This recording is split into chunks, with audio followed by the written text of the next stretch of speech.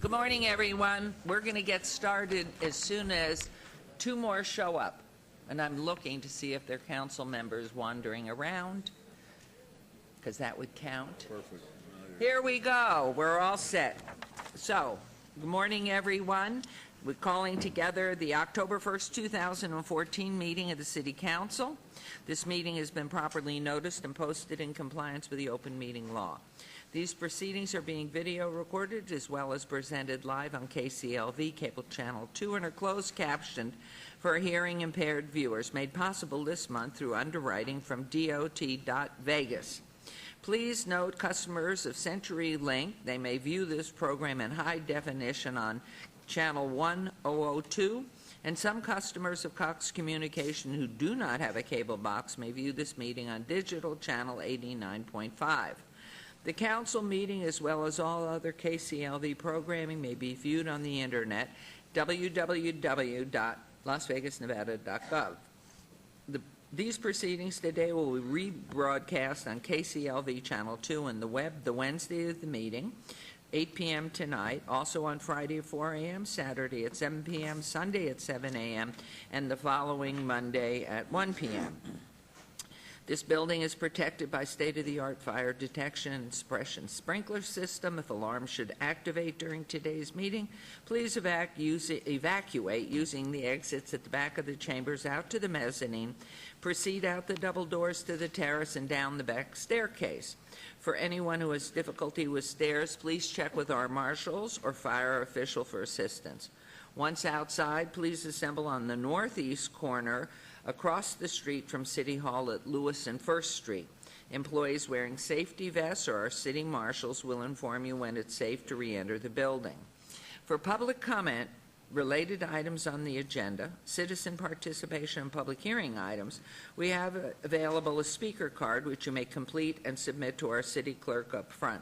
Cards are available online in the clerk's office or at the rear of the chambers. If you do not submit a card, it does not prevent you from speaking under public comment, citizen participation, or specified public hearing items. If anyone is present today who has need for hearing impaired equipment, please come up to our city clerk staff.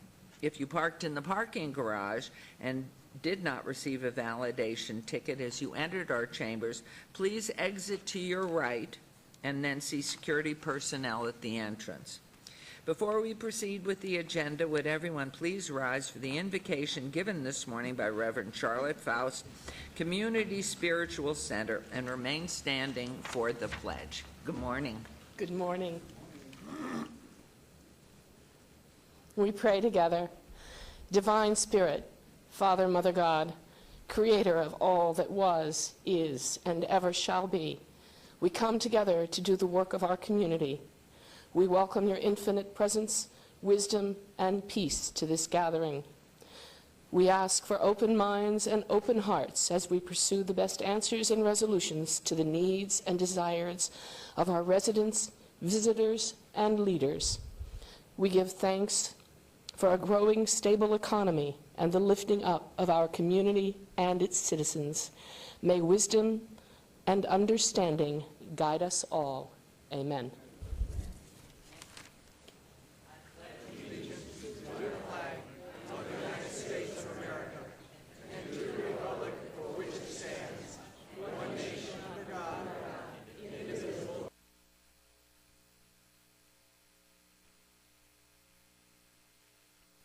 Okay, we're going to proceed with our ceremonial. I wish you'd all been up here listening to the feedback. It was the first time we've ever had an unbelievable feedback.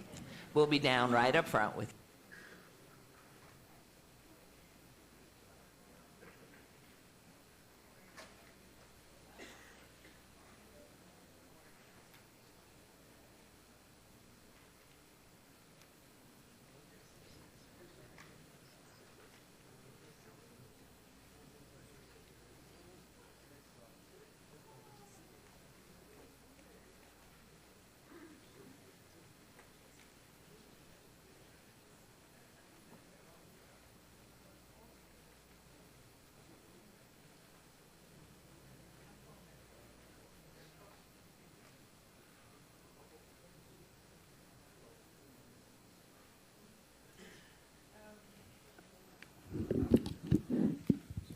We're going to be polite as usual and wait for one of our seniors to come down front, please.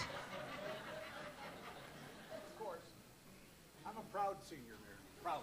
We're all proud, especially since we made it. Be here next Wednesday, Is it? Are you going to share it? 2 a.m. Okay. All right, for our first item, I have the pleasure of recognizing our October Citizens of the Month. This month, we are honoring a group of citizens who bring tourists from all over the world to our own Las Vegas, and they also give back to our wonderful community. I'm so proud to announce that Cirque du Soleil family members are our Citizens of the Month. And I'd like to ask Jerry Nadal, Senior Vice President of Cirque du Soleil, to join us at the podium. I'm glad you sat close. I see Julie Murray there, and I thought you'd have to climb over her. Okay, while he is here, I understand we also have some very special visitors joining us today. So if you can, come out and join us. It would be great.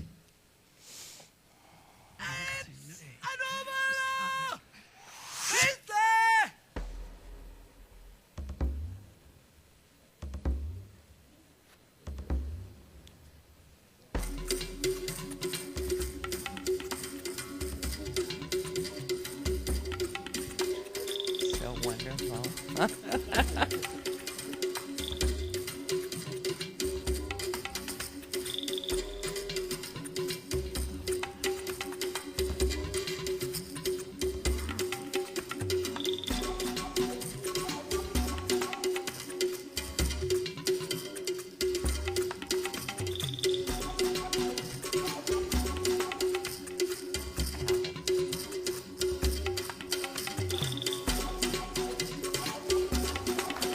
Are they fabulous?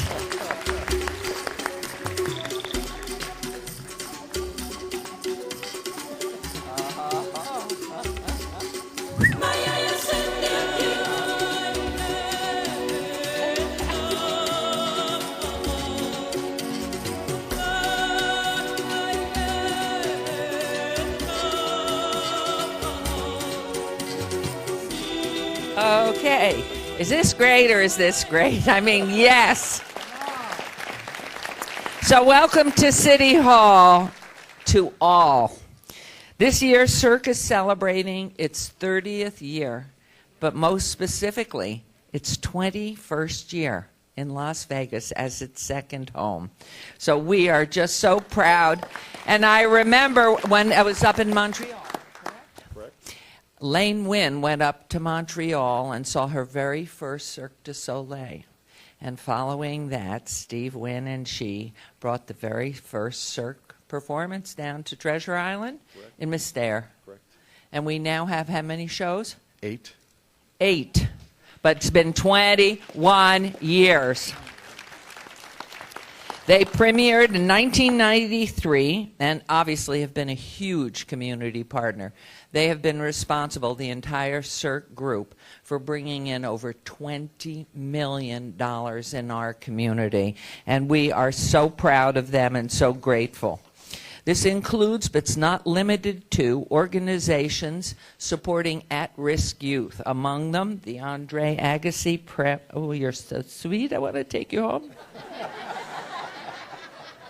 Oh. No, I think he's sweet if you look in his face. The Nevada Partnership for Homeless Youth, Southern Nevada Children First, and our wonderful Spring Mountain Youth Camp. Organizations supporting emerging artists such as the Nevada Ballet Theater, obviously our wonderful Smith Center, the Las Vegas Philharmonic, and the West Las Vegas Arts Center. Cirque has also been a huge supporter of the downtown's music, food, and cultural festivals.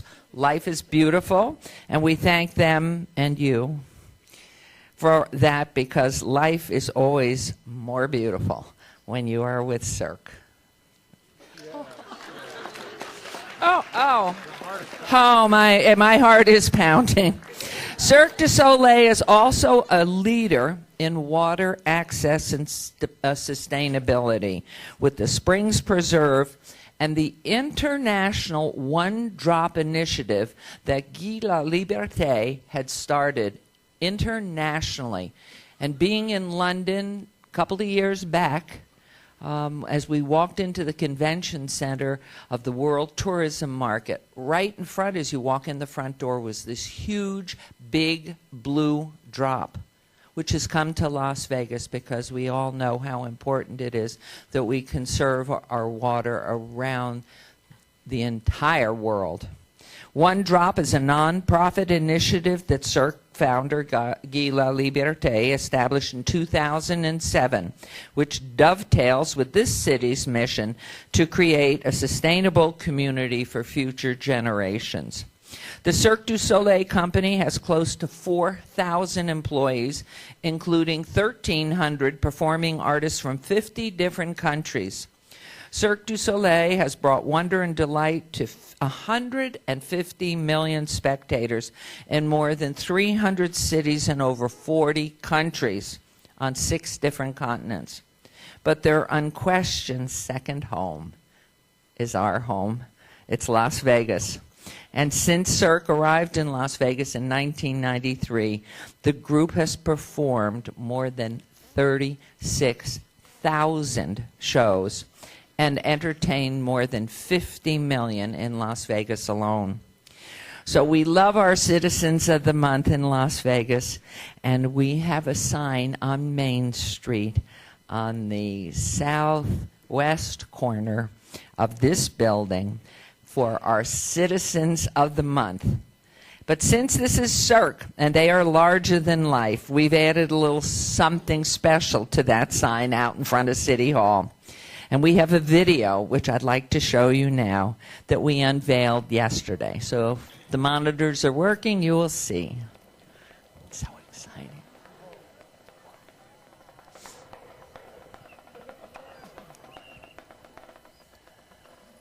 So beautiful. It was. Thank you.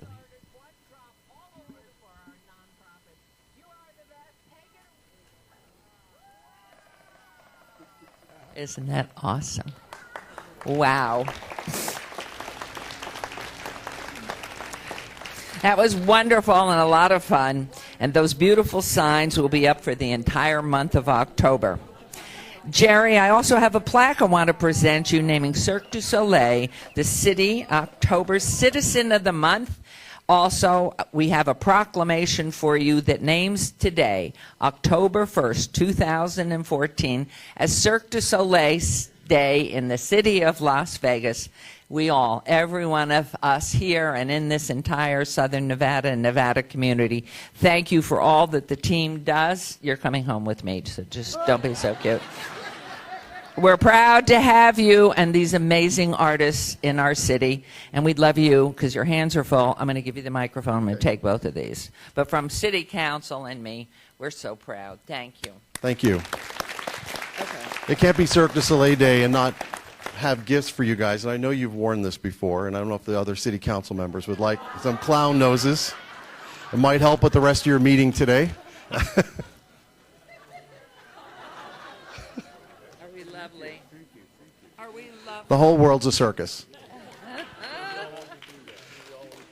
Thank you, Mayor Goodman. Thank you, City Council, for this honor. It's really fantastic. We are so proud to call Las Vegas home. The mayor gave you a lot of our statistics, and one of the things I think that makes us most proud is part of the culture and DNA of the company is giving back in communities where we live and work, and this is obviously the biggest community in which we live and work. We have over 2,000 employees here that are raising their families here, and in our 21 years of being here, we've had several thousand other people that have worked for us that have continued to live here in Las Vegas. So we've expanded the community.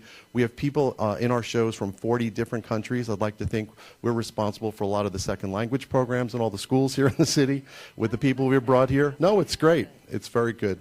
So we really are proud to be here, but one of the things of commercial success has allowed us to give back to the community. The mayor mentioned $20 million, and really it's the cultural aspects of that, the youth at risk aspects, being able to highlight the water issues right here in our own valley.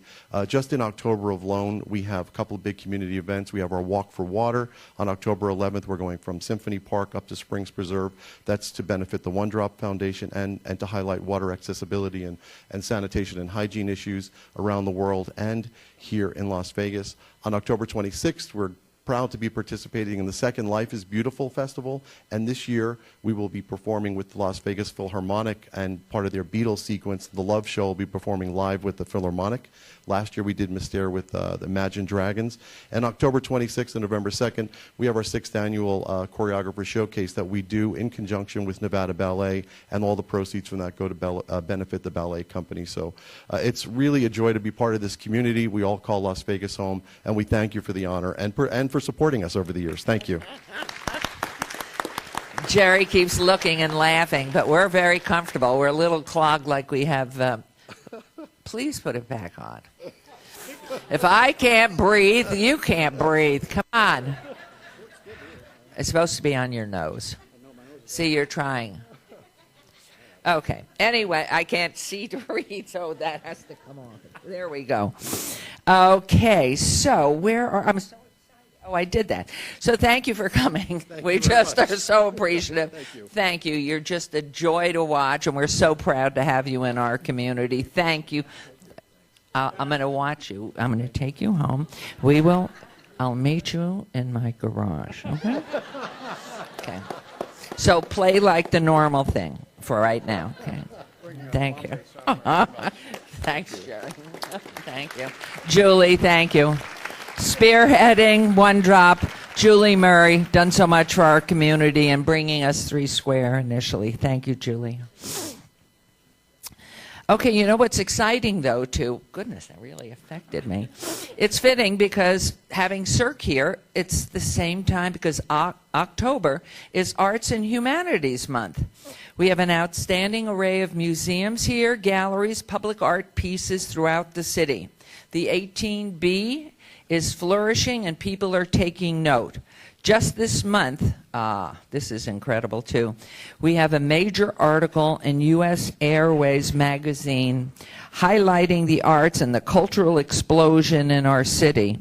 It's a great time to live in Las Vegas. You would think when I say an article in this magazine that's going to be out on the plains for a month, I think it's 27 pages. I guess stand corrected. My senior over here has checked it and counted it. It's 50 pages. It really is. And Nancy Diener, where are you and your team? Thank you. And thank you so much. You know, I'd love you to come up and just say a word, would you please, Nancy? And bring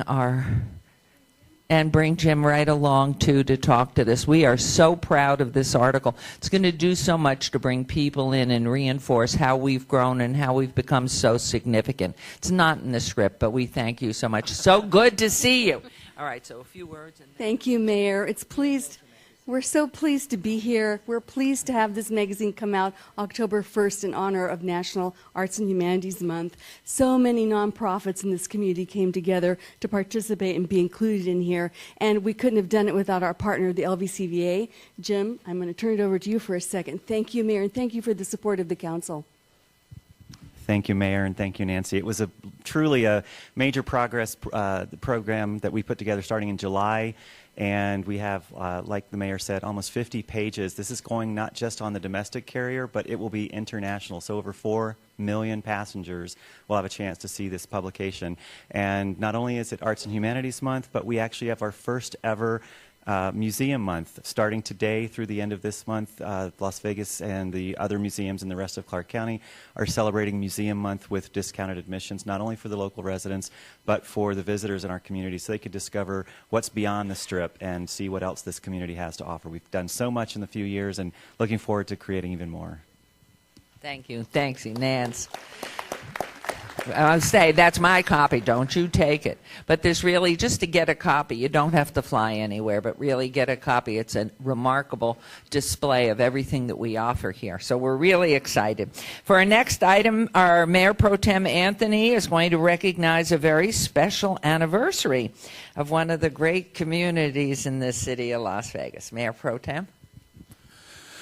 Thank you, Mayor. Good morning, everyone. Good. It's we do get to recognize another wonderful anniversary this morning. It's the 25th anniversary of a great community in the city of Las Vegas and in Ward 4, and that's Sun City Summerlin. So how about a nice round of applause for that? It's pretty amazing. 1989, some homes started going up in Sun City Summerlin, and today there are 8,000 homes and 14,000 residents that make up that particular community. And you can see a lot of the leaders of Sun City Summerlin came down here this morning. They piled into a double-decker bus up in Sun City, and they came down here for a little breakfast. 16 of you got to be really friendly with each other because you got stuck in the elevator for 30 minutes. So we got you out of there, and you're here healthy, so nobody got hurt, so I'm glad to hear that. This is a 55 and older community, but I'll tell you, this is one of the most active communities in southern Nevada. They have 3 golf courses, several community centers. They have tennis, pickleball. There's the Jewish Friendship Club, men's softball, the New York Club, the Conservative Club, the Residents Forum. I'm up in Sun City quite a bit, and these people are not sitting around. They are out being active and staying healthy, and it's a really wonderful community. It's also been an honor for me to represent Sun City for the last 5 years, and we've done quite a bit together. One of the big things we did was open up a Fire Station 107 for many, many years. Absolutely. For many years, this community didn't have their own the fire station, obviously not really for fires, for paramedics and medical attention. And right in the middle of that community is a great fire station with some wonderful firefighters and paramedics, and our chief is here representing them, so thanks for coming down here, Chief. We've also done quite a few other things. We've done put some shredding events together, which is very popular, hazardous waste collection, where people can bring down their hazardous waste. We've done some prescription medical disposal. So it's been a very active community, and it's been an honor to work with everyone. And I just want to recognize the staff of Sun City Summerlin. If you could stand, and we'll give you a nice round of applause when I introduce all of you. Sue Papillion, the interim executive director, is she here? I don't think she made it. I didn't see her. Melissa Spina, the director of community services. Melissa, okay. Jeanette Carrillo, managing editor of The Link. Jeanette is here. Where's Jeanette? Oh, Jeanette's in the back taking pictures. Thank you, Jeanette. And Christy McWarder, the director of fitness. Is she here? Okay, well, we work with them on a regular basis. And, one of the unique things about Sun City Summerlin, and I look at crime stats all the time because of my history with Metro, and Sun City Summerlin is one of the safest communities in not only Las Vegas but in southern Nevada, and a big part of that is because there's Sun City Patrol. They have over 250 volunteers that patrol Sun City 24/7 in a car with lights flashing, and it really sends a message out to people that this is a safe community, and we don't want criminals in here committing crimes in Sun City. And I wanted to recognize the Sun City Summerlin Security Chief, Brian Dodd. Is Brian here? Okay, he couldn't make it, but these folks are great to volunteer. They put in quite a few hours to make sure that this community is safe. So with that, I'd like to invite the Vice President of the Board of Directors, Jim Akers. Would you please come up here and say a few words and introduce the rest of your board? Thank you, Councilman. I'd like to bring up the rest of the board that's here. Ellen Bachman, Ken Karosha, Glenda Rogers, and Leo Crawford.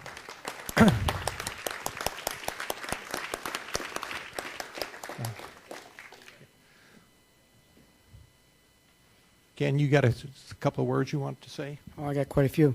Yeah. We can lend you Do you want me to wear it? No, because can't breathe, talk. Okay. Thank you. First, I'd like to thank you, Mayor and City Council. On behalf of the residents of Sun City Summerlin, I want to warmly thank Mayor Goodman for this honor. I also want to thank the City Council, particularly our Mayor Pro Tem, Anthony, who has worked very hard in our community and has supported us tremendously. Thank you very much. In 1988, Howard Hughes sold 1,050 acres,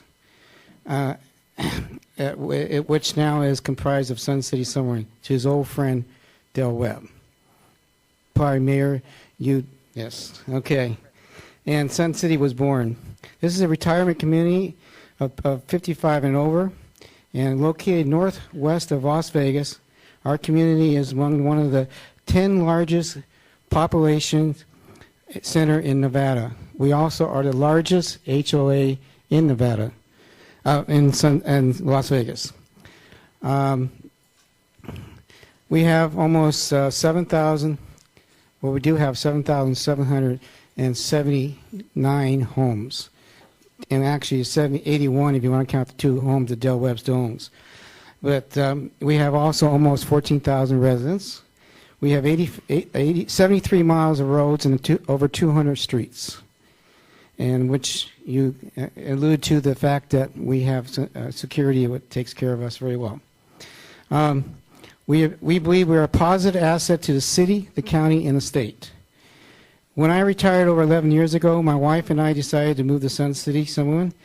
The best thing I ever did was to retire to this wonderful community. We enjoy what it has to offer and the friendship we made. In Sun City Summerlin, we can be as busy as you want to be or not. Our 25th anniversary slogan is living the dream. And I feel we are living our dream. And before I give back the microphone, I have something to say from a former councilman, David Steinman, who I talked to last night, who wished he was here, but I'll explain why he's not, who is also our president of our association. And as you all know David Steinman, he was on the council before. And so he wanted me to express his gratitude and appreciation to the council and to the mayor for this honor to bestow it on Sun City.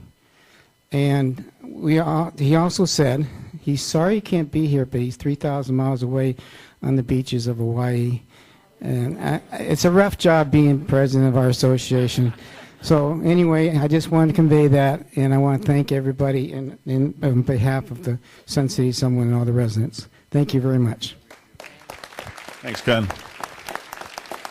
Yeah, I know all of you get paid quite a bit for being on the board of directors. They get paid nothing. They put in a lot of time to make sure Sun City's great. So Ken is the chair or the co-chair for the 25th anniversary celebration. So Ken and Jim, if you come up here, I'd like to present both of you with a City of Las Vegas proclamation, which basically says that it proclaims on behalf of the mayor and myself and the entire city council, it proclaims today Sun City Summerlin Day in the city of Las Vegas. So congratulations. Thank you very much. Thank you. Thank you, sir. Thanks. Thank you. Thank you, man. Thank you very much. I appreciate it. Thank you very much. Great job. Long time no see.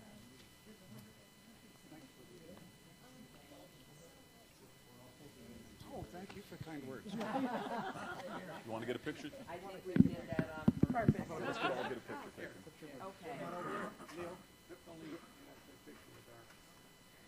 You get on your side, and you get in it, and then mayor. You can get everybody.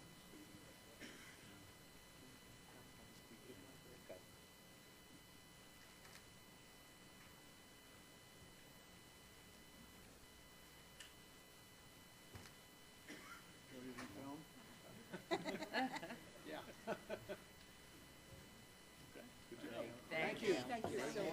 I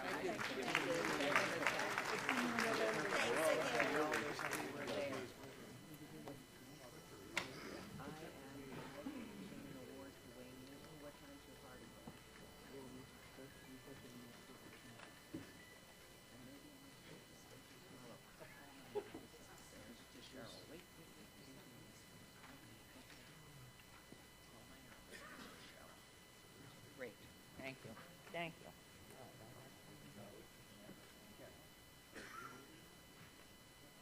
Got an email that said somebody send one of these noses home for Oscar.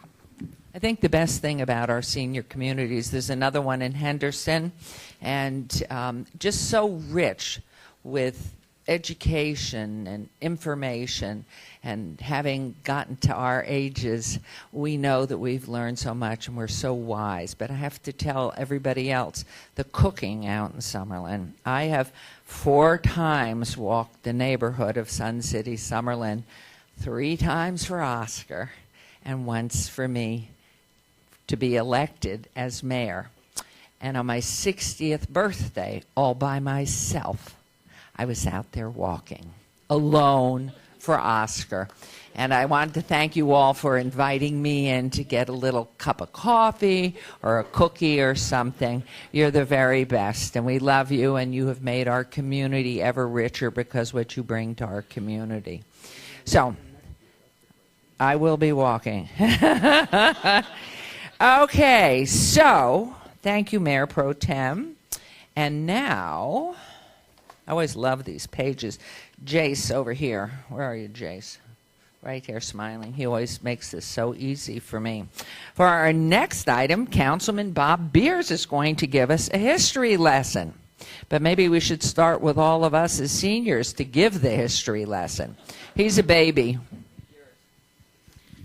If Mr. Hall and Dr. Warnick to make their way up, we all know how Las Vegas started. We're a water stop for the railroad. Does everyone read enough Las Vegas history and generally agree? Actually, that's not true. There will be a test, yes. We actually started off watering burros rather than train engines.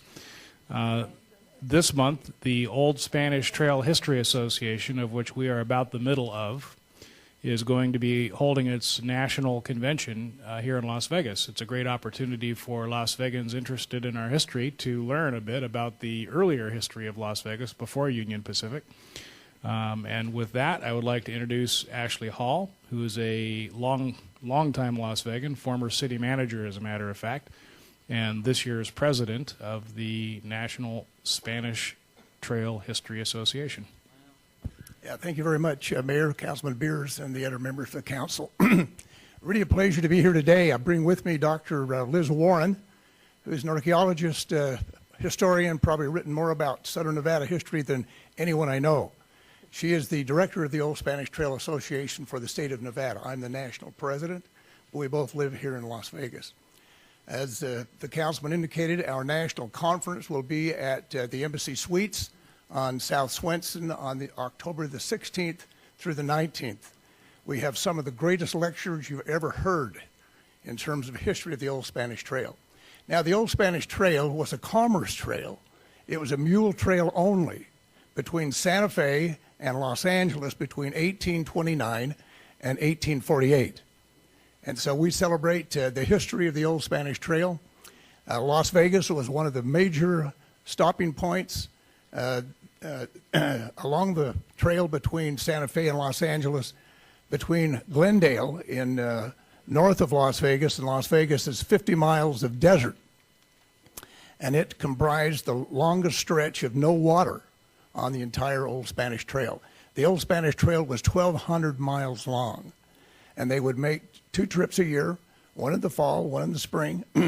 Water was critical, but when they came to the Las Vegas Meadow and Springs, it was like heaven because they had a chance to reconstitute their mules. And later on, when it became a road, after the Mexican-American War of 1848, then it became a wagon trail known as the Salt Lake to Los Angeles Road. Anyway, Liz Warren, as a historian, is going to give us just a brief overview of the conference. Of the conference itself? Yes, the conference will have a series of tours that will be on the Sunday of that conference week. And we will have a visit from the governor to welcome everyone to Las Vegas. We will have lectures from people who are experts in certain aspects of the trail and trail history. For example, There is a special route that goes over Mountain Springs Pass and then heads down through the desert into California. We'll take a field trip out there as well. We will be able to learn about all of that in just lectures as well. So there are many, many aspects of the trail and its history that affected Las Vegas's early days. And one of the things that I think is fascinating is to learn that, in fact, this is a well-watered valley. There are many, many, many, or there were many, many springs in Las Vegas. And those springs enabled grass to grow. And it's the grass and the water combined that brought those mules. We also had, I don't know how many of you remember this, but we had sand dunes in the south end of the valley. They covered the south end of the valley when I moved here, which was until 1969. They're all gone now, displaced by the buildings of commercial establishments and homes and so forth. But those sand dunes also affected both the accumulation of water and where you could travel through the valley. So come and learn from the people that are coming to our conference, the experts. They'll all learn from you as well what questions you want to have answered. And remember that with all of this, we have a wonderful open air outside in the beautiful weather kind of trips as well. And we'll take you to the preserve. We'll take you to Wetlands Park if you have not been there. We'll take you to Red Rock Canyon. A lot of you, I'm sure, have all been to Red Rock Canyon probably. But you'll learn about its connection to the Old Spanish Trail as well. So, any questions? Yeah. Thanks, Liz. Yeah, one additional thing is in 1950, there were 100 monuments put up by a group from Cedar City, Utah, from the college. Dr. Driggs and Dr. whatever his name was. Anyway, Parker. Anyway, there was a group that put up 100 monuments between Santa Fe and Los Angeles, and 3 of those monuments were here in Las Vegas. One was at the old UP depot downtown. Once that went for Union Plaza, that vanished. That was the last one that was available in the valley. In 1964, as part of the centennial celebration, Scoop Garside used to be the publisher of the Las Vegas Review-Journal. Ted Worthen, who was the owner of Worthen Buick, Virgil Slade, who had a cement company in town, and the Optimist Club from downtown put together a program to memorialize the old Spanish trails through Nevada. And they put in 31 monuments from Bunkerville all the way to the California state line, several in the Las Vegas Valley. None of those exist today. I have a photograph of the last one that we found on the ground out at Hualapai and West Flamingo. When we went back to get it, it was gone. But we are now reinstalling all of the monuments along the trail this year for the 150th celebration of the state of Nevada. Governor Sandoval came last fall in October as we put in the first replacement monument at the old Mormon fort down on Washington and Las Vegas Boulevard North. So we have a lot of Boy Scouts that have been working with us, a lot of other community people have been working with us, and a lot of community support people who have been working with us. And we certainly want to thank City Hall and the members of the City Council for their support of the Old Spanish Trail Association. I can't say anything as eloquent as the two of you have just said, so let's just suffice it to say that today is the Old Spanish Trail Association Day. I think more people would know about it, except they imploded the corral in 1862, I understand. It's the way we record history here in Las Vegas. Councilman Coffin is a far more learned historian than I am. Would you come give us a few words? Oh, I'm not going to teach in the presence of Dr. Warren. I want to give Dr. Warren and Ashley credit for 2 things, though, that happened in my early political career. I had spent 4 years in the Assembly, thought I knew it all, so I went over to the Senate. And I got a call after the 86 elections, and Dr. Warren, Liz, said, "Did you hear the bad news about Las Vegas High?" And I said, "I don't know what you're talking about. It looks like a pretty good school. I didn't go there, but that's all right." And she said, "Well, the school district wants to sell it for development and tear it down." And Ashley, I think you were city manager at the time, which must have put you in an uncomfortable position because one of your council members was very much in favor of that. He was a developer, a real estate guy. He was definitely out of the picture. So anyway, You know, we took into the 87 session a bill very quietly to save Las Vegas High School, and it met fierce opposition from all the school districts because they didn't want the legislature messing with their property. And we pulled a fast one on them. The senior leaders in both the Assembly and the Senate were Vegas High graduates, and here I am, a Gorman High graduate, trying to save their school. They were unaware it was about to be torn down. So we did it, and not without a single dissenting vote, Dr. Warren. They didn't know Jim Gibbons had so much power until they found that out. They thought he just represented Henderson. So I wanted to thank you for that. That's why Las Vegas High School, which is now the Academy, exists. The district made lemonade out of the lemons. If they couldn't tear it down, they'll make something out of it, and they have. And the whole state is proud of the LVA, as it is called now. And Ashley then, of course, and you, Liz, too, we had that success in 87, wanted to build on that. So in 89, we decided, we realized there's a monument down here being neglected, the old Mormon fort. And that's a long story. Let me just say that it is due to these two folks that we have a bill which passed through the legislature that saved the old Mormon fort 25 years ago. Now you think about that, a quarter century already.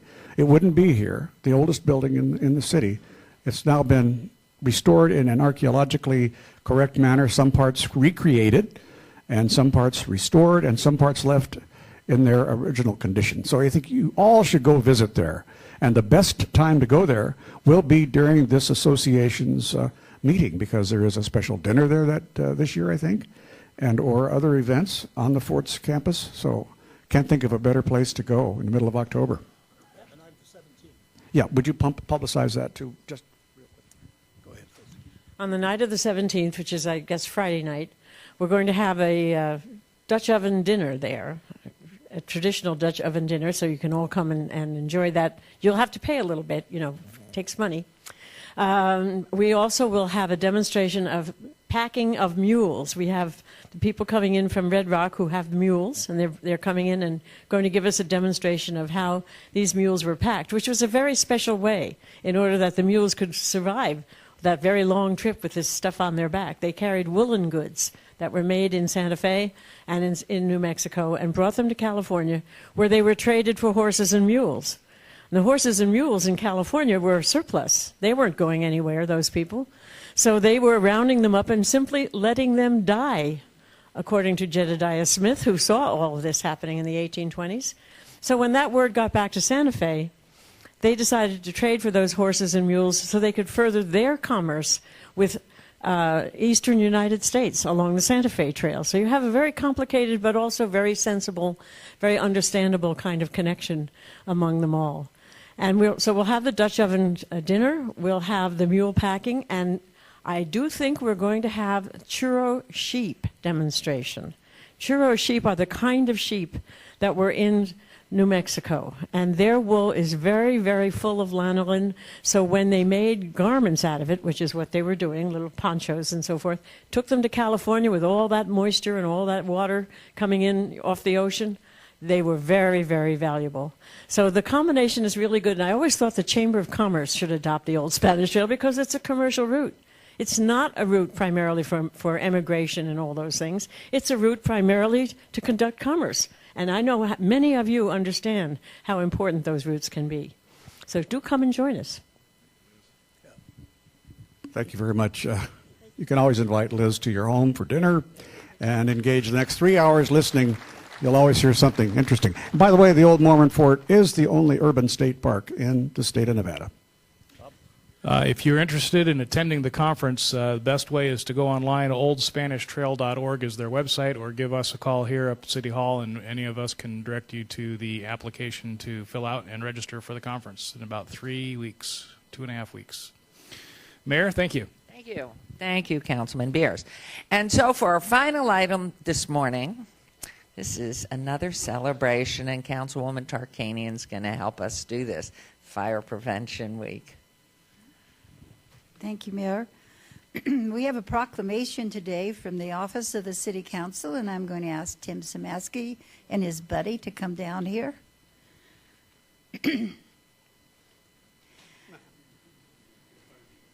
Oh, should we have the fire chief? Do you think he's important enough that we should have the fire chief? I just want to say that our city of Las Vegas is very committed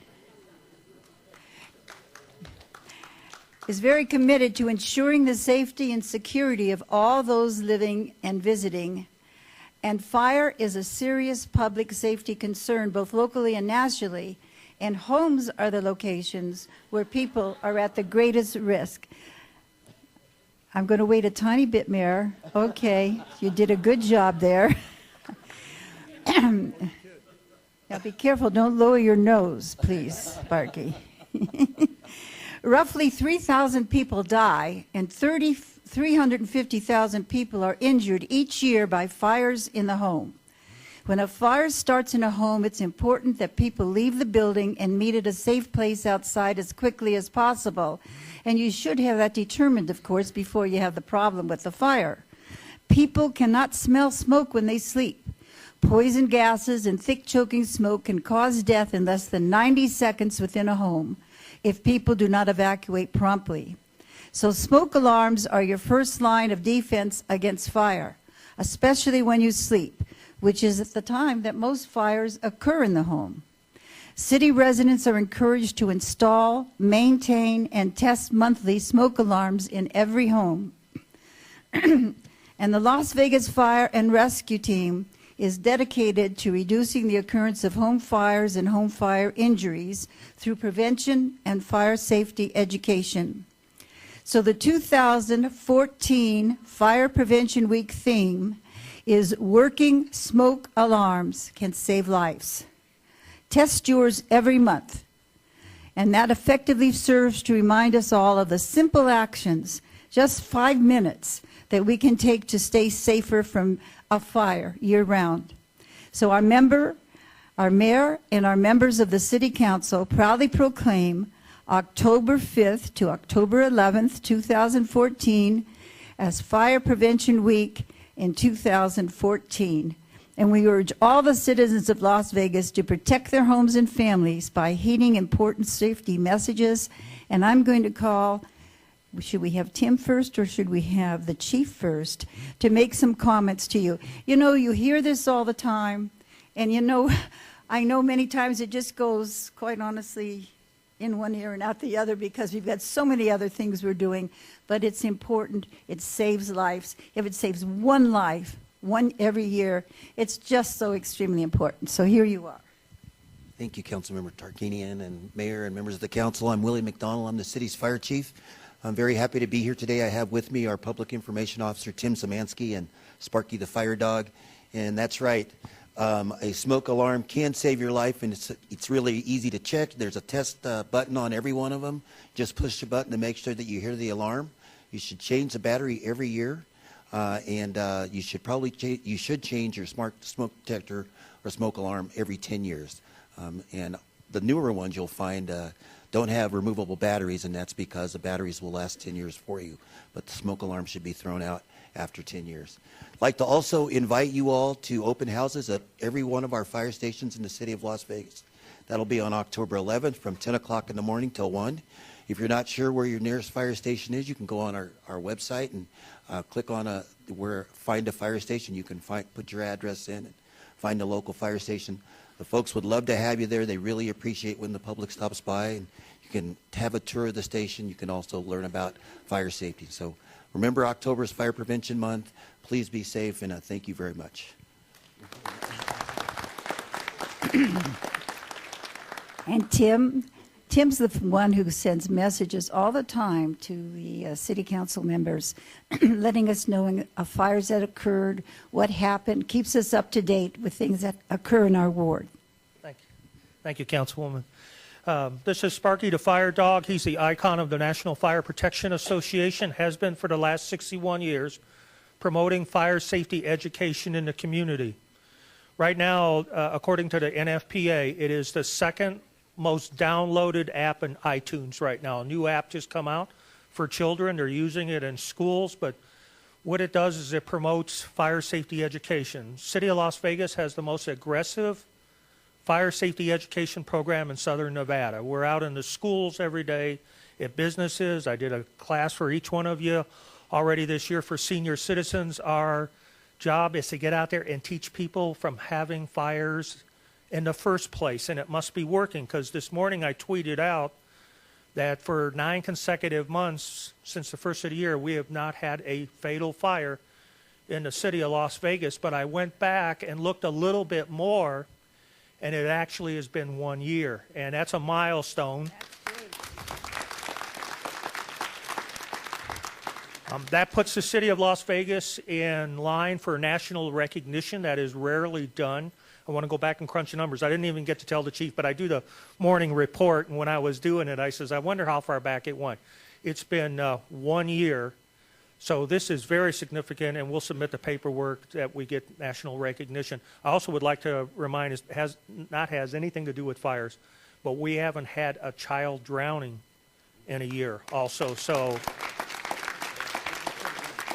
and again, it's due to the chief. We're getting out, and the department's getting out in the community and going door to door, passing out swimming safety. We're passing out smoke alarms. We're going all around. We get the support of the mayor and council to go out. We're talking to these different groups, senior groups, and the numbers are showing it. People are not getting hurt as much. People are not dying, and that's what our goal is, to keep it at 0. So thank you for backing us up. Well, thank you very much. You know, that's why we're so proud of them. People don't realize the excellence of what our fire department is doing. Many don't, and that's why we're so very proud of you.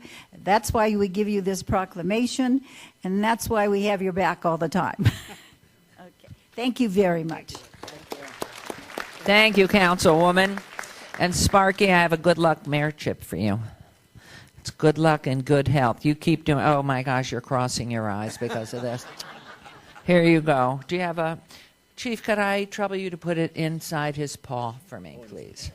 You get one too, of course, always. Good luck, good health. Thank you for all that you do. You never ate, oh, look at that. One more time. With, oh. Thank you. I know everybody loved, oh! Did you see that? One eye. Way to go. Thank you. Thank you so much. Congratulations.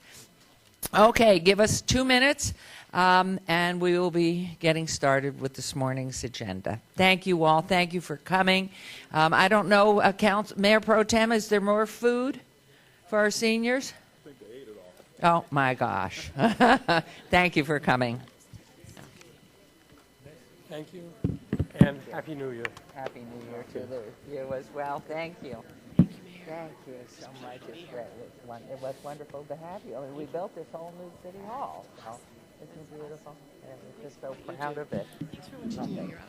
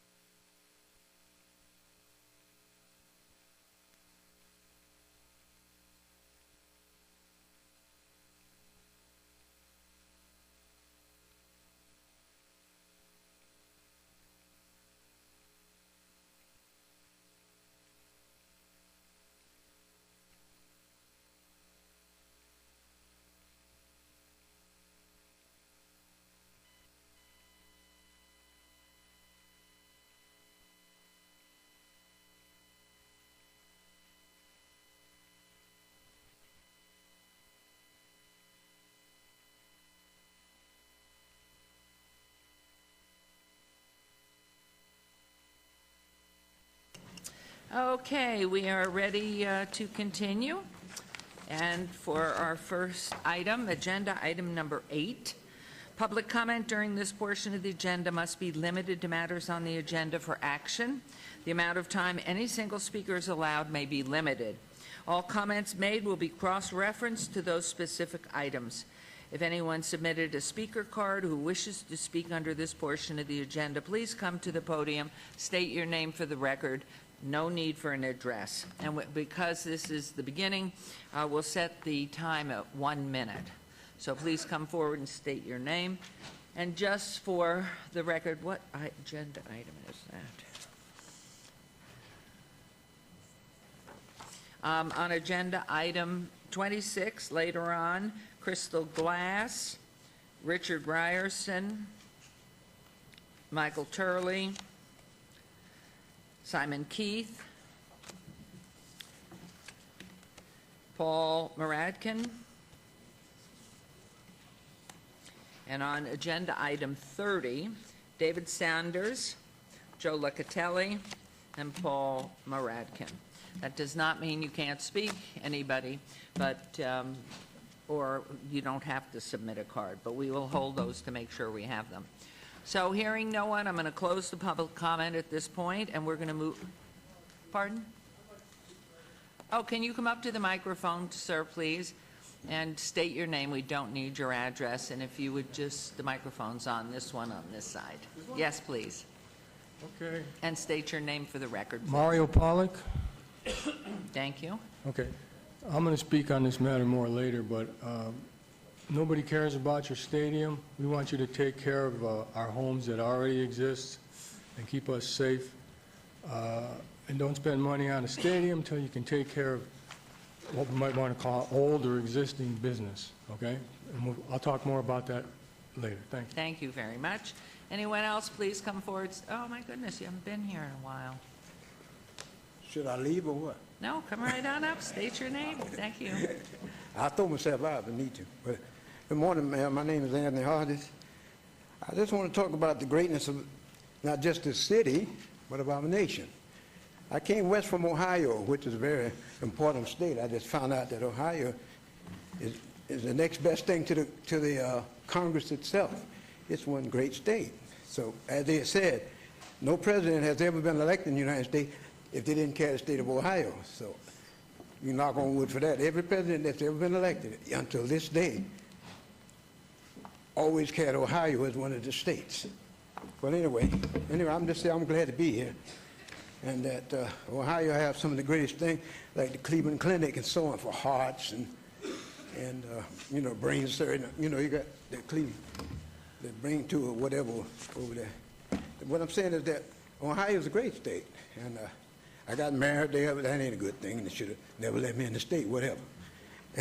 But anyway, our country is very great, but Ohio is a great part of our great nation. Thank you. And Nevada too. Don't get me wrong. That's Nevada, not Nevada. Agenda item, anyone else?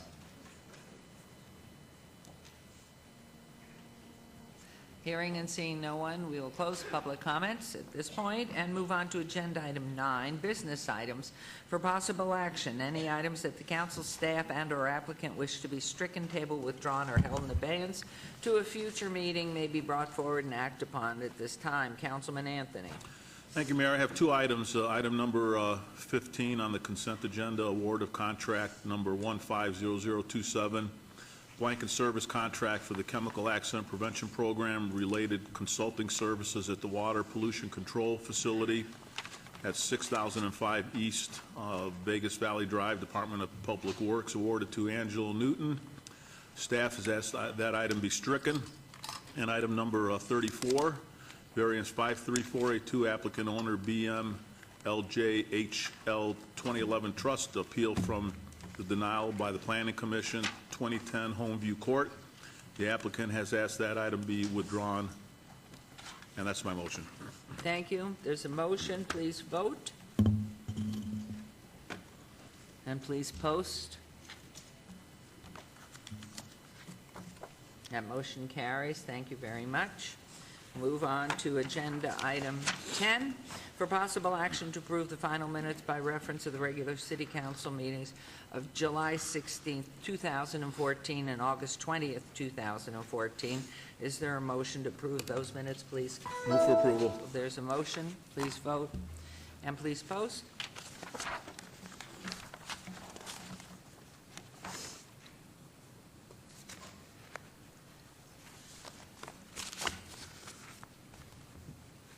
Councilman Barlow.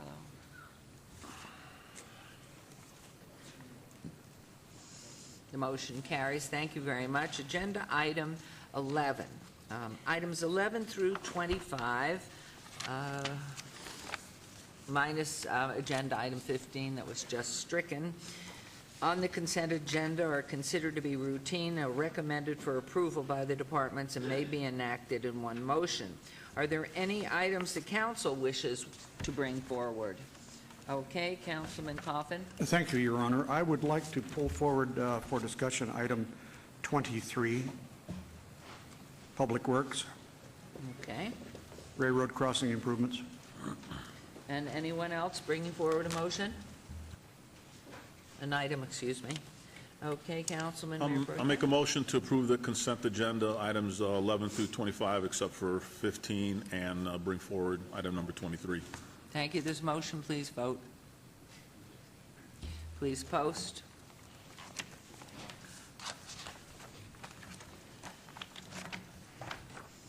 That motion carries. Agenda item 23. Subject for possible action to approve interlocal agreement P-184-14-816 between the City of Las Vegas, State and Nevada Department of Transportation, NDOT, to fund roadway improvements necessary for the installation of railroad safety devices on Wyoming Avenue at Union Pacific Railroad Crossing, UPR, in the amount of $289,040.60, Traffic Improvements Capital Fund, Project Fund, CPF, and this is in Ward 3 with Councilman Coffin. And good morning. Good morning. Good morning, Councilman. We talked about this briefly yesterday, but... Could you please announce yourself? Sorry. Oh, sure. My name is David Bowers, Public Works Director for City of Las Vegas. As we discussed yesterday, this is basically a new safety improvement on Wyoming Avenue at the UPR crossing. It's going to provide a crossing that's not transferable by vehicles. It's going to prevent any type of crossing at all with a median type curb and gates that cross both sides on both sides of the tracks. So it's going to be a lot safer. It'll still allow pedestrian access. There's going to be new sidewalks, and it's funded primarily by NDOT. They're giving us some money for roadway improvements, as well as working with UPRR on the safety improvements themselves. May I, Your Honor? Please, Dave, okay, I'm very used to this Okie crossing, and I see people go through it, and I just wonder, it's hard, though. I mean, you really have to be stupid and agile to be able to get through it at the same time, but you can do it with your car. And so the question becomes, is it really worth the money to try to save lives of people who are too stupid to recognize that their own lives are in danger? Is that too subjective of a question for you to answer? Councilman, of course, any life is critical, in our minds of public safety. But this money is actually being brought forward as part of a safety program, and this is one of the state of Nevada's most dangerous intersection crossings. A lot of times people don't see trains coming, or there's different issues that happen. They just don't allow a person to see, and the accident still happens. So what this does is prevent any further possibility of an accident of that type. But So Dave, it's- you've got lots of flashing lights on both sides of it. You have the bars that drop, and so if you go through those, well, of course, your brakes failed or you were, out of it in some way or another, yeah, you could get hit. But it looks purposeful that you have to be hit by a train to die, and that's exactly what people are doing. I think those statistics are based upon people who purposely go there for the purpose of ending their life, and I just don't think it's worth spending any money to facilitate this. How much of this $289,000 would be spent by the city? It's not our funds at all. The money is coming from NDOT, and what it's going to do is actually improve not just the the roadway, the gates, but it's going to improve the sidewalks to that area, so people are going to be able to walk through there now. So this money primarily is just going to do the upgrades to the roadway, whereas another sum of money is going to the railroad company to do the upgrades on the gates and such. So this money is primarily going to be for the upgrades on the sidewalks, the small median improvements, and then the gates will be a separate project by the railroad company themselves. Will Project Neon affect this crossing as it is designed now? No, it will not. Okay. There's going to be some modifications in the area, but this crossing will exist as it is today. Okay, so this is not city money. It is, however, state money, some of which could be passed through to the state by the federal government? That's correct. Okay. Thank you very much. All right, thank you. And therefore, Councilman, do you want to make a motion to? Your Honor, I'll go ahead and move for approval because there are some pedestrian elements involved here to allow them to walk over those tracks a little better, and they should be given that right, sure. So I'll move for approval of item 23. Thank you. There's a motion to approve agenda item, what was the number, 23? Please cast your votes and please post.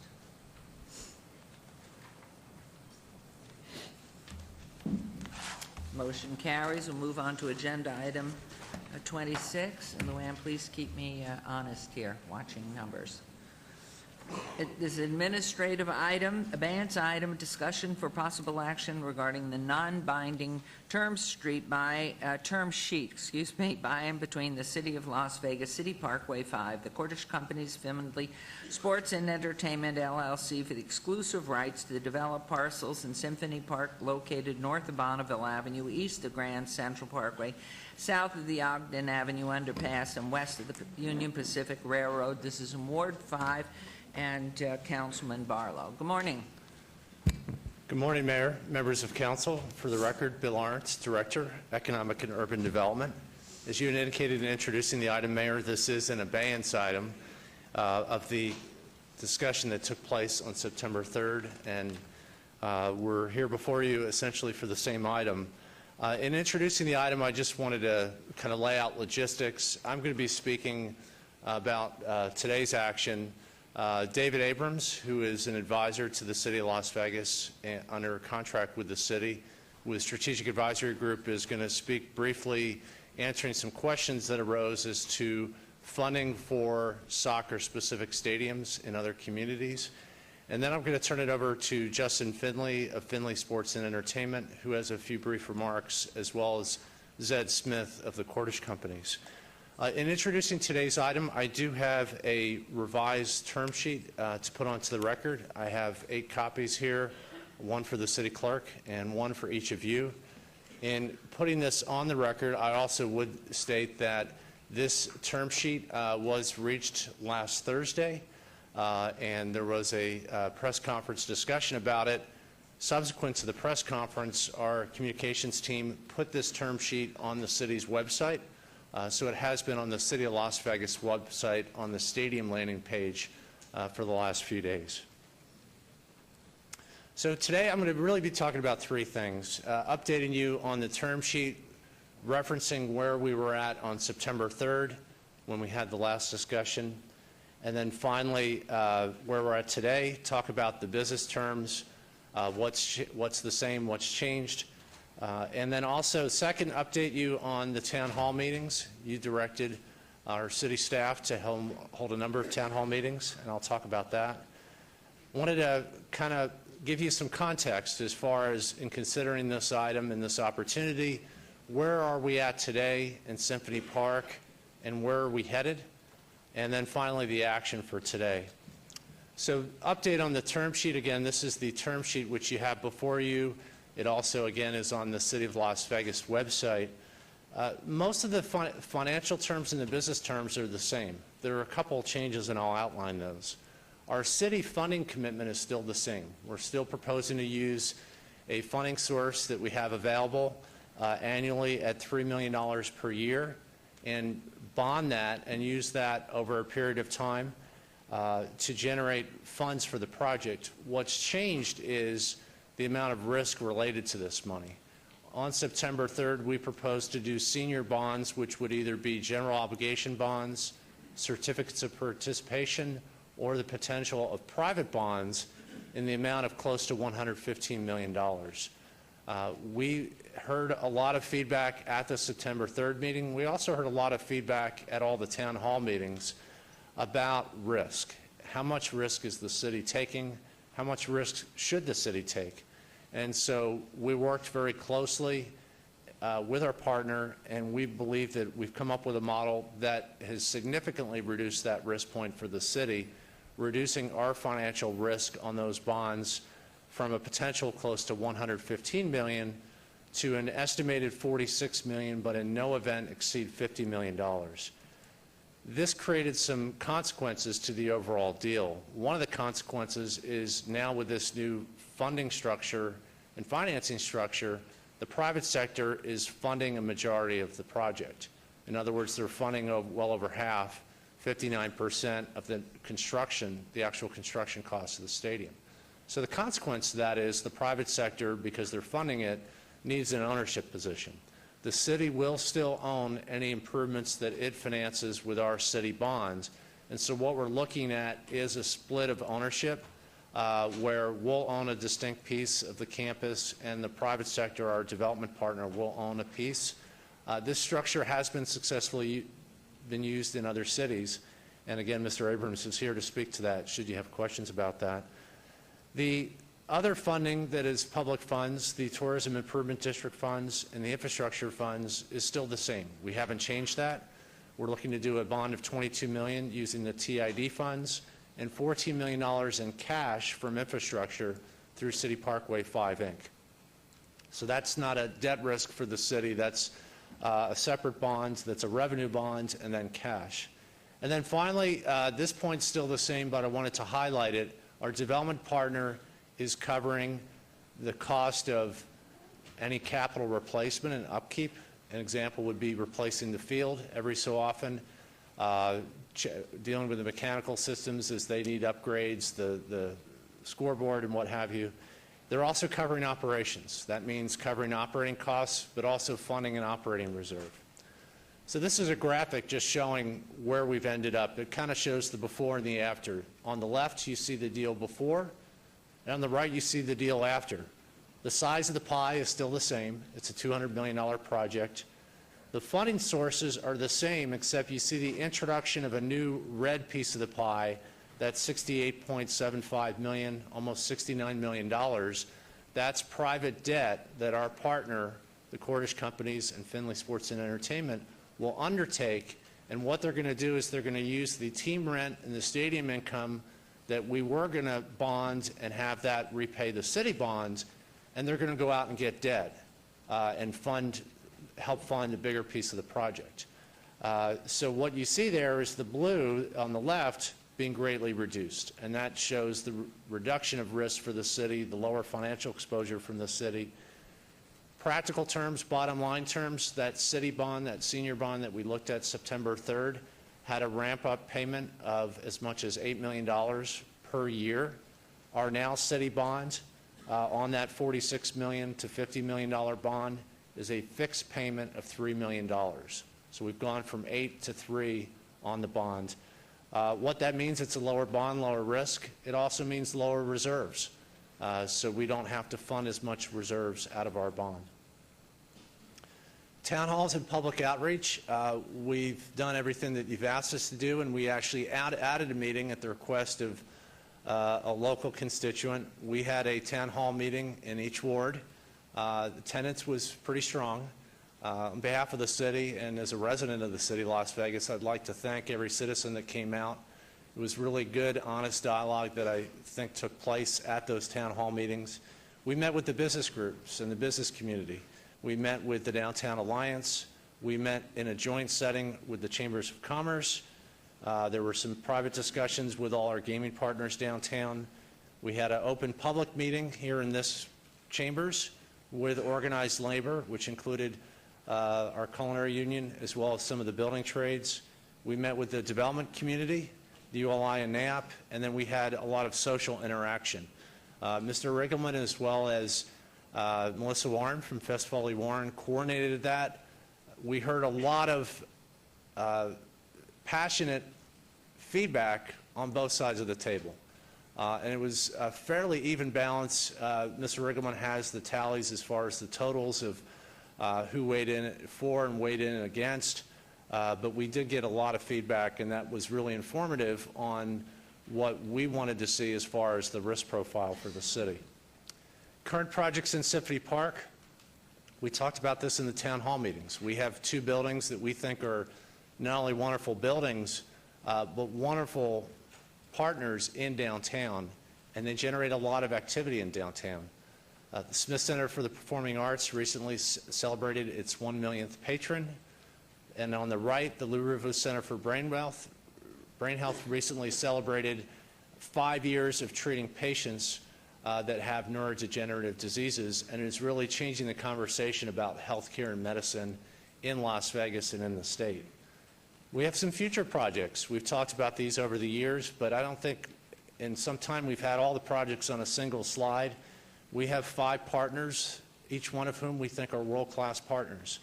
Cleveland Clinic, City Core Development proposing the Charlie Palmer Hotel, and I understand that the representative for that project is here this morning.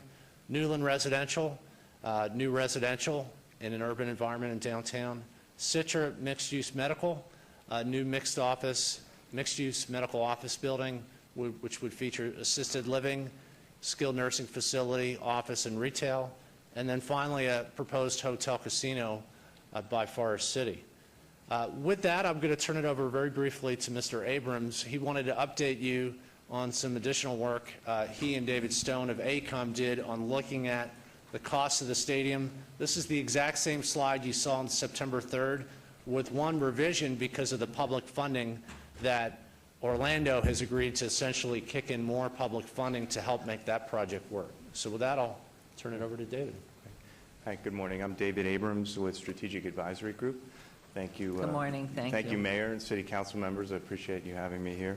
I'm here for several reasons. One is to discuss some of the public-private investment that's been made in stadiums, but I'm also here to tell you that the transaction that you are contemplating is financially sound and appropriate.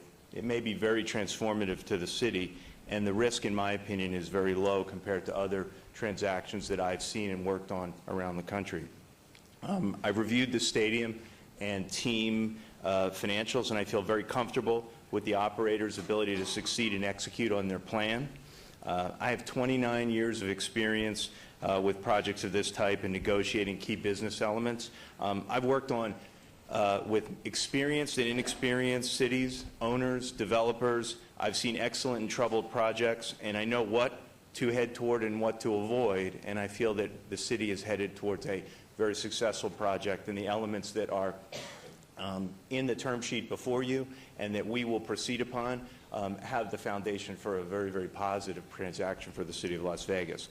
This project has actually the 3 elements that I look for, or components of a successful project. Number 1, a high-quality developer and operator that's willing to invest heavily in the community with local ties, and you've seen that. A project site which can benefit from the proposed transformation and the proposed transaction, and a fair deal for both sides. Actually, this is an excellent deal for the city of Las Vegas from a financial standpoint. So with that, I'd like to just point you to the slide here. Councilman Coffin had mentioned that he was looking for more information of numerous transactions. David Stone from AECOM, and he did the majority of the work. I weighed in on it. We looked at every MLS transaction in the United States since its inception. And these are representative because they are more recent. As you can see, the city of Las Vegas's contemplated transaction is 41% public investment, but you can see that the absolute magnitude of the investment from the private sector is quite high here. And what I'd like to point out to you is something that you rarely see in as a city council member or as the public, is that this is the upfront capital of this transaction. But what you don't see is the operating, the capital renewal, replacement, and that goes into these stadiums over a 30-year period. And they're frequently not reported in the public domain. And so some of these transactions, in fact, there are significant capital being contributed by the local sponsors, but there's also ongoing renewal and replacement or CapEx that is being contributed. In this case, we feel that we've negotiated a very, very good deal for the cities, whereas the city's not exposed to ongoing renewal and replacement and ongoing capital expenditures for this building. That is the responsibility of the developer. And I feel that is extraordinarily beneficial to the city. And so we've taken a lot of the risk off the table. And I would commend your development partners in saying that they have come to the table with what I feel is exceptional for the city, and I would highly recommend it. With that, I'm going to hand the podium back to Bill and be available for your questions afterwards. And again, for the public, you are contracted with the City of Las Vegas, correct? Yes, Mayor. I was contracted with the City of Las Vegas to review the transaction, assist in the negotiations of the term sheet. Thank you very much, You're Mr. welcome. Abrams. Thank you, David. In conclusion, we have the same action before you today as we did on the September 3rd. This is an abeyance item. We do have the revised term sheet that's been submitted and now is part of the public record at today's meeting, and we're asking you to take action on that term sheet. That term sheet has the funding model of how we move forward. It lays out the game plan of what we would do to work on a development agreement. I would reiterate something that was said several times at the September 3rd meeting. The City of Las Vegas will be only moving forward if our partner is successful in getting a commitment, a binding commitment from Major League Soccer. And they're going to be working between now and December to make that happen. The term sheet has the dates for the deadline in December to make that happen. And if they're unsuccessful in getting a commitment from Major League Soccer, then we would not move forward with those agreements. We're asking then for you to give us direction to move forward with negotiating those agreements. That will include a binding commitment from the team supported by the league. And then finally, we want to continue public outreach. It was a long process, but I think it was a healthy process to have the public discussion about this project. I know that the City of Las Vegas and this council and board is committed to open government, and so we'd certainly take direction on that, but it would be my expectation that we, should you elect to move forward, we continue to have public meetings advising the public about progress we're making on that project. And with that, I'd like to invite Justin Finley and Zed Smith from Finley Sports and Entertainment and the Cordish Companies to make a few remarks. Thank you. Thank you, Mr. Art. Good morning. Good morning, Mayor. Good morning, Mayor. Hello, hello. Good morning, Mayor. Good morning, Council. Great to see you this morning. First, I'd like to start with submitting 2 letters for the record, one from AYSO, American Youth Soccer Organization, and one from Southern Nevada Soccer Association, letters of support for our project to bring a Major League Soccer team to Las Vegas.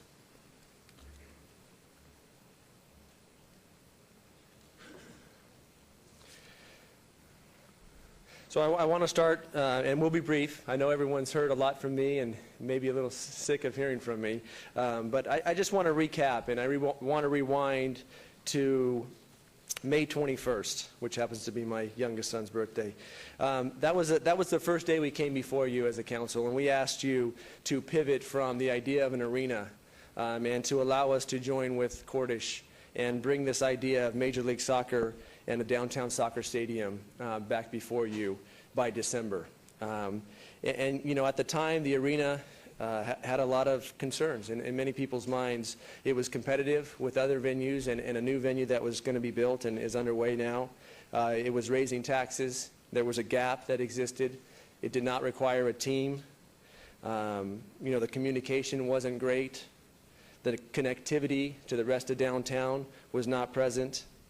And it was stealing content potentially from other arenas, other venues in town. And so those were a lot of the concerns that I just want to bring back to your attention to remind you where we were on May 21st. And this was, in addition to this, it was a $400 million facility. So fast forward to today, October 1st, and we're back before you with our stadium plan.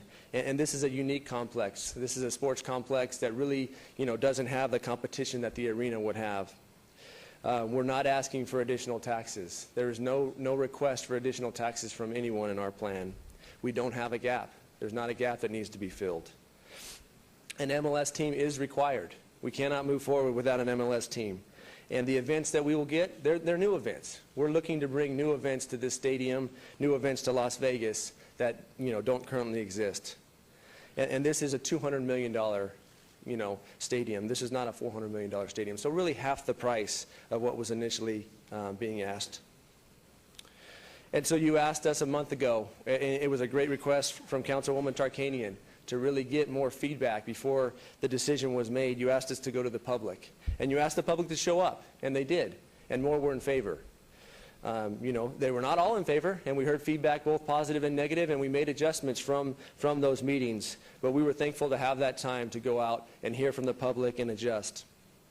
We have many downtown advocates now, many downtown businesses that feel this stadium, this team will really help their businesses grow, and they're pushing and they're in favor of us, and you've seen those letters on record.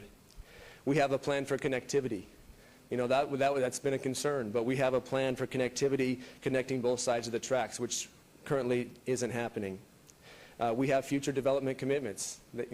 Zed will talk more about that after me. And it's not just us, but future development commitments from the people around us and those parcels that really need to grow. Symphony Park has been stale, and we believe this will be the spark to really start it growing. And, my favorite part of this whole thing is we will get a Major League Soccer team. A soccer team that we will all call our own, and that it's going to be important for me as the managing partner to make sure that everyone calls this their team that lives in Las Vegas. We plan to attract many new events and many new activities.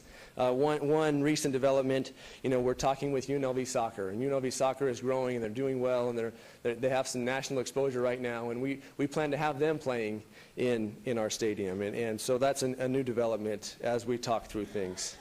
This plan will create diversity for the Las Vegas economy, which we all know we need to diversify beyond just tourism and gaming. This will create jobs. As you can see, many people in the seats behind me really are concerned about jobs, and this will create jobs, construction jobs and long-term jobs. And one thing that's touched on many times, and you hear it in the town hall meetings, I'm sure we'll hear it today, this will create a sense of community for Las Vegas that we desperately need. As Las Vegans, this is one of the things that drives me the most to really pursue this. And my family's here today. I want to thank them for being here today. But, this will really create that sense of community that makes people want to live here and call Las Vegas home. We've heard many times this will be the heart and soul of Las Vegas, and I believe that will be the case. We will create one downtown. We talked about connectivity. This vision that was laid out many years before we were even part of this discussion, we plan on really creating and being the next step for that one downtown. But we also plan on uniting all of Las Vegas. This is not just a downtown thing. This is a Southern Nevada thing, and we plan on uniting all of Las Vegas to bring them here downtown to spend their time and their money.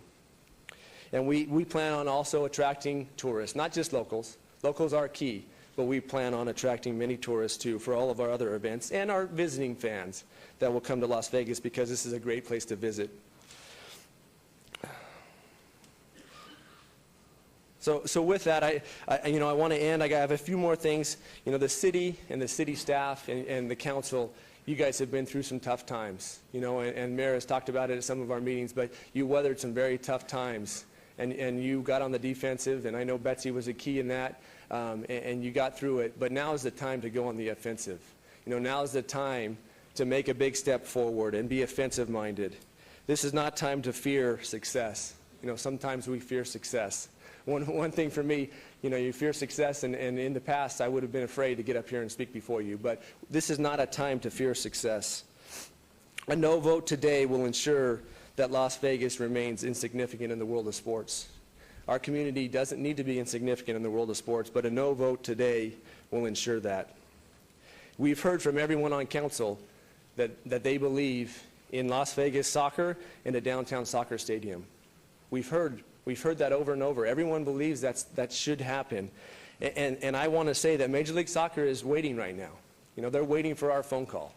And that's the first phone call we're going to make when we get out of here. And we're going to call them with one of two messages. The first message, which I hope not to deliver, the first message will be, this is another false start for Las Vegas. We made an effort, we thought we could get there, but it's a false start. And I don't want to deliver that message. But if I can get 4 votes, or if we can get 4 votes from you guys today, we can deliver the message that Las Vegas is ready. We're ready to have a Major League team. We're ready to have a Major League Soccer team. and we will get that. So please allow me to make that message instead of the first message. And I also, in ending, I want to remind everyone that this is a non-binding vote. This is a vote for us to go and win this last spot. You know, the commissioner, the deputy commissioner, they've been clear. You know, there's one spot out there, and give us the opportunity to go win that spot for Las Vegas. And with that, I want to turn it over to Zed. Thank you.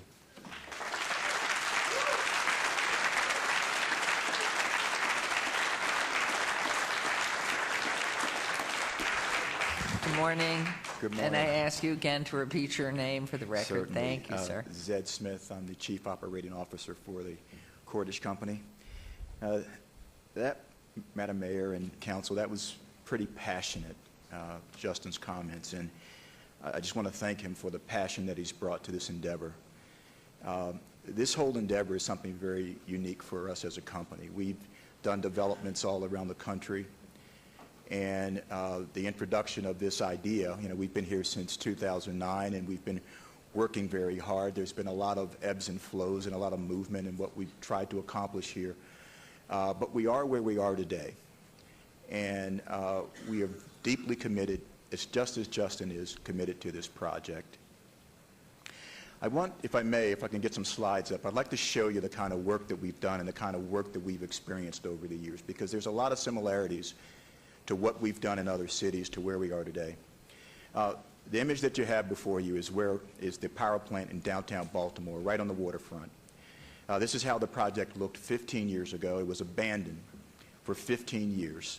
It was a major development. The developer spent $30 million. The city took the project back, and the city came to us and said, look, we need you to do something for this building. We need it for Baltimore. Next slide, please. And this is what we have today. This is what we've been able to accomplish with a clean slate, abandoned building for 15 years. We've been able to create something spectacular. And just to give you some perspective, the building that you're seeing now, the power plant, is where our world headquarters is. The building to the right is a building that we developed. The building to the right of that is the second expansion of the aquarium. The building behind that with the white tent is developed by the state. All those buildings, all those towers that you see behind this project did not exist. No one went past the power plant. It stopped. And the city saw the need to invest capital and invest in us to be able to transform this area. So what you see beyond that did not exist. Next slide. And this is Baltimore today. With all its development over a 30-year period, this is what the city has been able to accomplish. Next slide. This is Louisville. Again, engaged by the city. City took over an existing mall. It was probably 10% occupied. And over a 5-year period, this is what we've been able to create. Next slide. As a result of our success at 4th Street Live, the city went out and built an arena. The city expanded their convention center. And as a result of 4th Street Live, as a result of the success of 4th Street Live, which currently has 14 million visitors, no one was coming downtown. Now we have 14 million visitors coming downtown in Louisville, Kentucky. The city took that confidence and built a new arena. City took that confidence and did an expansion to their convention center. As a result of that confidence, we became more confident.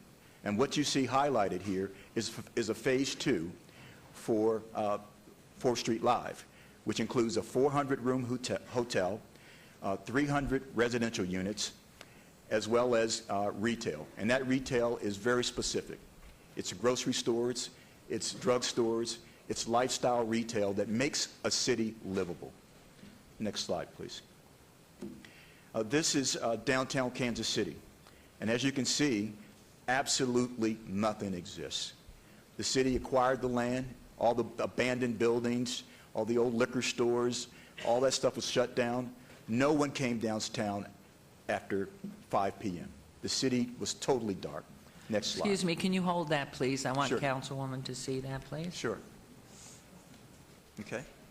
Sorry, So could this is downtown. Didn't wonder. Okay. All right, Okay. just what are we looking at here? All right. Could you, Councilwoman's asked, could you begin again on this? Okay. This is a slide of downtown Kansas City. This was probably 2006, before we started our development efforts there. We actually opened our project there in 2008. But the next slide will show you exactly where we are today. To your far left is the Sprint Arena, totally funded 100% by the city.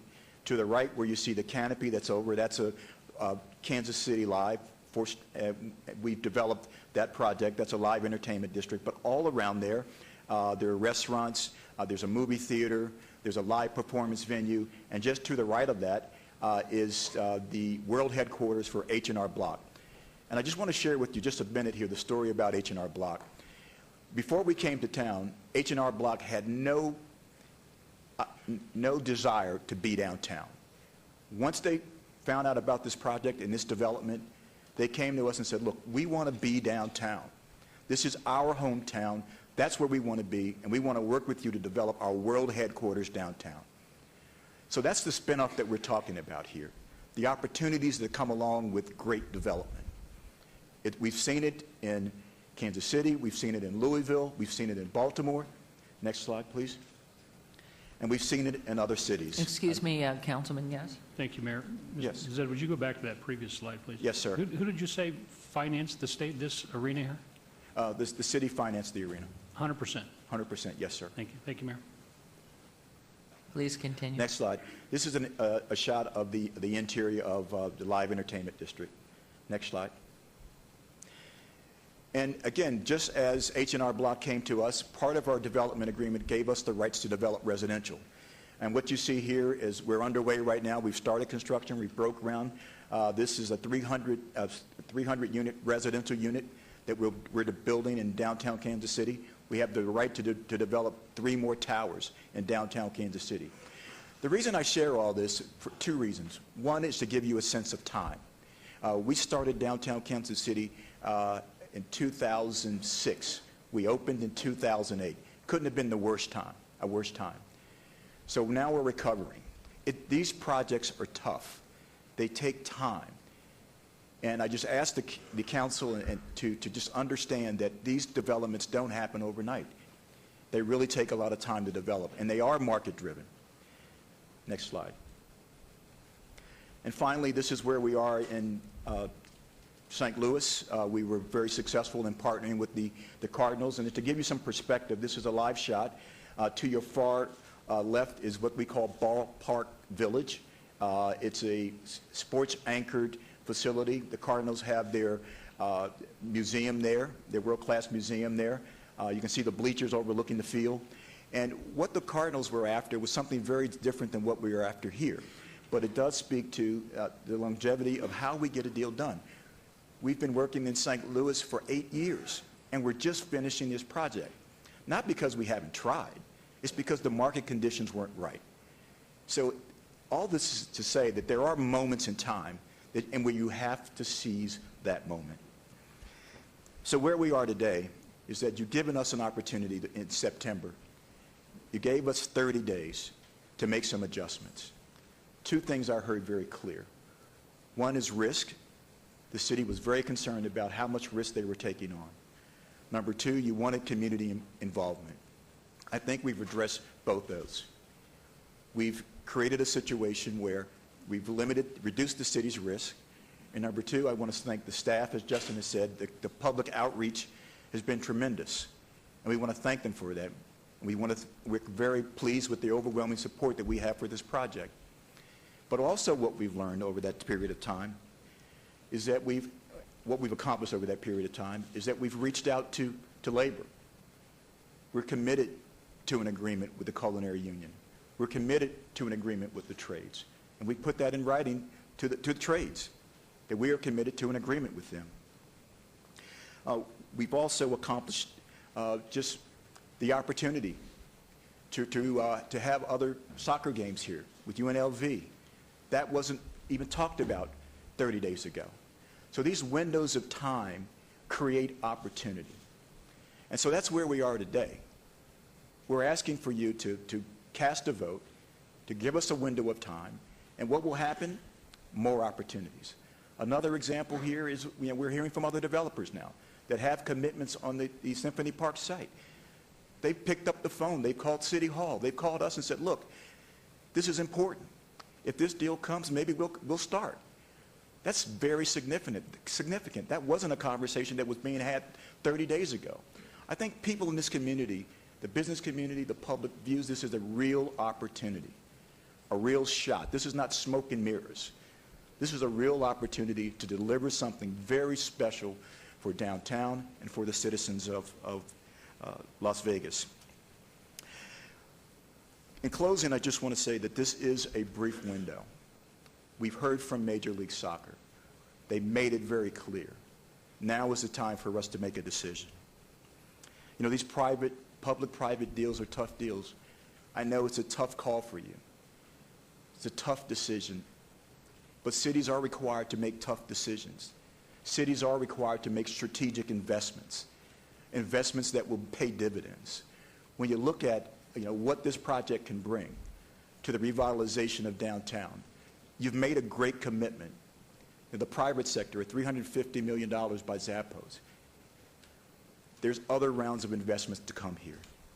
And I want to say that in terms of additional investment, we're committed on this site, as you may know, that we have 2 additional parcels. We're committing an additional $250 million to the development of those parcels. Simple math, what that does for you is $2.5 million in additional property taxes. We're making that commitment today of an additional $250 million of investment on top of our $250 million investment in the stadium. We know this can work. We've seen it. Someone said something about, is this an art or a science? I'm here to tell you there is a science to it. When you look at the developments and the recoveries of major cities throughout the country, Pittsburgh, Washington, D.C., Portland, Seattle, the cornerstone of those recoveries have been bringing sports franchises downtown. This is a science. It's been proven time and time again, and it will work here with your support, your vote, and your help in making this happen. Thank you. Thank you.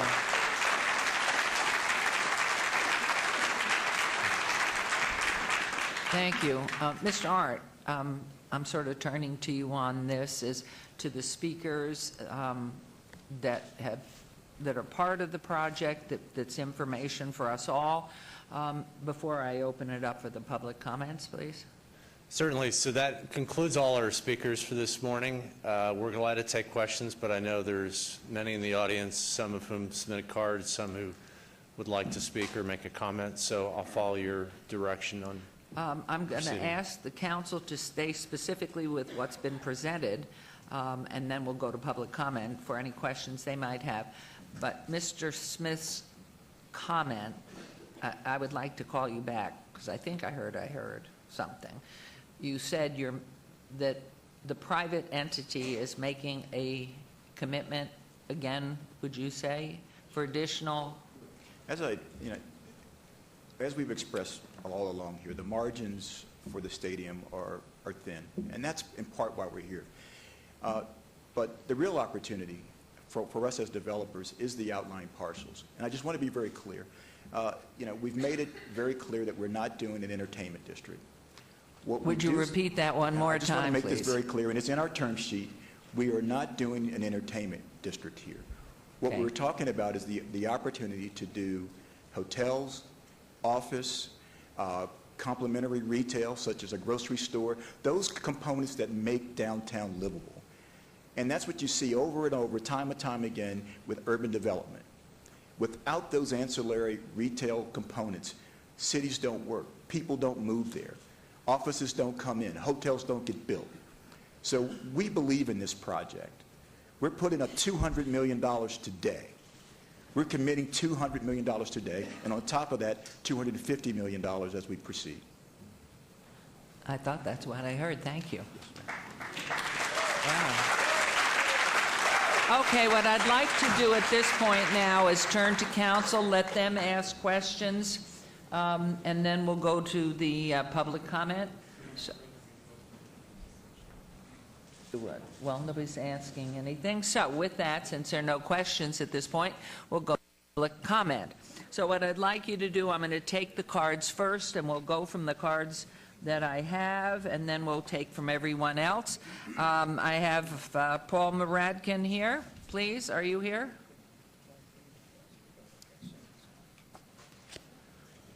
And everybody, as we said, you don't have to have filled out a card, so we'll get to you all. Good morning. Go ahead. All right. Good morning, Mayor and Council. For the record, Paul Muradkin with Las Vegas Metro Chamber of Commerce. Listen. Wait 1 second, please. I want to stop the conversation here, please. Madam Mayor, let me just ask a question or two. This $250 million that you stated would be invested. I just want to show it isn't smoke. Okay. Would there be a condition on all this that you would need to put the $250 million in? Would a condition of our moving forward on this be part of it? You know what I'm saying? Well, certainly. What's driving our confidence here is the stadium. I know that, but what I'm saying is for those who might be more apt not to feel that will ever be done, even though you say it will be done, is there a way that we can put a condition on that? Who's involved in that? Betsy, let's have our city manager speak in response to the councilwoman's question. Mayor and Council, given the new information that was just presented on the record, clearly we could weave that into the term sheet today. Excuse me.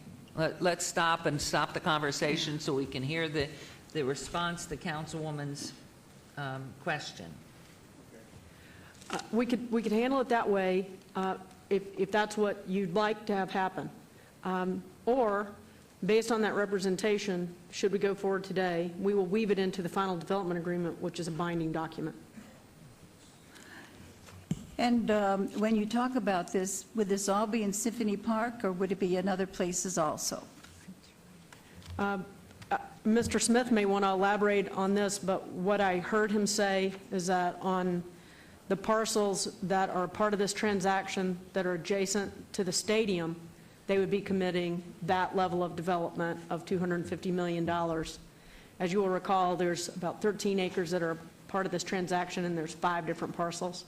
2 to 3 of them are impacted by the stadium footprint, and then that would leave a remaining 2 to 2.5 parcels for additional development. I would presume, and I don't want to put words in your mouth, Mr. Smith, but that the development that he's talking about would happen on that property that the city would be putting into the stadium deal. And I would add to that too, I mean, so this is new today to us, that the details would be finalized, in the coming months. That's correct. I mean, I don't know with whom you've spoken and how many meetings you've had with city staff, but to answer Councilwoman's question specifically, the details would be worked out by December. Yeah, that would be accurate, Mayor. It would be woven into a final development agreement. Thank you. I'm just trying to see, I know this would not affect my ward, but I'm just trying to see if it would affect more than one ward as far as economic development is concerned. That's why I was asking. Okay, so that would be coming by December and not, you can't make a statement today of a timeline for this development on the parcels or where, in response to Councilwoman's question, that it would be somewhere else in downtown? That would all be in the development. That level of detail would be in the development agreement should we go forward today. And I think as far as the impact on adjacent neighborhoods, that may be best left to Mr. Smith to address the impact on adjacent wards, whether it be Ward 3 or Ward 1, which flank this area. Okay, thank you, Mr. Smith, appreciate it. I'm sorry, Mr. Muradkin, you're back up. Thank you. I apologize. No, it's cool. For the record, again, Paul Muradkin with Las Vegas Metro Chamber of Commerce. First, I'd like to acknowledge city staff for holding the community town hall meetings and also scheduling meetings with stakeholders over the last several weeks. As we saw, these discussions were robust, and we believe robust conversations are important for the community. You know, we saw engagement from businesses, employers, employees, and residents over the last few weeks, and we think that's been a strong component of these discussions. As you know, the Metro Chamber has been advocating for the last 8 months and working with city staff to have these community discussions. So I did want to thank staff and council for those efforts first. At those meetings, questions were focused in part on financing, economic impact on the city, the taxpayer, long-term viability of the stadium, parking and traffic management, use of the facility, venue lineup, long-term development plans, and the role of an entertainment district. We believe these have been important questions and dialogue for our community. These town meetings have shown that there has been that additional time and dialogue is important as we move forward with these discussions. The Metro Chamber believes this is especially true since the financial term sheets have continued to evolve as the dialogue has progressed these last several weeks. As has been shared with Council, these term sheets were last updated last Thursday. We need to have additional community discussion about these new financial terms, and we need to thoroughly vet them since it does change the dynamics of the project as the terms are previously presented. As a result, we're asking that a stadium update be placed on every City Council agenda between now and December 17th as part of the motion if the Council chooses to move forward today. We're also asking that all financial terms are finalized and completed by December 1st, and that those items be released to the public for 2 weeks of public review period. In addition, we're asking that the traffic management study, parking plan proposal, any public safety responses, and any updates to the feasibility report also would be completed by December 1st and for public review for 2 weeks. Finally, we're seeking the commitment that several more town hall meetings and stakeholder meetings be held between December 2nd and December 16th on the proposed financial terms. It's clear that we need additional conversation about the funding options that are being made available between obligation bonds and city revenue bonds, and the level of the city's engagement, risk factor, and responsibility associated with this project. We all want to make sure that this project is well vetted and thoroughly discussed, since it is a large undertaking by the city and its private developers. As I have said in previous council meetings over the course of the last 8-9 months, strong communication, relevant and timely information on the stadium project is important to everyone involved because of the impact the project would have on the city and the region. This is a complex issue and a serious undertaking by our community, and I stress the importance of taking the appropriate time, dialogue, and thorough discussion for our community. Thank you for your time and consideration today, Council and Mayor. Mr. Muradkin, Yes. since you had that so specifically written out there, would you mind submitting a copy of your comments because you had a timeline in there? Of course, I'll submit it to the Or- city manager. Okay, if you wouldn't mind doing sure that, I thing. think it would be helpful. Thank you. Simon Keith.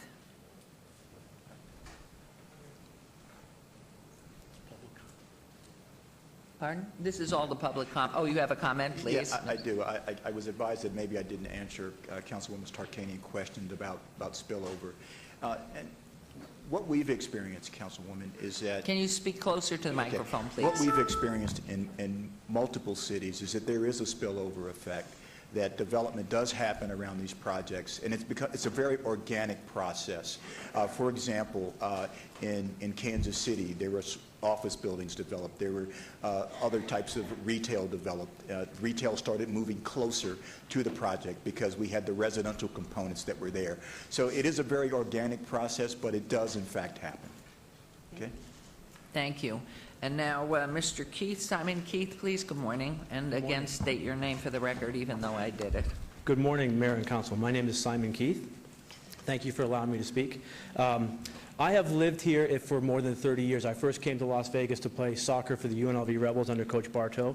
I was fortunate enough to play professionally in the game and had my family here. My kids grew up, went through the whole soccer system here in Las Vegas. And after my pro career, I came back. I'm an entrepreneur by trade. I have done very large deals. I've grown businesses. I'm very familiar with floating bonds. I'm very familiar with new market tax credits. I'm very familiar with star bonds and the rest of these elements of this semi-complicated transaction. So I only tell you that so that I have some sort of credibility as I speak. And all that I just said qualifies me a little bit to make a comment. But I've been to a lot of these meetings. I've been sitting in the back. I've been listening. You know, as Ernest Hemingway once said, you learn a lot more by listening. And I've been listening very carefully. And I sort of don't have any sort of horse in the race other than being a Las Vegan. But I want to tell you a story about something that in my life was very important to me. And in around the year 2000, I was part of an ownership group that attempted to purchase the San Jose Earthquakes up in the Bay Area a Major League franchise, Major League Soccer franchise. There was 4 of us in the group. I was one of them. And we went through a process very similar to this, and we met months and months and months with City Council in the attempts to strike a deal with the city for a stadium. Our deal that we proposed back in the year 2000 was significantly better for the developer than this one, I can tell you that. And unfortunately, at the 11th hour, us as a developer rescinded our deal from the San Jose City Council, and we passed on the deal. And today is 2014, and San Jose just opened their stadium, their soccer-specific stadium. It took them 14 more years. But that's different than here, because they had a franchise. They already had a franchise. We don't have a franchise. We don't have a Major League Soccer franchise. And so, as I've been sitting in the back and attending these public meetings that you have all set up, which is so great, one thing struck me. And somebody said, and I know who said it, but I'm not going to credit them yet, there is no other option and there is no other time. And I've heard everything. Major League Soccer is a very dynamic, fast-paced league run by wickedly smart business guys. They are not going to wait for us. They are not going to wait for us. We need to grab this franchise now. If we get a franchise, if we are lucky enough as a community to get a franchise from Major League Soccer, it's going to be because of Justin Finley, because of Justin's leadership and his vision. And you've heard him say it. This is outside his comfort zone. He's doing it for the community. We all know the Finleys. You know, this thing, as it's sort of evolved, has sort of come to a point where it's being positioned as a bunch of rich guys trying to get a free ride from the city. And nothing could be further from the truth. Ask Cliff Finley, who I saw today in the crowd. He's worked his butt off for every nickel of the $75 million that his family is going to commit to this project. Ask the Cordish Company, who has worked their tails off in transforming cities. They transform cities. In my humble opinion, these 2 family-run companies are offering our community a gift of $150 million, now 250 more from what I understand today. I think the council has done a great job in mitigating their risk, pushing another $70 million of the bond risk back to the developer. There is not going to be a better deal. I know that people have talked about we need to go minor league soccer and grow the game from the ground up. It's never going to happen, and it's never going to work. It's not going to work. I know that there's other people with big pockets who continue to talk about it.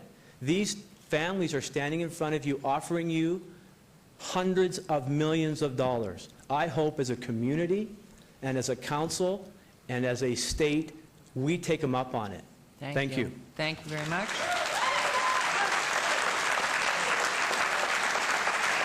Thank you. Michael Tur, I'm taking all cards first, and then we'll go. There's a lady in front, and she was that I've got cards here. So I'm... Can I go? No, we're next is Michael Turley, please. Don't go away, Mr. Hodges. But do have a seat, because I got about 6 here, please. And what we're going to do, we're going to hear from you. How long was those comments? No, I don't want to be unfair. So how much was, They had all kinds how many of time. minutes? I just want a little bit. This will be brief. How much we limited to? Why don't we give everybody 4 minutes? I think 3 is too short. Thank you. I mean, you don't have to take all 4 minutes, but we welcome you, and please state your name, sir. I'm Michael Turley. Last 2 weeks, I've heard a litany of sales pitches for a Major League Soccer stadium.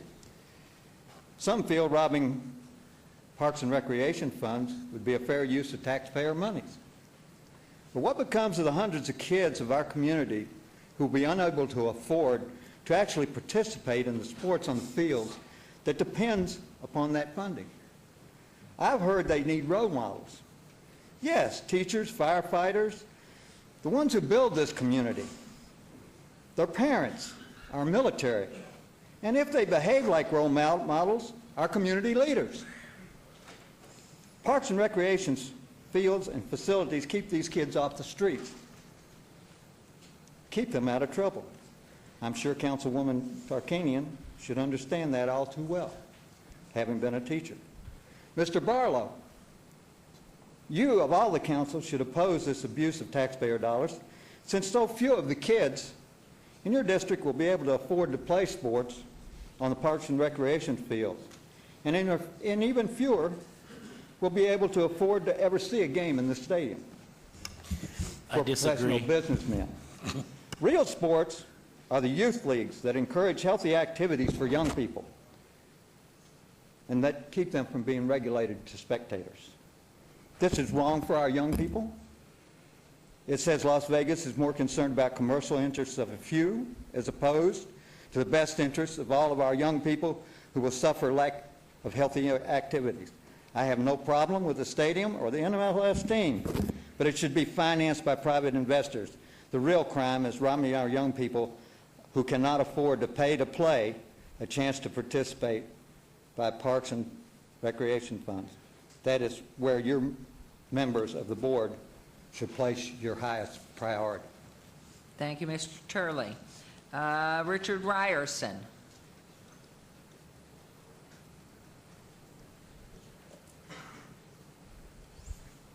And again, even though I said your name, to make sure you really are who you are, would you please restate your name, please? Good morning. My name is Richard Ryerson. Thank you for the opportunity also to say hello and state my support for the Finley Group and moving forward with bringing an MLS team here to Las Vegas. Currently, I serve as the head coach for the University of Nevada, Las Vegas on the men's soccer team. I've been in this position now for 5 years. 2 years prior to that, I was the assistant coach. I've also served as the director of coaching and executive director of the Downtown Las Vegas Soccer Club, which again is a great partner with you guys in the Mayor's Cup annually. I've also served on the Nevada State Board of Youth Soccer as the vice president of competitive soccer. Right now, UNLV soccer is enjoying some success that we haven't seen in quite a few years. And I think a big part of that has been the development internally and locally with the teams and the kids that are playing currently. A big part of what we are on our 24-man roster, we have 15 in-state players. We have 7 players that started of 11 in the last game that we just won that are Las Vegas residents, and actually 2 guys from Reno, and we'll give them the benefit of the doubt since there's no men's soccer in Reno, so we'll consider them local players as well. We have a fantastic story, and I think the passion that the kids have to play soccer after seeing the World Cup, after seeing the exposure now on Fox Sports, the EPL from England, the MLS here, we really have a great opportunity, I think, to impact our local community in the soccer world, but also outside of that. I'm passionate about soccer. I can't talk on the economic impact, the tax revenues and things like that, but I can tell you we go to 10 markets that have MLS franchises in our Western Athletic Conference. We go to Seattle. We see representatives from Portland, from Vancouver. We see the passion behind those franchises. We go to Salt Lake, Denver, San Jose, LA, Houston, Dallas, and I don't see why we can't also have that passion here for professional sports. I'd like to wish you guys all the best in this decision and the process that you're going through now. I'd like to thank Justin and his group for what they're trying to do for us as well. I see a huge upside to this, and good luck. I just wanted to let you know. Thank you so much.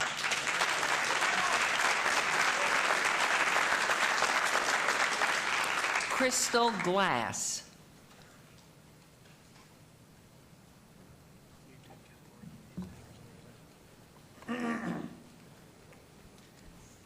My name is Crystal Glass. I'm a resident in Ward 2. I've spoke at a few of the town hall meetings, and a few of you I haven't seen at the meetings. I missed your meetings. But I wanted to address something in regard to the youth programs, and I've brought this up numerous times. Excuse me, if you just wait till all council persons are seated and hearing what you have to say. I've already met with Ms. Glass, Your Honor. No, I'm just trying to be courteous, that's all. And I think that these people have come down here on a very important subject, whether they're against it or for it. And I think as leaders in this community in our various wards, we owe the courtesy to these people to be heard.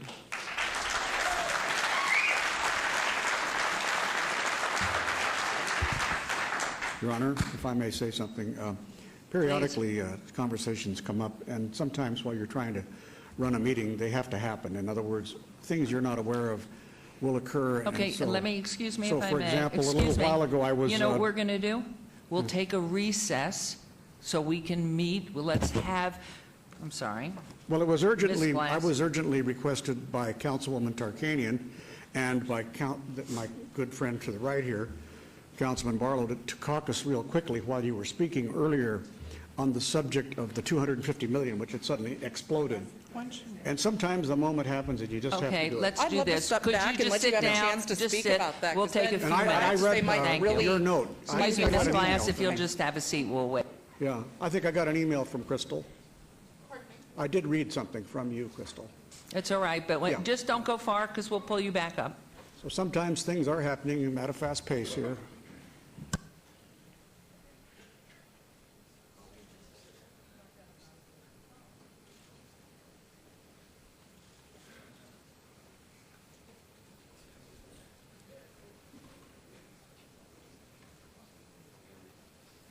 As a matter of fact, for those of you who'd like to stand up and stretch or go to the restroom, I just lost my mayor pro tem to one of those calls. Don't be more than a few minutes, please.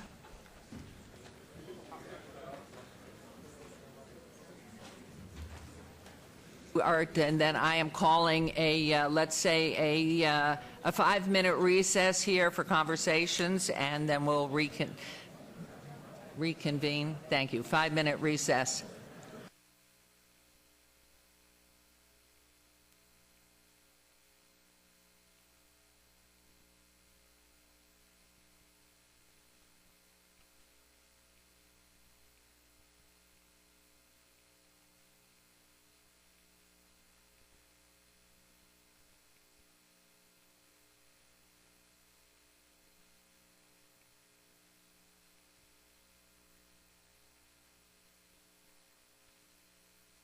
Is Arnold Stock here? There you are. Your card, did you write your name twice, or are there 2 people on this card? Thank you. Okay, thank you.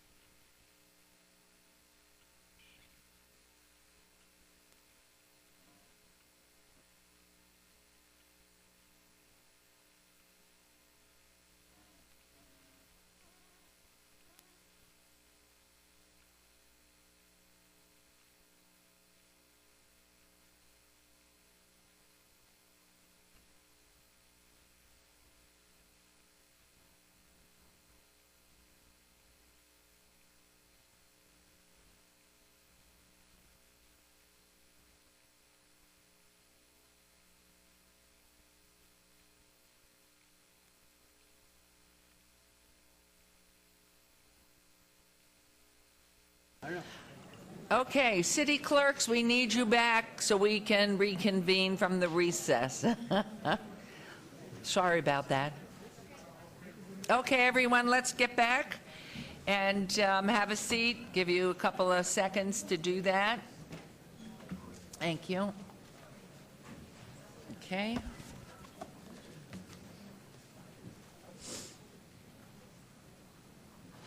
My Mayor Pro Tem, I'm counting on you for taking the longest.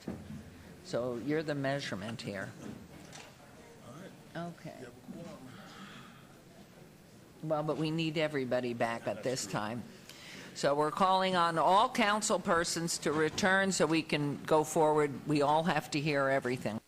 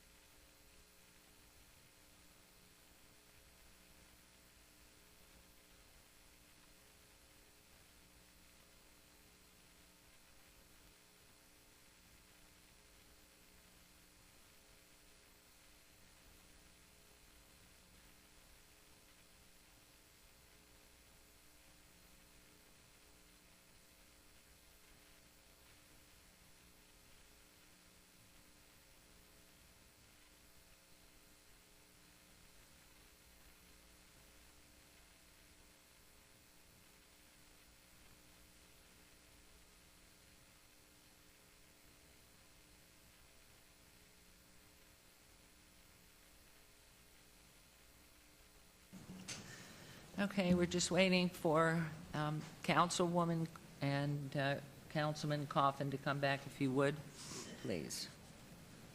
And then Ms. Glass, you'll be up on board.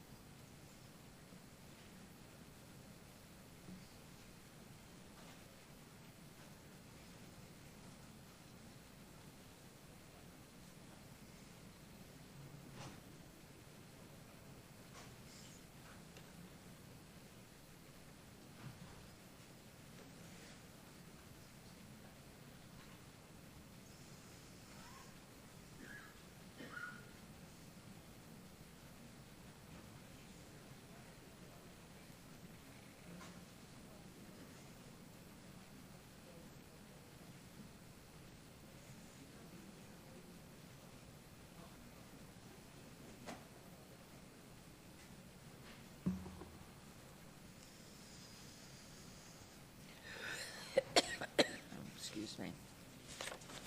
Be nice. I'm always nice. Thank you. But we have to wait.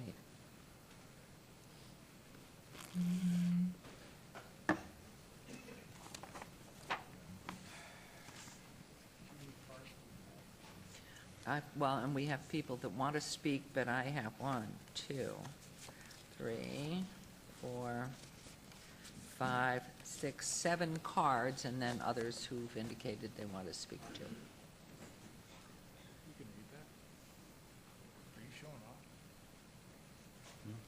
I got some big bifocals.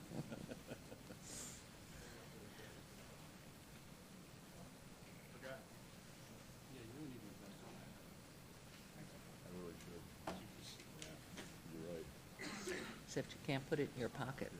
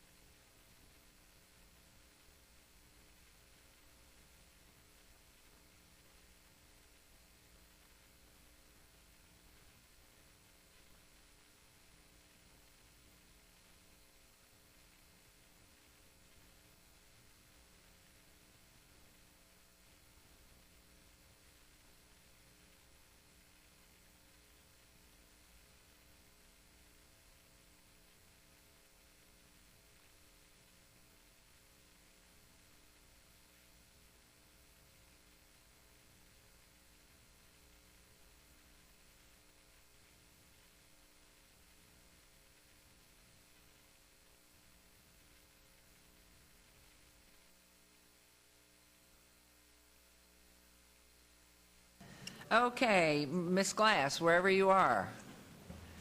Thank you.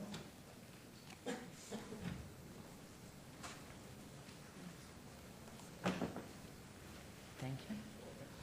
My name is Crystal Glass. I'm glad you took that break because I think that $250 million commitment was a game changer that I'm glad you took the time to go talk about.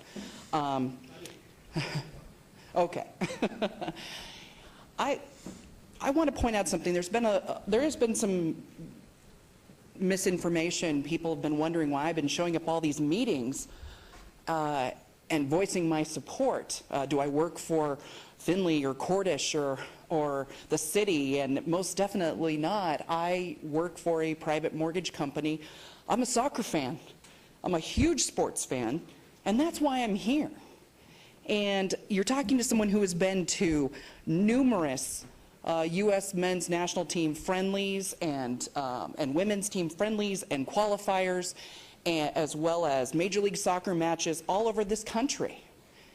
I'm a huge fan. That's why I'm here, period. That being said, we keep addressing this issue about the youth and what it's going to do for the youth in this valley. And one of the things that keeps coming up is, well, we're going to take money from the parks. And everyone keeps forgetting the component about the youth academy that this team will have to build per Major League Soccer standards. Seattle has one, LA has one, Real Salt Lake has one, you name it. They all have these programs. This is vitally important. And when we're talking about the cost, we've gone over these numbers, and I've had different council people say to me, well, there's more to consider here. There's numbers. One of the things to consider in the numbers is how much is the social capital worth? How much is it really worth? Let me give you an example. My little brother has played soccer since he was a child. Grew up in Montana on our Indian reservation in northwest Montana. And soccer saved him from an abusive father. The key thing about these soccer programs and what we'll do for our youth leagues here is our role models won't necessarily just be the Major League Soccer players. We're talking the coaches and the parents and the commitment. How much is all of that worth? And that's what this council needs to decide when considering this $46 to $50 million and the parks money. There's more that goes into this.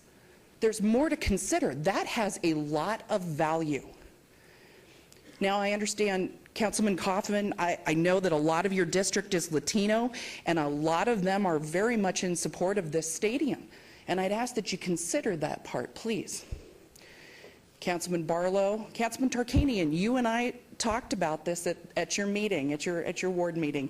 And the point I just made, I want to address to you in that that's why it's so important.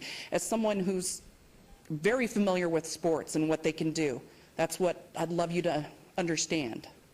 That's the point we're trying to make here on the family and the community component and how much that's worth.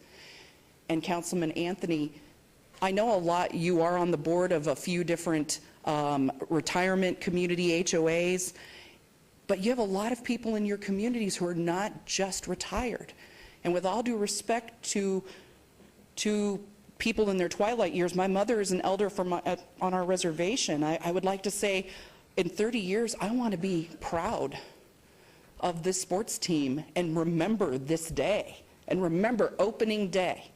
Because what I'm going to tell you right now is you don't have to take my word for it, but if you vote yes, I'll show up on opening day of Major League Soccer season 2017 at that stadium with 23,999 of my friends and fellow community members. Thank you.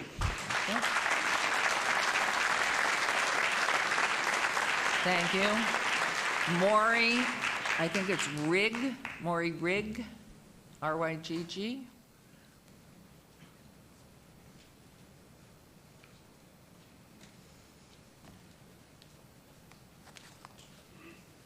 Good morning, Mayor and Morning. Council. Excellent pronunciation. Thank you very much. Oh, good. Vote yes on the stadium. Give Las Vegas a chance to win the last available new MLS soccer franchise. The franchise and the soccer will create generations of growth because the franchise will have to invest in local, homegrown Las Vegas youth soccer talent and kids. That's an infrastructure and an opportunity that can't be passed up. Local boys and girls. Okay, hold on Yes. 1 second, sorry. Okay, sorry. It's just, these are people that are taking the time to come here, and I appreciate you all want advice. But if you'll start again, please. So Councilman and Councilman Barlow, hear your comments. Sorry. I'll just continue by saying that local boys and girls, including my young girl, will be able to visualize their dreams at the soccer stadium by attending matches, but they'll also be able to realize those dreams via a youth development soccer academy. Finally, the soccer stadium here downtown will cause me to spend my money down here at the stadium attending matches. And otherwise, my dollars would have to go to other cities like Salt Lake, LA, or Portland. And I'd rather, and I want to spend them here at Las Vegas at the stadium. So I urge you to vote yes on the soccer stadium. Thank you. Thank you very much. Thank you, Mr. Rigg. Derek Connor?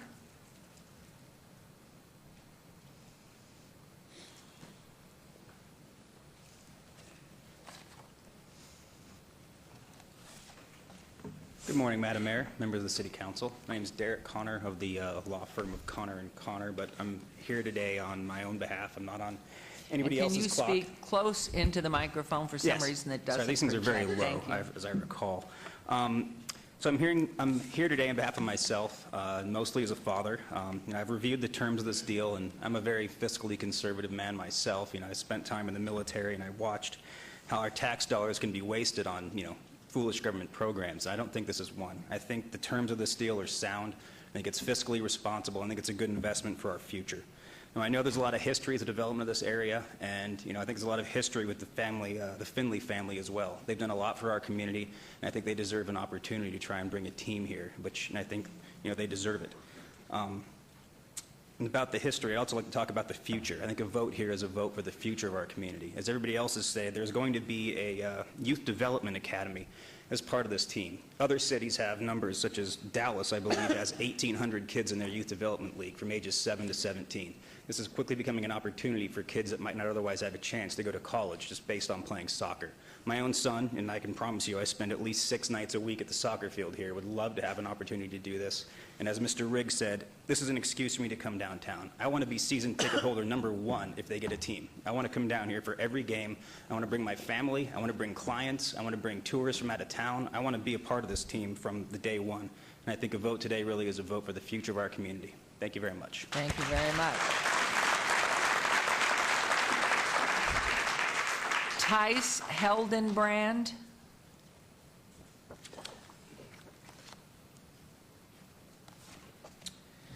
Tice Heldenbrand, not only am I in favor of this stadium, I am also heavily in favor of using taxpayers' dollars to help fund the stadium. That is the only way this gets done. There is no such thing as a 100% privately financed stadium of this size, of this magnitude, of this character, in this socio-economic and political climate. Does not happen. That is not reality. One of the council members last meeting spoke of, well, this stadium was, why can't we do it? I went back and researched. Was not true. And although the developer may have been 100% responsible for those costs, when you look at the fine print, that was if, and only if, taxpayer dollars were used up to $100 million for infrastructure, for ancillary development, or, and in some cases, in both, free land. Those are all public taxpayer subsidies. It's the only way this gets done. And it makes sense. I mean, if the city would like to benefit from something, they should invest a little bit. Same with the public. We want to benefit from something, we should also invest. That's a fair deal. So please vote yes to make Las Vegas a world-class city with a world-class stadium. Thank you.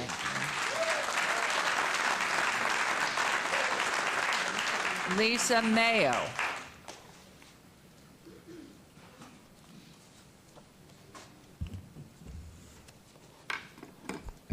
Good afternoon, Mayor and Council.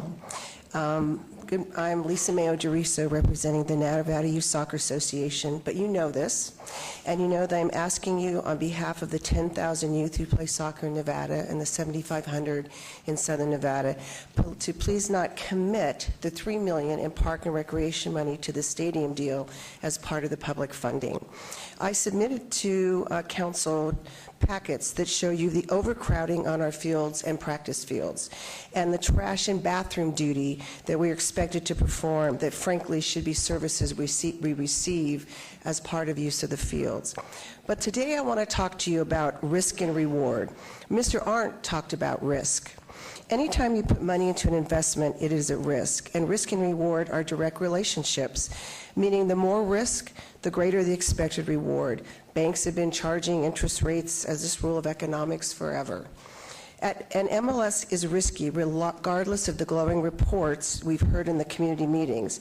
I submit for the record this Forbes report from 2013 magazine that lists the operating income for the MLS teams.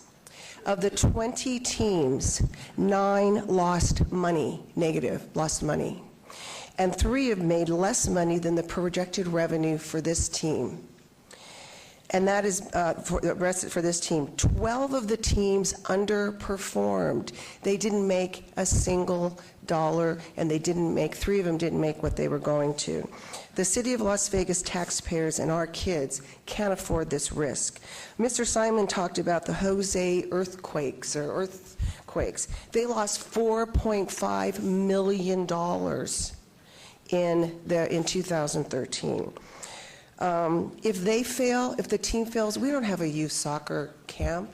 What our kids need are parks and outdoor places to play when they want to, not being on a list to be accepted into a soccer camp. But by continuing to invest $3 million in our parks and perhaps even reinvesting that $3 million into building another sports park facility that we need desperately for practice and for other sports, That comes with very little risk for our community and our kids and great reward.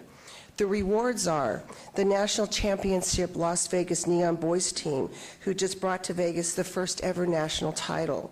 The rewards are the 7 young women playing for the UNLV women's soccer team that came up through local youth soccer.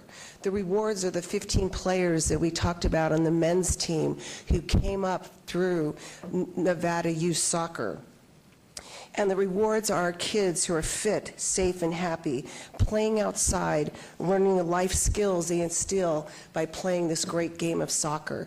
30% of our kids in this community suffer from obesity. We need to offer them as many opportunities to play outside as we can. I urge you today to vote and keep the risk low and the rewards where they belong with our kids in our parks. And I have a couple of things to submit. Mr. Arndt said that I went to all the public meetings except 2. In Lois's district, it was packed. The thing was packed. There were 69 union members, and there were 6 of us from Ward 1. In Stavros Anthony's meeting, there were 15 people there from his ward. In Bob Beers' meeting, I counted the number of people there that were from his ward, and there were 23. I didn't go to, I unfortunately missed Mr. Barlow's. I didn't get a chance to go that. In Mr. Ross's district, there were 45 people in the audience, and I would say 40 of them were over the age of 55. The Crowd Hall opinion polls that were put on the city, there were 3 of them. It was very confusing why there were 3. But I took pictures of today. And so you have them. I want to submit them for the public record. Support for the soccer team, 207. Against, 365. Clearly, 158 people more oppose the stadium public money than support. I'd also like to put in the public record a petition from Little League Soccer. They play at the American Sports Park, of where I live, right behind that park. And I have signatures from parents who want the $3 million kept in our parks money with our kids. You have to make a choice today. You have to make a choice to invest money that is much needed by our parks. We see diminished services as playing on those parks for our kids and for our future. Or you can ask the Cordish Development Group that if it's such a great deal and they don't think they'll lose money like the other 12 of the 20 teams in the league, that they should get a private investor. Thank you so much. Thank you. Mr. Anthony Hodges.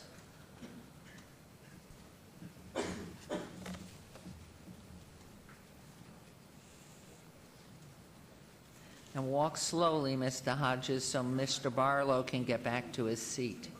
I'll be back to my seat before he gets there. Okay. Check, check, check. Checking.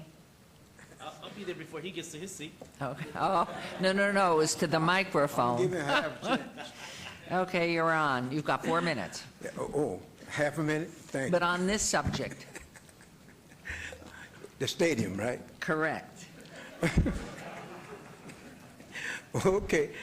This valley is loaded with we all know that it's an entertainment capital, and everybody's building all kinds of things. And the university even decided to build a 50,000 seat football stadium. What I'm saying is, progress is going forward. You need to have a stadium for soccer, because soccer is an international game. It's the largest sport in the world. This valley needs one, so if you don't build it, somebody else will. It's got to be built.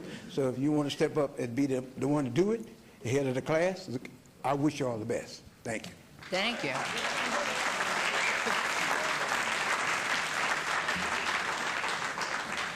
What happened to Mr. Coffin? He's listening.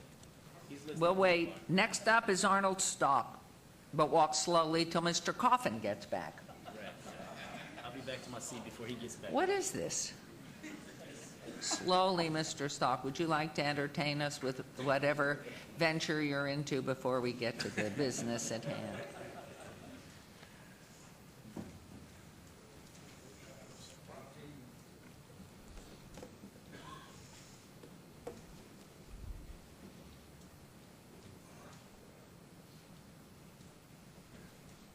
Okay, you're on.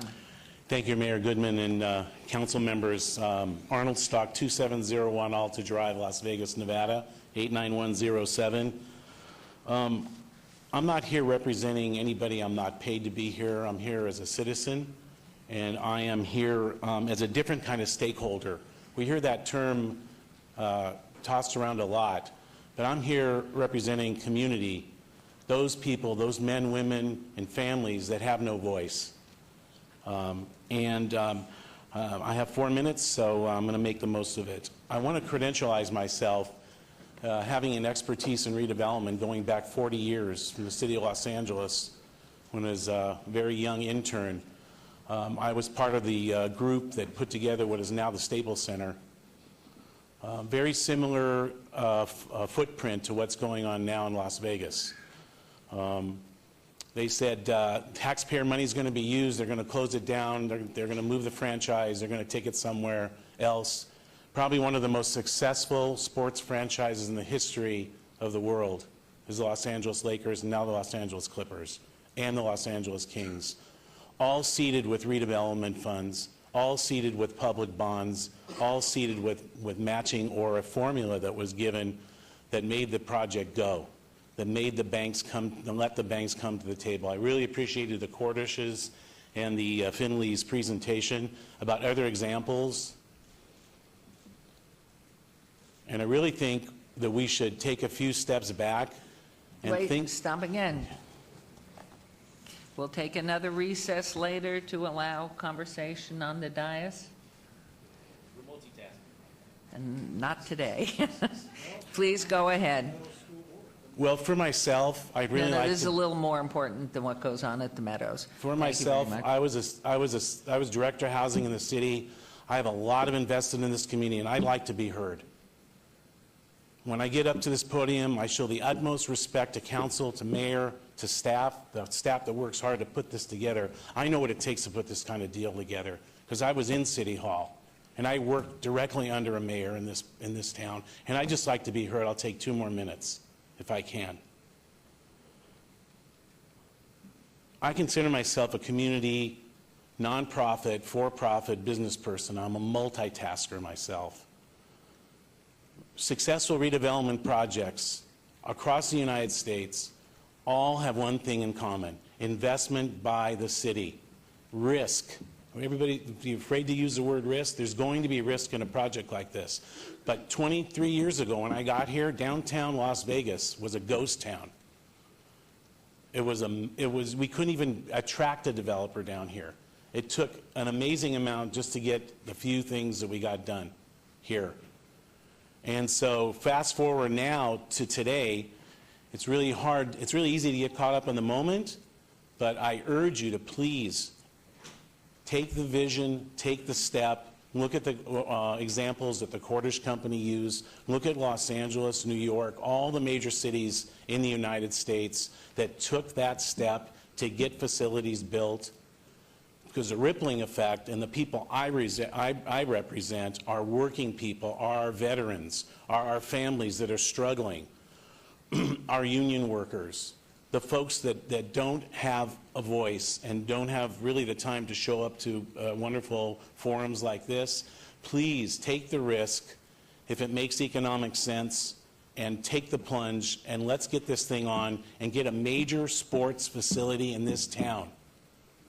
I think it's a great project, and I think it's time for us to step up and take ourselves to that next level as a city. Thank you very much. Thank you very much.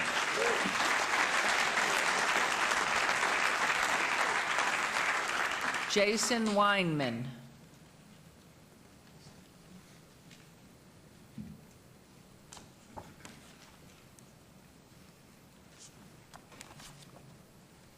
My name is Jason Weinman. I'm the Outreach Director for the Libertarian Party of Nevada. I don't get paid. I do what I do because I believe in it.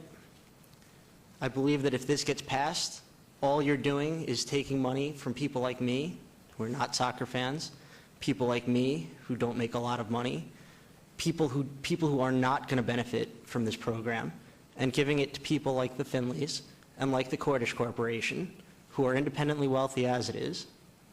It's an understatement. And people who are soccer fans, which is great. I have a lot of friends who are soccer fans. If I were a soccer fan, I would love for there to be a soccer stadium in the city.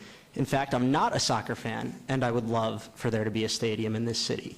But I wouldn't love for you to take money from people like me who are not soccer fans, and from people like me who don't make a lot of money or enough money to afford tickets, or money that they would rather spend on the other forms of entertainment that you're crowding out, and give it to people like the Cordishes and like the Finleys and like people who happen to be soccer fans. I don't understand why that makes sense to some people. I've got a review of the literature of economic analyses on the impact of public subsidies for sports stadiums. They treated 33 studies, all of the studies they could find that did a cost-benefit analysis on public spending on sports venues. Of the 33 studies in Groothuis and Rothoff's survey, 32 found either slight negative or strong negative effects. Only one study found a slight positive effect. Of the 32 negative studies, 8 were unable to detect any positive effect on employment and income even before the subsidy. That is to say, they only found a shift in consumption from one sector to another. The entire subsidy, in this case 50-some-odd million plus 22 million in tax benefits, amounted to deadweight loss, an absolute loss for the city. Every single cent, and wasn't even partially offset by additional economic activity. Subsidized sports palaces are always a bad deal for taxpayers. I would add that it's entirely possible, if this is a good idea, for it to happen through private investment. There are billion-dollar palaces all over the Strip, and the city didn't feel, and downtown for that matter, and the city didn't think it was necessary to spend taxpayers' money for Bill Hara. That's all I've got. Thank you. Thank you very much. I hope I don't kill your last name. Brett Pujunas, and please pronounce it correctly when you come to the microphone. You actually did a fantastic job. Hi, my name is Brett Pujunas. I'm chairman of the Libertarian Party of Nevada. I'm also not paid, but unlike my colleague, I am a huge soccer fan. Huge. I'm a Chelsea supporter. I probably tape 12 games every single week. I can't get enough of it. And if we had a team here in Las Vegas, I'd probably be a super fan, be one of the biggest fans, most likely be a season ticket holder, and probably, you know, get one of those luxury suites. But I'm here speaking in opposition to this, major opposition to this, because the bottom line is this: we do not need to use taxpayers' dollars to fund a stadium. If the stadium is such a good idea, and a team is such a great idea, and having the idea of the MLS coming to Las Vegas is such a great idea, we've got the private market for that. There's lots of investors who would like this. But one of the main reasons that I'm in opposition of this is because, God, this is so low. I'm going to come down. That's okay. One of the main reasons I'm in opposition of this is because of the process by which you guys did this. Shame on you for that, because there was zero transparency. I would love the opportunity to invest in something like this, especially if the government's going to be my partner and take in 40% of the risk. Christ, I can get an offering memorandum put together by tomorrow and get this funded the day after tomorrow. It'd be great. Why is it that only one group has the opportunity to get exclusive rights for this? I don't understand that. And what kind of message does that send to other businesses in Las Vegas? I want to open up a retail store. It's going to cost $100,000. I want you guys to pay $40,000 of it. No? Okay, you guys paid $30,000 of it. $20,000. It's not right. It sends a bad message. And what happens when government gets involved and you guys get to choose one company over another as to who you want to be successful? That's dangerous. That's extremely dangerous. This morning we sent out a press release to our entire membership, all media, urging everyone to call all you guys, harass the heck out of you, saying no, vote no, absolutely not. So I'm asking you guys, please, take this into consideration. Go back to the starting table. If you lose the MLS bid, we've got tons of options. There's always going to be other opportunities. Do it in a transparent manner. Give businesses the opportunity to do this the right way. Thank you. Vote no. Thank you. Sally Dobler. Who did he represent? Libertarian Party.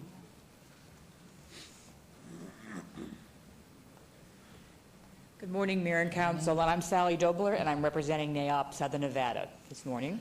And number one, we want to thank the city and the development group for reaching out to our organization as part of the stakeholder outreach.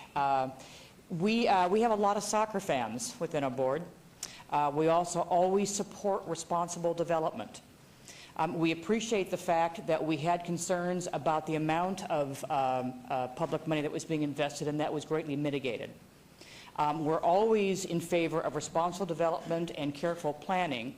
Part of the feedback I've received from my group is that we do want to see careful planning done at the initial stages, not only with connectivity, but also surrounding the stadium, so this really becomes a family experience to help ensure the success. Many of the comments that we received were that they want to spend the whole day there with their families. They don't want to take the kids down Fremont Street with strollers. They want to be able to create an activity area that really helps to ensure the success of this. The other aspect is that we concur with the Chamber that it's important to continue the transparency and the community outreach. This is obviously a fluid term agreement. There's a lot of changes happening. We also encourage continual community outreach. We'll certainly be happy to be part of the process so that we have a true understanding of what the financial implications are of this project. So thank you very much. Thank you very much. Jose Solario.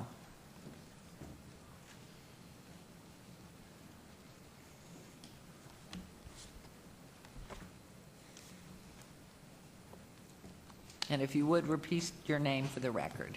I was seeing what time it was, 11:53, so good morning. Good morning. Buenos dias. My name is Jose Solorio. I wish I had an iPhone 6 Plus. All right, my work as a former 5-year employee of the City of Las Vegas Department of Economic and Urban Development and a longtime advocate of the Latino community, including 2 years as the first Latino to serve on the school board as a trustee, compels me to speak today. I am here in strong support of a soccer stadium. It is a smart investment that will spur high foot traffic to the downtown, jobs and businesses to the downtown, cultural enhancement and diversity, and add significant dollars to the city's coffers. 3 issues I'd like to expand upon. First, this is an appropriate use of public funds. The $3 million per year from the hotel tax rate is limited to certain uses, including culture.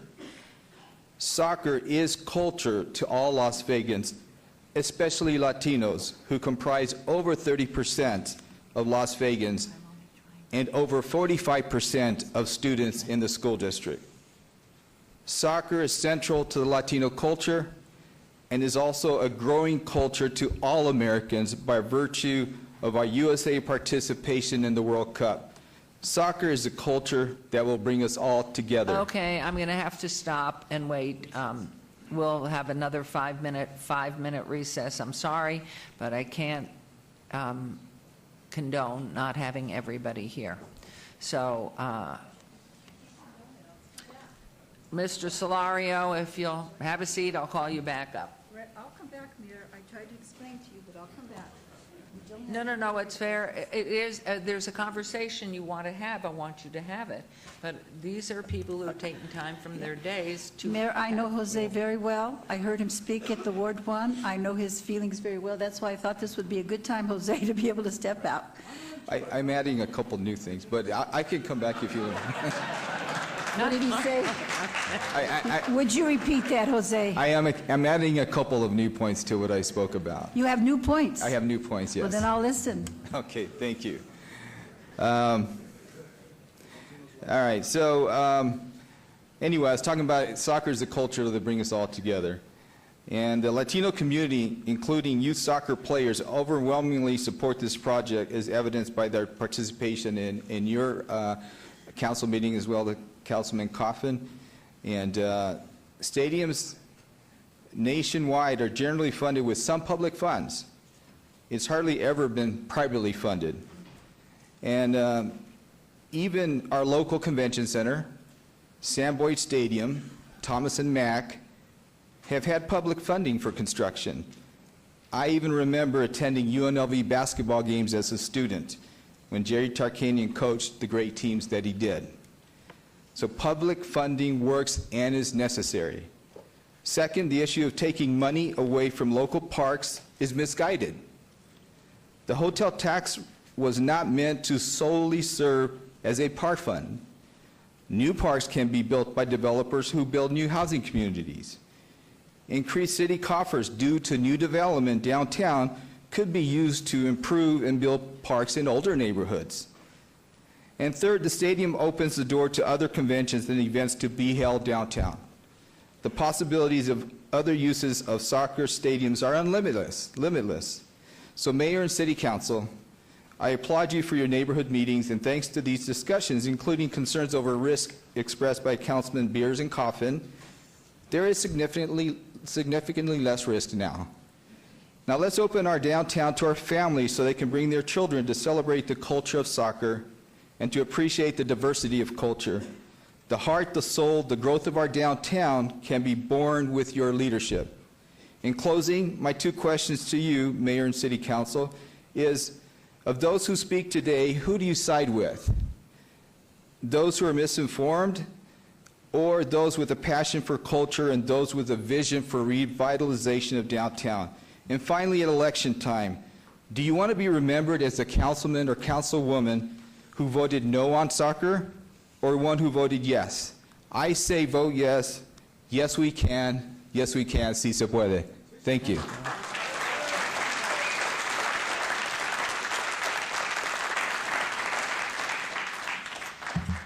George McDonald.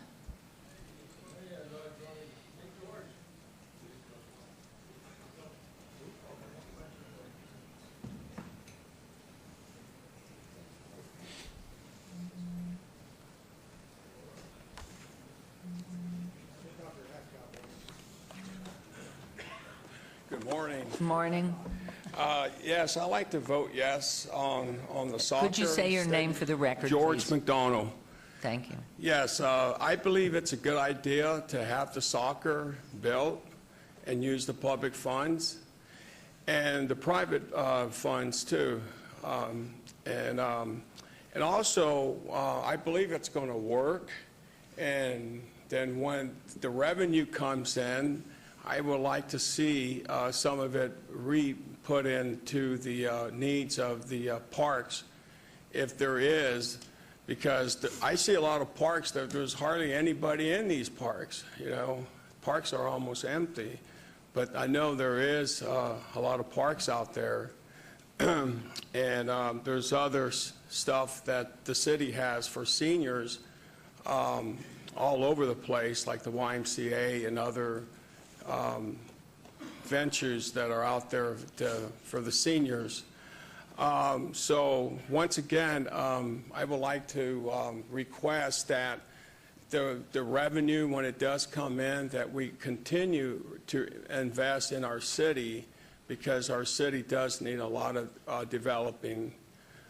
Just like San Diego, they did a lot of work there over the last 10 years, and also Long Beach, California.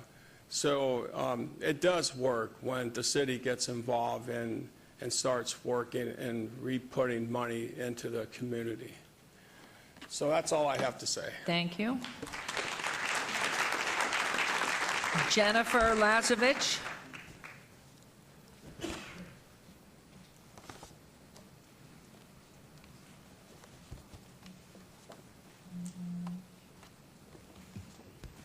Good afternoon, Jennifer Lazovich, 8345 West Sunset Road, here today on behalf of the Premium Outlet Malls, right down the street from the proposed stadium. In between the last hearing and this hearing, we have had conversations with the Finley Cordish Group and your staff about our concerns which involve parking and traffic. One of the ideas that has been floated by the Finley Cordish Group has been that every single ticket sold to an event in the stadium would come with a charge for parking, so that way you'd be parking at a garage closer to where the event is, rather than coming to our garage, which is free. To get to that point, obviously there has to be written agreements in place with those parking garages that are closer. So what we would ask is that if this item moves forward today, we would like the Cordish Finley Group to work specifically with us on those agreements so that we can make sure if those agreements come together, that there is a long-term aspect to them, that obviously the agreements exist just in general. In other words, that they have worked out the agreements with the nearby parking garages. And we would also ask, because traffic getting in and out of there is a very real concern for us as well as the parking, that I believe that there will be a parking and traffic study done if this moves forward, and we would ask that we have an opportunity to review that study prior to it coming back to you in December for a decision. So if that could be done in November, since we're already into October, we would also ask for that as well. Thank you. Thank you. Okay, I have no more cards. So first of all, I'd like to turn to council. Do you want to take a break at this point to have conversations? Or shall we go ahead with the public comment without cards? What break? I would like to have all the public comment. Okay, well, Councilman Barlow wanted to take a... But you said, are we done with public comment? No, we have the public comment of cards that I have, but now is the rest. Yes. Okay. Yes, sir, and if you'll state your name, please, for the record. Yes, Mayor and council members, my name is Jose Mendoza. I am president for the Amalgamated Transit Union, Local 1637. We represent almost 1,000 bargaining units for fixed route and mechanics. While I was here for another matter, our local will put our 2 cents to this matter before you. And we always believe in labor, and we always believe in our rights. And what is being proposed here before you, we do believe that you guys should put the labor workers to work, the construction workers to work, and also the culinary workers to work. And in the end, then you got to look at the transit workers. And this will probably add more drivers to the system. And then I'll go ahead and raise my other concern in closing comments. Thank you very much.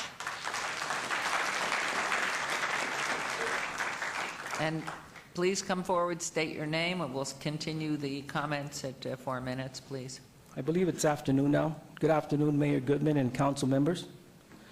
For the record, my name is Modesto Gaxiola, and I represent 200 union roofers and waterproofers here in Las Vegas, Nevada.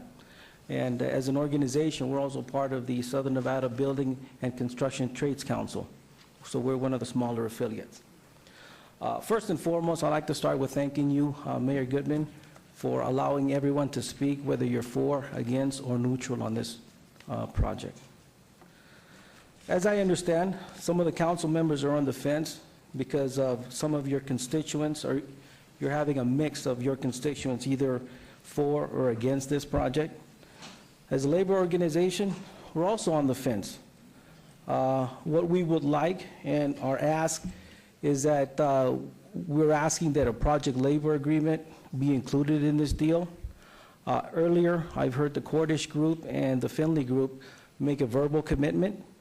I guess what we're asking is that we're asking an opportunity to come back before you in December with our full support. We would like a PLA to materialize until then. So for the time being, we're conditionally in support of this. I would like to end with a saying. There's a saying that says that build it and they would come. As a labor organization, we have a similar saying. We want to build it. Thank you. Thank you very much. Please, sir. Yes. Hi, Gary Kershon, Ward 4, Stavros Anthony's district. I always get nervous. What's the main thing? You know, there's my main objection, like a lot of people's, that we don't want public financing. For what I understand, someone told me, I don't know what the total debt of the city is, but someone told me that it was for the county and the city combined was like $8 billion. I don't know if that's correct. You know, in the last couple of years, we've had here in Nevada, I mean, 75% of Nevada is Southern Nevada. So we've been rated, what is it? In the last few years, we've been #1 for unemployment, #1 for foreclosure, number one for bankruptcy, and the public schools are dead last, 50 out of 50. So I guess the main issue is priorities. We have so many more pressing needs with the limited amount of money that the city has that the money should go for. From what I understand, I'm just against any public financing, as is Stavros Anthony.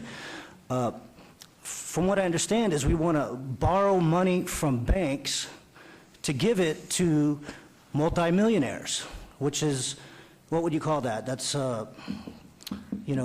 welfare for the rich.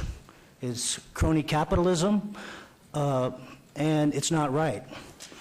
Last night I looked on the internet a little bit for some of the other cities. What do we have? Well, the biggest one was Miami, which was a huge boondoggle for the city. I mean, I think it said that the taxpayers, the average citizens, are on the hook for, $2.4 billion, right? That's over 30 years.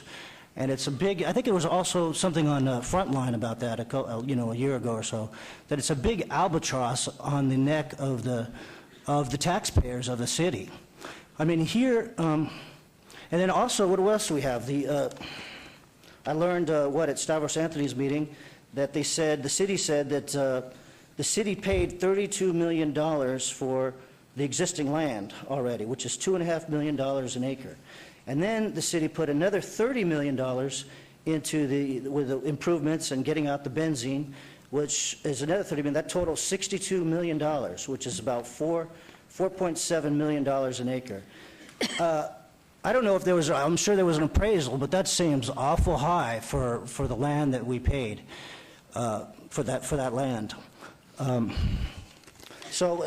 thing is, what else? Some of the other cities, the Meadowlands in New York, the old Meadowlands, the taxpayers are still paying $110 million for a stadium they already tore down. In the Kingdom in Seattle, the taxpayers still owe $80 million for a stadium that they tore down. So I don't want that to happen to Las Vegas. Something else, I think there was a I forget the guy in the paper, is it Charles Smith or something, read that article. He said, in Chicago, the Chicago Fire, that's their MLS team in Chicago, what they reported was about 15,000 people per game in attendance. And they said that was even exaggerated numbers. But think about it. Chicago is a metro area of 10 million people. Las Vegas is a metro area of 2 million people. So they're 5 times larger than Las Vegas, and they can only draw 15 million according to their own number. I mean, not million, 15,000. So it doesn't seem very likely that we're going to draw 15,000. I think they said, what did they say, 20,000 was the last estimate they said they're going to get in attendance per game, average. So these are very strong reasons to vote no. The other issue I wanted to bring up is, I know they said that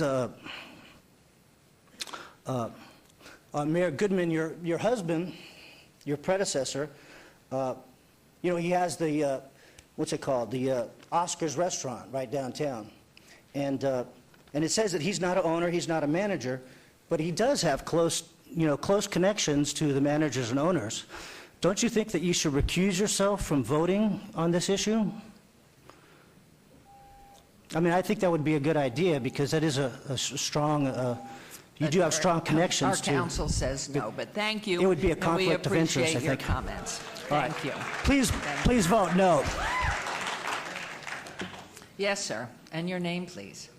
Yes, I'm Woodrow Wagner I live at 240 Kipling Street, Las Vegas, Nevada, and I'm in Ward 1. I sent a letter to all the council people yesterday, and I hope you've all had an opportunity to read that. The voters in all wards were kept in the dark until the city council meeting of September the 3rd. That's the first time I heard of it, and I was watching TV at home on Channel 2, and I heard the council meeting. Prior to that, I didn't know, and that was a week or two after it was presented here live. probably if we didn't have open meeting laws, as a citizen, I probably never would have heard of this thing, because it's all been done behind doors by the staff, by people that I would never hear of it. And it appears that right now it's going to be decided whether we have this or not by 7 people today. We've got 600,000 people that live in Las Vegas. And this is going to be decided by 7 people who we elected to take care of our best interest.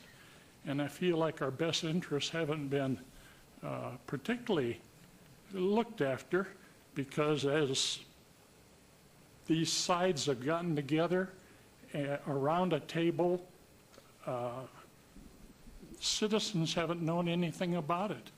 And there hasn't been much negotiation going on. It's been Cordish and Finley on one side saying, here's what we want to do, and everybody on the other side saying, oh yeah, I guess that's what we'll do.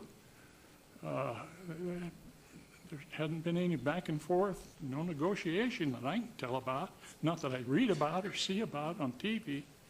And I'm just a little concerned that there hasn't been much more input.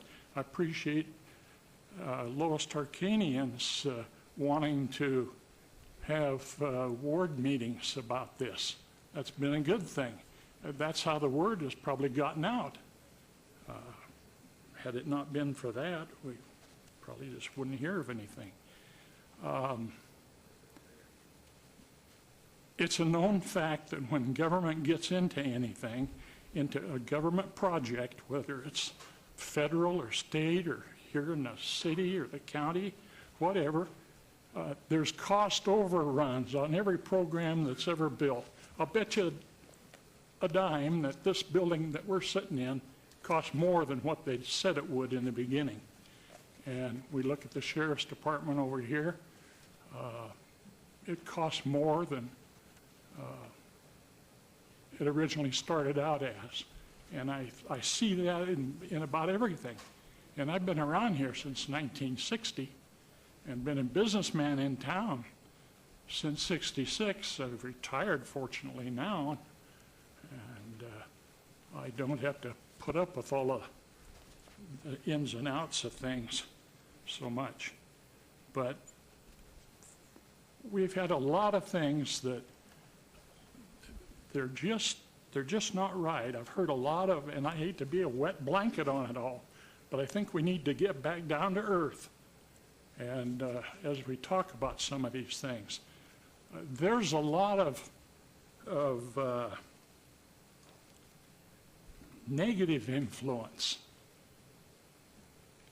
And he's called interest. And the city owes a lot of it right now in interest. There is so much money that's being paid out in interest for the sheriff's department building, for this building, for others. And we just need to see that the interest, we can't afford a soccer stadium right now. Thank you very much. It's something that we need to bide our time and do without. When I start hearing things like the stars are aligned and we've got to do it now, this is our last chance, things like that, it just gets me all scared. Thank you very much for your It's just not comments. right. Thank you, sir. Appreciate it. Thank you. Okay, next person, please.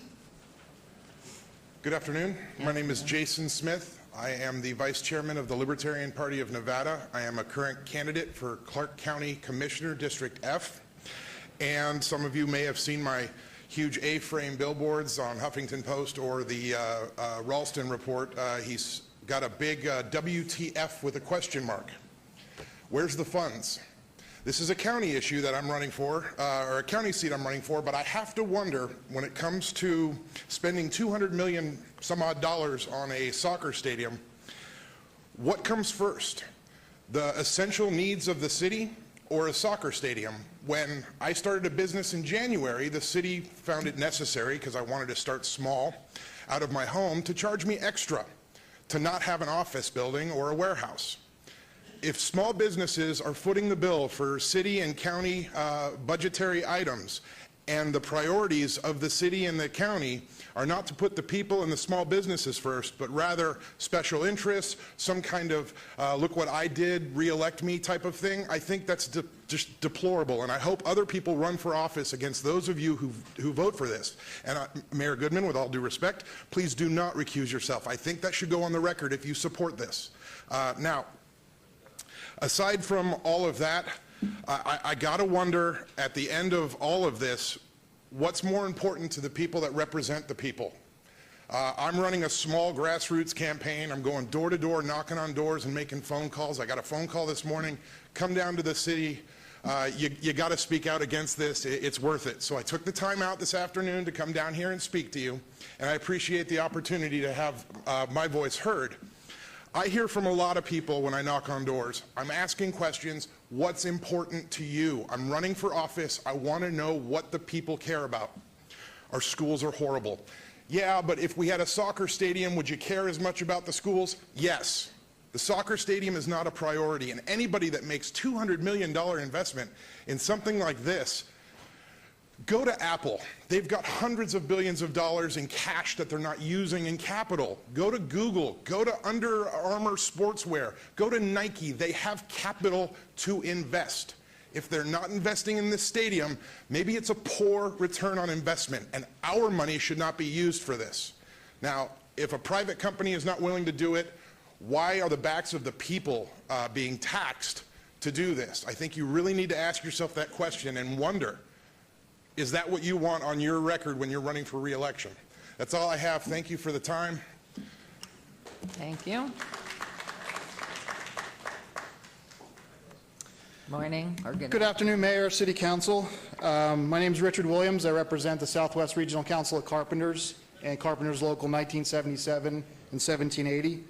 As the largest construction union in Nevada, we're in full support of this project, and we urge the council to approve this term agreement, a term sheet with the city and the Cordish Company. But please take into consideration, this is a non-binding agreement. What's wrong with waiting a few months until December when you have the opportunity to give the developer a little bit more time to put together a good development plan? We feel there isn't any reason why there shouldn't be an extension and wait till December for the actual vote. A vote of no today could kill this project. And with that vote of no, that could scare other developers from coming into our city and wanting to invest money. The perception of a city council that's not business friendly will destroy this city. We cannot have that. Our community needs this project and the much needed construction jobs that would come with it. Not long ago, the construction industry was the second largest industry in Nevada behind gaming. We need to get back to that. Those jobs create direct and indirect jobs for this community and to support our tax base. In closing, the Carpenters Union would like your support on this development agreement, or this term agreement, and to move forward with the Cordish Company to get a development agreement that everybody wants and needs for December. Thank you for your time. Thank you very much. Good afternoon. We're into afternoon already. Hi, good afternoon, Mayor, City Council. My name is Sean Kinsey. I'm with the Operating Engineers Local 12 Union, representing about 6,000 families. We would like to come out and ask you to vote in favor of this process. This is not the final vote. This is just to move this project forward. It will all give us all time to negotiate and find out exactly what this means for our city. I support downtown. We need this. Thank you. Thank you very much.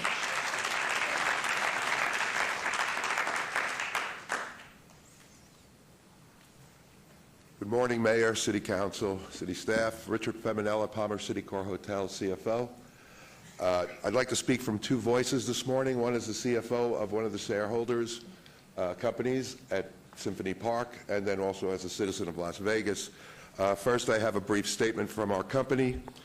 I'm here today to simply tell you that approval and subsequent development and construction of the soccer stadium in Symphony Park would be an excellent stimulus to the city and to Symphony Park.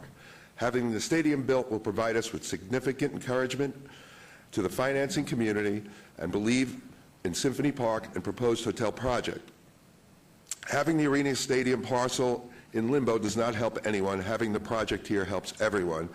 I know that sounds very generic, and that's why I'd like to speak in my voice now. I've been in Las Vegas 17 years. I've had the privilege to work with City Council on numerous things. I've sat on the Downtown Business Advisory Board. I've worked very hard with several charities around Las Vegas and children's charities. I'm very, very active in the business networking community, and as well moved our company headquarters to here in Las Vegas from New York City. So I look at our city from several different aspects and several different seats. Over the past decade or so that I've been involved with City Council, I've watched through recession and everything, everyone involved keep moving downtown Las Vegas forward. We look at all the development that's been done down here. The result at the end is people in Las Vegas working, people in Las Vegas filling buildings like this every day with their jobs, making room for new companies to come in and create more jobs, not just for the labor unions that are here, but long-term employment, long-term tax basis. Yes, it might be a risky investment to do the soccer stadium. I'm not a soccer fan, I'm not a football fan, I'm not a baseball fan. But this project, bringing companies as large as the Cordish Group in, and local support from an enormous company, is amazing to our community. Just like attracting Tony Hsieh and his company down here, which I thought was unbelievable for the city of Las Vegas. This is going to be just as unbelievable. It will raise the confidence of American businessmen and American banking in our city to bring us larger and larger growth. As far as using our tax dollars as part of that, there's a very simple principle in business called skin in the game. If we as taxpayers don't invest in businesses to come to our city, they don't come. That's our skin in the game. And maybe the total economic sense from a lot of these reports might not reflect all the benefits our city gets. So from a standpoint of Palmer City Core Hotels and a standpoint of Richard Feminella, as a citizen of Las Vegas, as in the past, great decisions have been made by the people in this room, and voting yes is definitely the best thing you can do for this project. Thank you. Thank you very much. Anyone else, please come forward and state your name.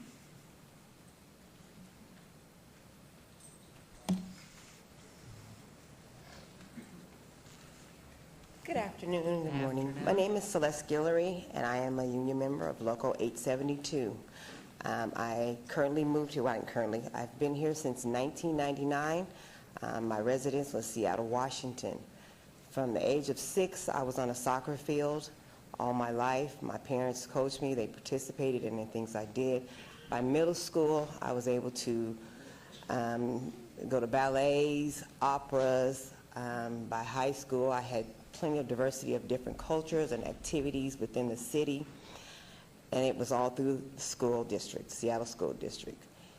If we don't have places for our children to get exposure to these different cultures or different things, our kids won't have those options or opportunities to go into those things. I'm for the stadium, yes, I need a job. My brothers and sisters need employment. We need to build, expand the city. But when we open this door, we're going to open up this door as you did with the Smith Center. You're going to be able to bring different culture. And my question is, when this is open, and I know this stadium is going to be built with all my heart, but once it is built, how are you going to give back to these kids? Because if you don't open these doors, because a lot of families are not going to be able to afford to go. My family wasn't able to go, but the Seattle School District provided the opportunity for us to go through the whole school district. We were able to see, like I say, once again, we were able to see different things, plays, and it was within the school district. But the city has to open the door to bring more of these things to Las Vegas, because we don't have them here. We don't have this culture here. Like I say, once you open this door, I truly believe other things will flourish and bring more to this city. And that will be the best long run for our children as in to help them stay here in Las Vegas and be proud of Las Vegas. Las Vegas is, it is their, I'm sorry, I'm nervous now. Their role model. Las Vegas is going to be the role model for our children here. What we do in this city to help them stay here and be proud of this city is going to be what we're going to say, we did this. It's going to be our reward.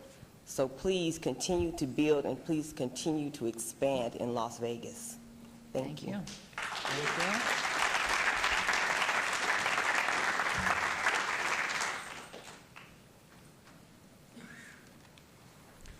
Good day, everybody.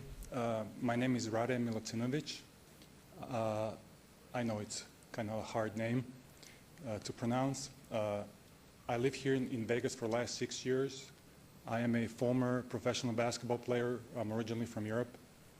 And basically just recently, last week, I've learned about this project. And I was at the meeting past Thursday where I actually, for the first time, met Mr. Findley and the rest of his team. And I offered on my own to get involved in any way I can to try to help them reach their goal and make this project happen. And for the last few days, I've tried to learn as much as I can. I tried to get in touch with some of you. Some of you actually saw me in the hallway upstairs trying to set up the meeting, but most of you were very busy. And from everything that I've been hearing, no matter who's for this project and who's against, the big picture is what I believe it's not here. It's on everybody's mind. I've lived all around the world. I've played at big cities and small cities, and there's not a major city in the world that does not have a professional sport. That's a fact number one. Number two is that Las Vegas's downtown area is most undeveloped downtown area from any major city in the world. If you look at Manhattan or downtown Chicago, San Francisco, and overseas from London, Paris, Rome, you know, all of those cities, downtown areas are their pride and joy. And I believe that throughout the development and growth of this city, one major thing was just, you know, put aside, and that's developing downtown. No city can grow without its downtown. That's why I believe that with this project, having the location downtown is more than perfect and logical. Then number two, Las Vegas is the most unique city in the world that from its beginnings, you know, was developed on a almost magical illusion that while having fun, you can become rich by going into a casino. And after all these decades, there's a price to pay. Vegas is overwhelmingly growing a bad reputation around the world when people eventually realize that you cannot make money off of gambling. That's why this city, I believe, needs so bad a project like this that will bring a totally new light and dimension to the city and will show the rest of the world that eventually this city is ready to grow as a regular city that has its own community, that cares about the people that live here. And I am extremely surprised to hear most of the people, especially those who are against this project, and a lot of them who are for, that have their own personal views that just don't understand Thank you. the big picture. But if I can just have like just few facts. Number one. Very briefly, because you're over the 4 minutes, Extremely please. briefly. Please. Number one, Mr. Findley's family, in my opinion, have proved that, I believe he's third generation, involved in a community, that you have somebody local that wants to invest. Number two, I believe that from what I've heard, you, Mrs. Mayor, are for this project.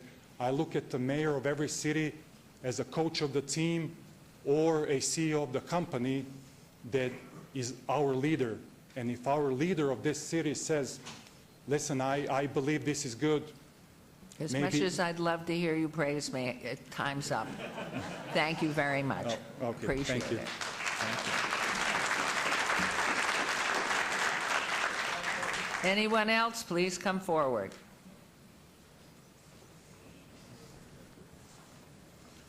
Hello, my name is Khalid Zaman. Wait. Would you spell it, please? KH. And no insult there, but It's KHALID. Last name is Zaman, Z-A-M-A-N. I go by Z. It's a lot easier for my friends okay, and my please coworkers. go ahead. I'm actually here for another reason, but being that I've been here for the last couple hours, I'm looking at the argument, who's for it and who's against this. And I'm from San Jose, so I saw Pac Bell Park be built several years ago, and it's completely revitalized that whole area. No one used to go in that area, but now there's buildings, there's growth, there's condos, there's restaurants. So this will be phenomenal for the town to bring in a major league team. It will grow, it will revitalize the area, and it will grow with jobs and tax revenue on all this other stuff. But I was just looking at a chart, the last, these gentlemen put up here earlier, the last 7 soccer stadiums that were built, other than this one, there was only one other that cost nearly $200 million. All the rest were around $100 million. And I'm wondering, is there a way you can have your cake and eat it too? Why do we need a $200 million stadium? Let's do something a little less expensive, maybe $100 million, $120 million, where they're willing to invest right now, I believe, $118 million. Maybe the city can support them.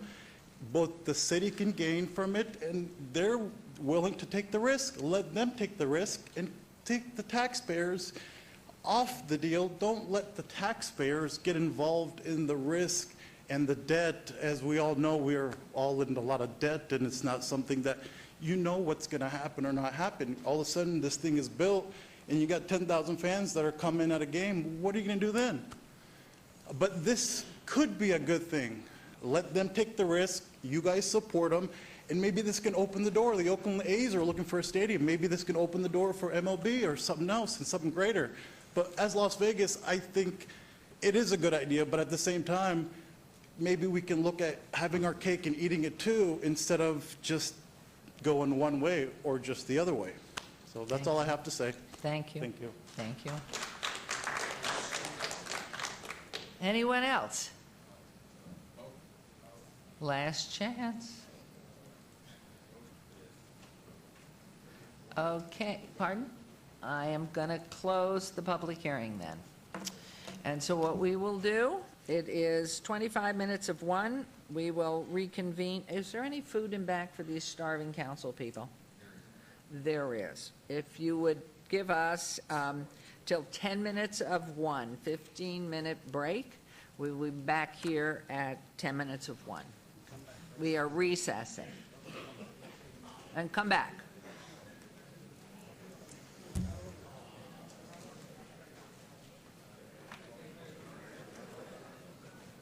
What kind of food's in back?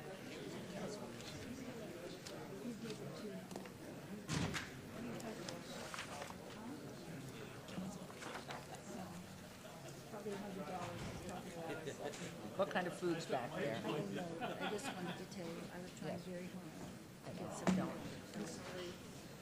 I did get called up here. I'm sorry. Okay. Do you need me? Can I go get something to eat? Councilor Ball will be part of the conversation. He may be. Okay. He's right behind. Stace, He's right behind. these are done. Okay, so And I'm holding 30. Okay.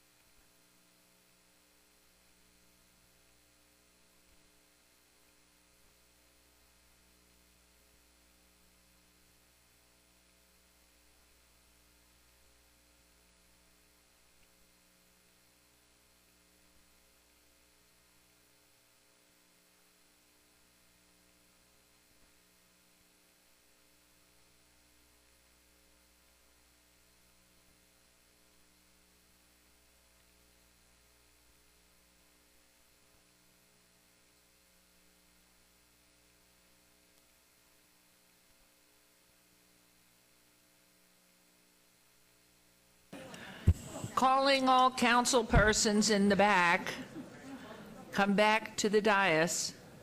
Calling all council persons, come home. E.T. home.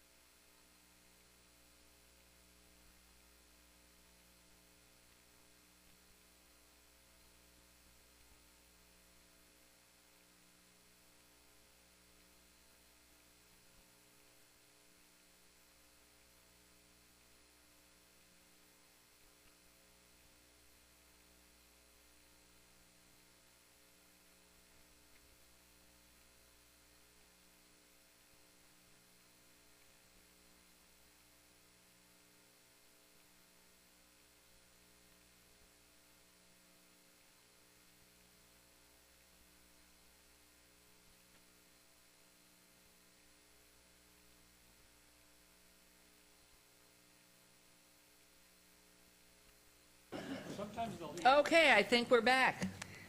We are here. Okay, so I have closed public comment, and now I think to move this along, this is in Ward 5, so I'm going to turn to you, Councilman Barlow, to see how you'd like to proceed. Thank you, Mayor, and I really appreciate the public's comment, as well as our development group, the Quarters Finley, and to the City of Las Vegas, City Manager, and all of our executive team for really working very diligently and deliberately towards a common theme amongst the mayor and council members. We all agree on a stadium for the City of Las Vegas. Where the philosophical differences come in, from what I heard from each one of my colleagues, is how we get there is where the philosophical difference is. But just let it be known that unanimously, we all would like to see a stadium. And so before I go any further, Mayor, I would like to turn my time over to my colleagues, and then I would like to wrap up the conversation and the debate with a couple additional thoughts, and then a proposed recommendation that will hopefully get us over the hump moving forward. Thank you. Thank you very much. So do I wait for volunteers, or do I just start at one end or the other? I'm easy. All right, he's easy. Go easy. Thank you, Mayor and council members. I've kept no secret of how I feel about this wonderful opportunity, and I must say a few things. And Councilman Barlow, thank you for letting us comment on this. I want to say something first about the neighborhood meetings that took place in each one of our wards. I was actually a little disappointed with turnout. I anticipated a lot more of our residents would have come to those meetings, shared their thoughts on bringing a soccer team to the city of Las Vegas. So I understand they were both, some of them were 50-50, some of them were weighted one direction more than in another. Likewise, I think, Mr. Finley, you don't have to get up, but I think you guys did a poll as well yesterday, and I'm looking at those results that Ms. Fretwell has shared with the council, and I'll put these in the record. It appears it's only been a sampling of 982 people, but overwhelmingly 70% yes. Doing my own unofficial wedgie poll that I do quite frequently in city council meetings, I too have been at about 70% in support of the soccer team and moving forward. Excuse me, the paper that you have, do we all have that one? It was sent by Betsy in an email, Mayor. I just printed it out. Today? Today. Okay, thank you. And it's quite significant because each ward that was sampled, over 50% of the samplings were in support of the stadium. So I think that's quite significant to point that out. And like I said, I'll make that a part of the record as well. I still have my notes on it. You get it later. That being said, a couple of things that Mr. Smith had brought up. $200 million today, and you can just nod your head. You don't even have to get to the microphone. And an additional $250 million commitment and investment in Symphony Park. Am I hitting this right? This deal has gotten much better in regards to where we started from. And I want to say congratulations to you guys on thinking forward and trying to get us there.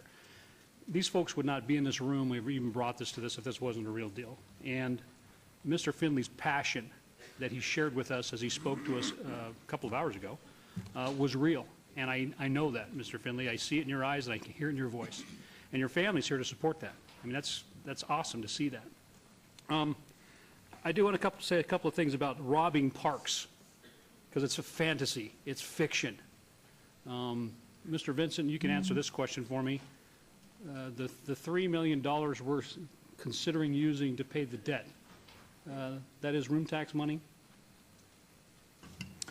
For the record, Mark Vincent, the money that we are suggesting that we would appropriate on an annual basis to service the debt is money that we get from the Las Vegas Convention Visitors Authority. It's a collection fee, which obviously is coming from originally room tax money. Thank you. That being said, where was that $3 million being spent before?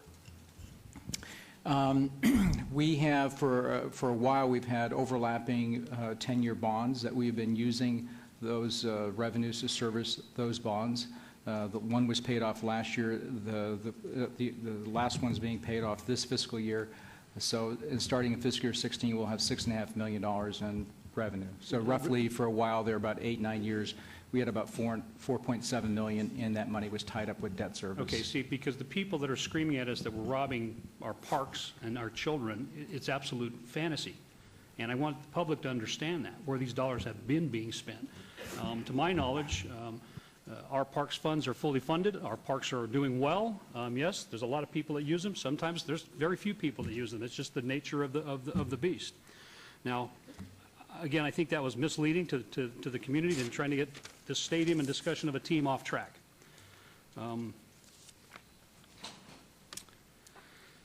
Ms. Fretwell, where'd she go? She's hiding from me. Okay. Let me throw out some other numbers that you guys talked about the last time we met on this. We're talking about 1,100 permanent jobs at the facility itself. Am I correct? Not to mention the other ancillary jobs. And these folks who are in construction, who are looking for jobs, 1,200 construction jobs, and I think that's a little low, honestly. And I know Paul Schmidt would probably shake his head of the same, but I think it's a little low. We need to get these people back to work. More importantly, we need the catalyst. And Mr. Smith, you shared with us that the other prospective developers are picking up the phone and calling you guys. That's huge to me. Really? That is moving to me, because if we can get additional development going on, that vacant land over there is not contributing to our tax rolls at all. Your numbers from last meeting. New state and local taxes of over $9 million annually. That's just a start. Room nights, and Mayor, this is a keen observation for us as we sit on the board for Las Vegas Convention and Visitors Authority. 250,000 additional room nights. This is huge, and I said it at the last meeting. It is huge. Mr. Arndt had a nice slide up there of future projects. And I think we need to be focused not only on landing this team. This isn't a let's build something and hope they come. They're here. They're knocking on the door, and they want our attention. And I think we have the opportunity to do that. I will ask Ms. Fretwell this, or Mr. Vincent, one of you. What would the additional construction of nearly $500 million that this project would generate do for our city? Ms. Fretwell, you want to take that? Well, we haven't had the opportunity to really do an evaluation of the $250 million that was given in the way of commitment this morning. And you've mentioned the economics as presented by the developer partnership on the first $200 million stadium. From a property tax standpoint, however, an investment of that magnitude, $450 million, plus having the lands turned to private from public, we anticipate will generate net of the investment in education and in the housing set-asides, somewhere around $3.5 million annually when the projects are built out. If they come in at that value, at that $450 million value. Thank you, Ms. Farrell. And Mayor, if I may continue through you, of course. Please. That is quite significant. We had the Charlie Palmer folks standing up here. I don't know if he's still here or not. The UNLV soccer coach here, supporting this. I mean, this is a no-brainer. This is a golden opportunity for this city to become what it needs to be, in my mind. More jobs, new taxes, spin-off development. I wrote 2 words down, Mayor and council members: vision and leadership. And I know it's difficult sometimes. There have been some comments made to us about how difficult it is to make decisions. And I, for one, did not run for city council to sit on my hands and do nothing for my community. I ran for city council to make a difference in this community and make things better for my grandchildren. And that's exactly what I'm going to continue to do and serve this community. In the late backup I got from the city clerk's office, I think yesterday, there was 1 opposed and 42 pages of these in support of this stadium. Now, as badly as we're trying to reach into the community and get an idea of what they want, I'm using every little bit I can. And I see an overwhelming support to make this a reality in the city of Las Vegas. Again, this is not binding. I think we owe these men and their families the opportunity to get to December, to work things out, and maybe a better deal comes forward. maybe through negotiations, maybe things change. Maybe that phone will keep ringing, Mr. Smith, and those developers, they'll all be sitting in here at our next meeting when we talk about this again. That's what I really want to see. I think we can make this a reality, Mayor, and I'm in full support of moving forward with this. Thank you. You ready? Mayor Pro Tem, go. All right, thank you, Mayor. You know, we've been spending a lot of time on this arena project.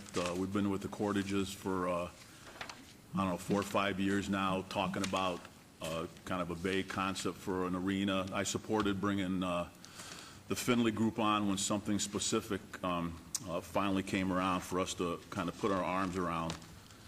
But I'll tell you, the one thing that I've heard loud and clear from the residents of the city of Las Vegas, from the 600,000 who live in the city, who pay taxes in the city, they don't want 1 cent spent on the stadium. And it's not even close. In fact, I'd put it up for a vote of the people today in the city of Las Vegas. And I'm not a very good bookmaker, but I'd put the over-under at 90% opposing this project, and I take the over. They don't want their money spent on a stadium. That is the bottom line from what I've heard of folks. And I'll tell you, most city council meetings, most agenda items, I don't really hear from the general public. I don't hear from my ward. I think they trust me to make the right decision. That's why they voted me in. But they've come out en masse on this one. I've had, this is a stack of emails and letters, phone calls, talking to people face to face. They're okay with the soccer stadium, just like Councilman Barlow said. They just don't want to pay for it. They don't want to put their taxpayer dollars into it. And, you know, I tend to agree with them. And if you look at, I just recently got the last issue of Money Magazine, and they ranked the top cities in the United States. And the common theme through the top cities in the United States was open spaces, bike paths, public areas for people to enjoy, not stadiums. And the $3 million that we're talking about here, once these bonds are paid off, can be used to continue our open spaces. We're already on a push to put bike paths, and we build these overpasses. I have areas in my ward that have not had a park built because of the recession, and that money could be used for somebody to take their kid to a park to play on a playground, to take their dog for a walk. They're not going to go to a soccer stadium to do that. Somebody has to pay to go into a soccer stadium, and it's really not going to be available. So, you know, I'm going with the folks on this that live in my ward and live in the city of Las Vegas. I've heard from them, and they say go ahead and build a stadium, allow the Cordishes and Finleys to do it, but don't use my taxpayer dollars on this. And I do have just 2 other comments on it. This $250 million that just kind of came in today, why don't you take that part of that $250 million and fund the rest of the stadium, and then you'd get a unanimous approval up here. If that money is all of a sudden available, I think you could build the stadium. So I'm not understanding what that is all about. And the other thing is you know, all the public speakers that come up here, and I've received a lot of other emails and letters, and you know, these are people that live in the county. They live in Henderson. They live in North Las Vegas. They live in Boulder City, maybe. I don't know if anybody's been from Boulder City. But they're not the ones that are actually going to be funding this stadium with their taxpayer dollars. So maybe you should go to the Clark County Commission and the North Las Vegas City Council and the Henderson City Council and ask them to pitch in on this. Since the whole valley is going to be using it, let them pitch in on this, because their residents are going to be attending the stadium. So I don't think we need to delay this 2 more months. That's what we're talking about here today, because the public funding is not going to change. Cordish has already said we need City of Las Vegas taxpayer dollars to fund the stadium, and the people in the City of Las Vegas, from what I know, do not want to do this. So I'm going to continue to vote no on this if there is a motion to that effect. Thank you. please. Councilman, a question from Councilman Coffin to Thanks. one of the Thank you, Mayor. I council. just wanted to ask a question of our staff. I know we've had a lot of discussion about money being pledged on our side from parks, infrastructure, construction, and other uses in the parks. And I heard our financial guy, Mark, indicate in an answer to Councilman Ross, it was a little different. I'm not sure Mark really answered the question fully, but it seems to me that we have pledged some money on our part, and it's been written about in all the papers all the time. I keep seeing it, so who's correct here? Do we have money that could be used or would be used for parks, construction, and maintenance or rehabilitation? Coming out, isn't that where that $3 million is coming from? Yes. Again, for the record, Mark Vincent, I think the question that Councilman Ross asked me, which I answered, was that we have had, for the last 8-9 years, 2 sets of bonds outstanding. Their combined debt service payment was around $4.7 million, and we were using the source of revenue to service that debt. And part was paid, one of those bonds was paid off earlier, actually last fiscal year, and that freed up money for this year's budget that you all appropriated for certain parks projects as well. About $3 million of that was appropriated. The other payment is going to be, the other bond is paid off this fiscal year, so it's going to free up the other piece for next year. So I think the question that Councilman Ross asked me is, where was that money going? The bulk of that, particularly during the recession period, the bulk of those revenues were going to service debt. Okay, I just wanted to make sure, because he did indicate it was fantasy, and I thought, well, there's got to be some reality involved in here, because we've been asking for corrections from the press. So I think it's an important thing, because my side of town is really hurting in parks. The old wards are, naturally. So I think that what you've said is, yeah, it's coming. If it didn't come from there, it'd come from some other part of the budget. Okay, thank you. Thank you. Councilman Beers. Thank you, Your Honor. Continuing on Councilman Coffin's thoughts, the money that we borrowed, that we've been using that money to pay off, what was that money used for? I can, from memory, tell you what the current bond that's being paid off was used for. I really don't recall what the other one was specifically, but it was all used for parks and recreation projects. So the one that's being retired today was a $20 million bond. About $15 million of that went to Centennial Hills Recreation Facility. About $3 million went to remodel of a fire memorial park. I have the list. Do you have the list in front of you? Then you can answer. You know, it's okay. It's okay. Yeah, but it went not to sound too much like Perry Mason. So this cash flow that the city receives is governed by an interlocal agreement, right? It's distributed on the basis of an interlocal agreement. And that interlocal agreement specifies that the funds be used for? Recreation facilities, but it references 244A in NRS, which defines what those recreation facilities are, and it's a pretty extensive list of facilities, including museums and all kinds of parks, it certainly does. And Yeah. stadiums too. Yeah.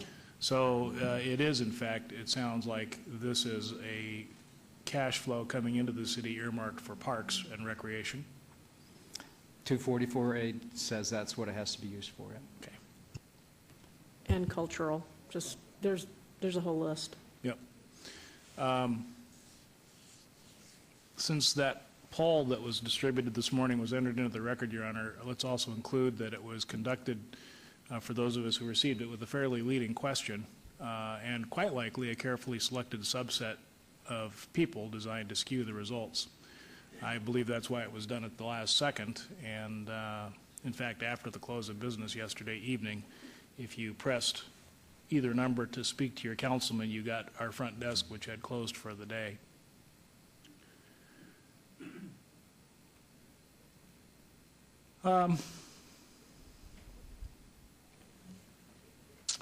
Academic economists agree on very little, and I've read far more of their stuff in the last 6 months than I ever wanted to.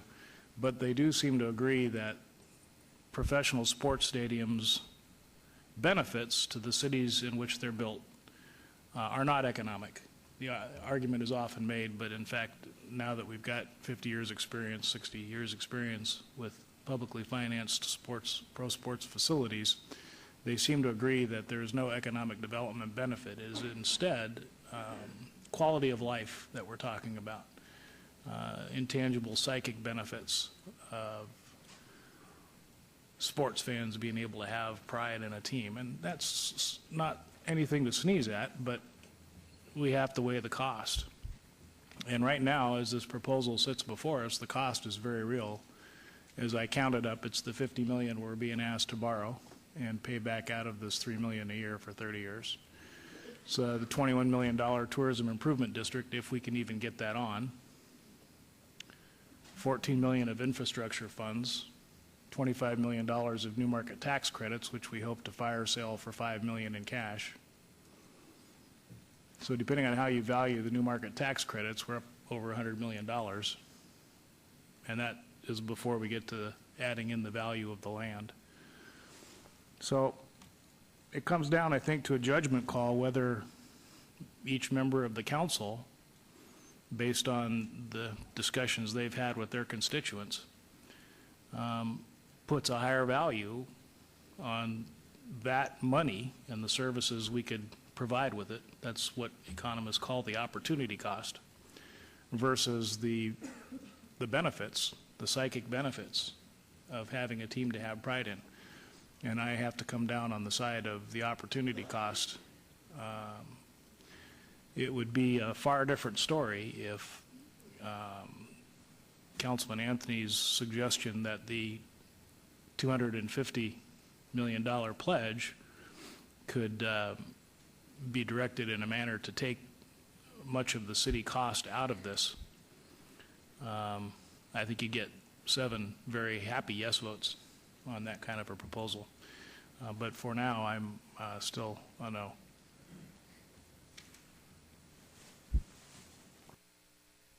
Thank you. Question? Yes, please. Yeah, sorry, Mayor, didn't need to step in that line here, but I had a question of Mr. Vincent. Mr. Vincent, of the projects we've done in downtown, Symphony Park area, tell us how those were financed and how that happened, how we did that, if you would, with the mayor's permission. Please.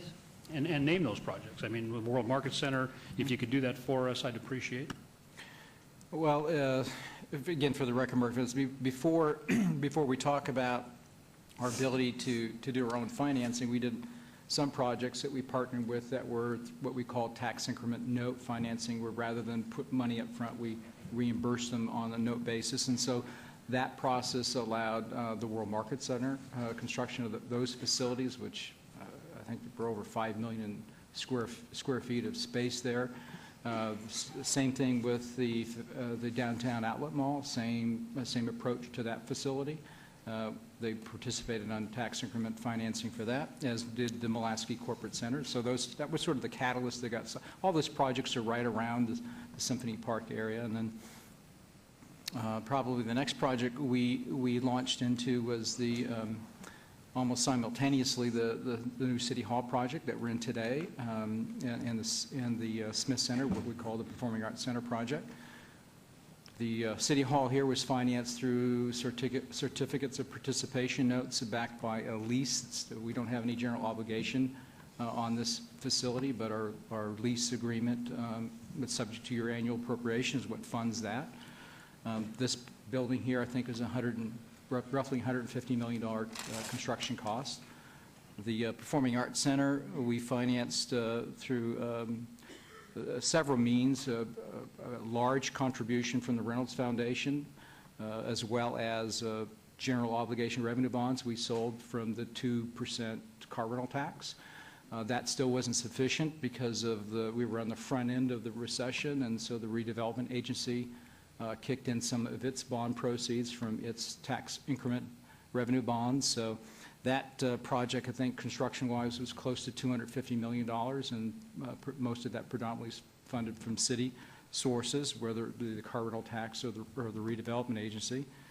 The Mom Museum was another project, about $45–50 million project that was funded through a cornucopia of sources. It was It's a pretty interesting project.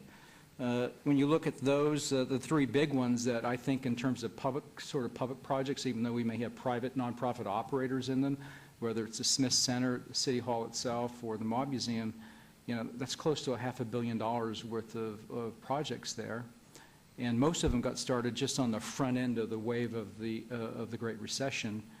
And I think the comment I made in briefings is as difficult as all that was, and some of those were really hard decisions for this council to make. But you're looking back on it now, but for not moving City Hall here, you wouldn't have Zappos downtown. You wouldn't have the $350 million that someone referenced in terms of Tony Hsieh's downtown project group. You certainly wouldn't have some of the opportunity we still have with the the Forest City Group that owns a couple more parcels here. So when you look back on that, I think the comment I made was, I look, as difficult as those were, I don't think any of those I'd look back and say, gee, I wish we didn't do that. But anyway, that's my editorial comment there. Mayor, and if I can, again, Mr. Vincent, if we'd have sat on our hands as a city council years ago and done nothing, how many jobs would have never been created? How much economy would have never been created had we not made those difficult decisions yesterday to get to where we are today? Because every one of those projects you just named are very successful projects in the downtown and have created jobs and have created stimulus. One question to Ms. Fretwell, Mayor. Ms. Fretwell, we're talking about this $3 million from the room tax. Do we have other, can we not pay that debt down with other resources and not using that, or make that decision annually, or your thoughts? Well, with the mayor's permission? And Mr. Mark Vincent may want to jump in on this as well. Obviously,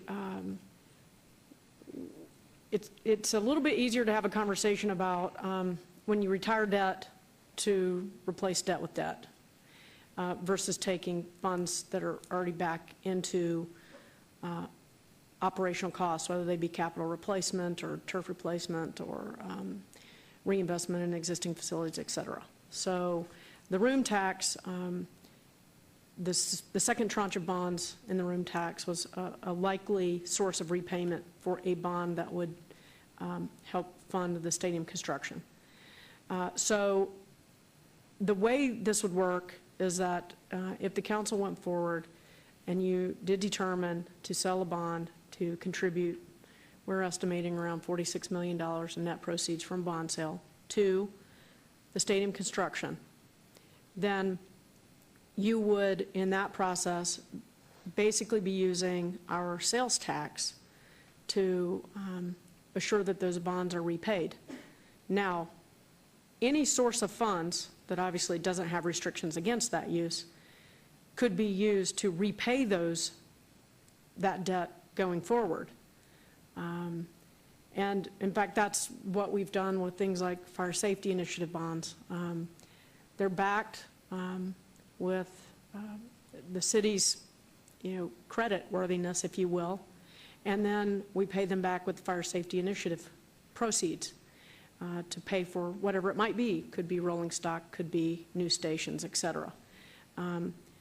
So really, annually in your appropriations process, you do this by figuring out which funds are going into the debt service fund that then would repay the debt. I know this sounds very complicated, but it does give you some flexibility going forward to utilize different resources. We don't know what resources you'll have available to you in 20 years. There could be different resources available to you. You could have more or less room tax. You could have a different source of revenue emanating from the Convention Visitors Authority. We have no idea.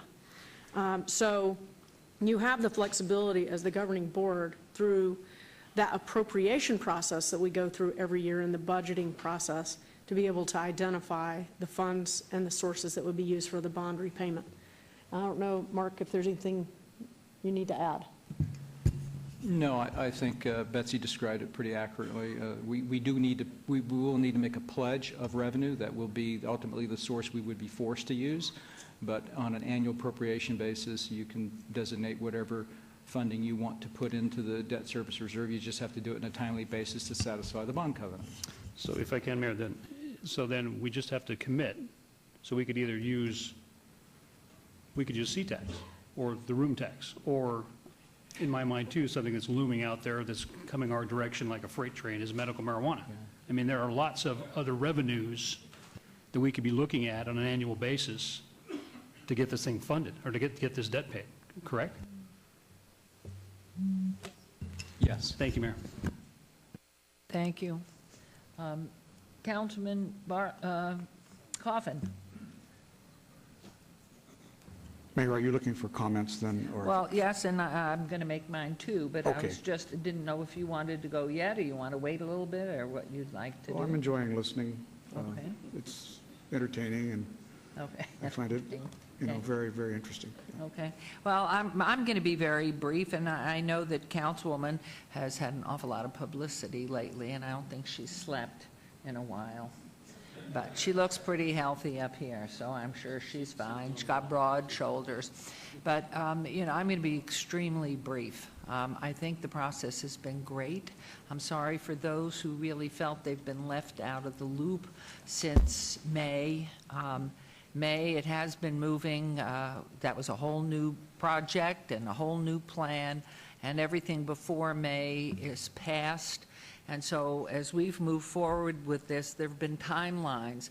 And all I'm really concerned about, because I think the input's been great, both the negative and the positive, because we always learn more. But it's, the only thing I'm concerned about today is going through the rest of the timeline to get to December. Because every day, and we're hearing this continuously, new thoughts, new ideas, new concepts, new groups coming in and making a statement about what they feel, or that we heard today from UNLV Soccer. That was not even a consideration back a couple of months. So all I'm saying is I want to see us continue in the dialogue and the discussion to get ourselves to that final point where each one of us can look at the sheet with the information and say, this is what we feel. Now, I know in the history, and this gentleman to my right, for whom I have the greatest respect and asked him to be mayor pro tem, has voted against all the tax for every project that Mr. Vincent just mentioned, because he believes, he truly believes, that city tax-paying dollars should not go into these projects. That's where he's been through my husband's tenure as well. And so I respect him. That's his opinion. That's the way he has been consistent in his vote from first taking seat. What I'm asking for is to follow the process, get all the facts, see what other changes may come to be or may not come to be. I would just assume from the fact of this wonderful announcement today, if I heard correctly, the building, an apartment building or office buildings bring incomes to the Cordish Finley group, that the stadium would just take all that money, whereas their investments on the surrounding parcels will bring them income. But I'm not concerned with that. I think the dialogue's been rich. We have 2 more months, and it needs to come back with finite, not drafts, not changing drafts, but the final details, what the final agreement, continuing to get information to the table so our city staff and the private partners and us can have the final details. And all I'm asking for is not to cut it off right now. We haven't finished the process. We have not finished this process. We will have it finished by December. And so my ask is of the council to continue and move this forward to December and get the more input that's been asked, and have more discussions and work this through to the end. Because for those of us who do believe, and loudly so, that this is the best thing for the whole southern Nevada area, that it will spur further development, I hold my ears to myself and say, just let the process go to December. That's all I'm asking of council. Why cut it off right now? It's 2 more months, 2.5 months.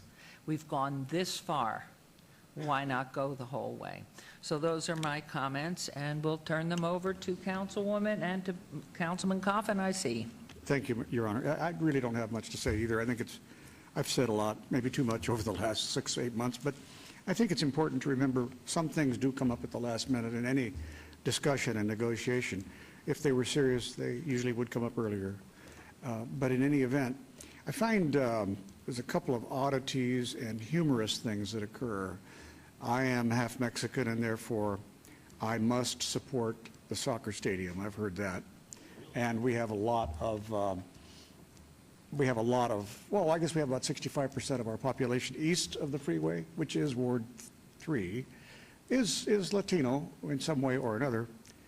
And so therefore, I, as one of their leaders, should support soccer for this Latino population, forgetting that I think people, as they make characterizations and fall into the habit of making cliches about any racial group, often make assumptions that are they're not correct.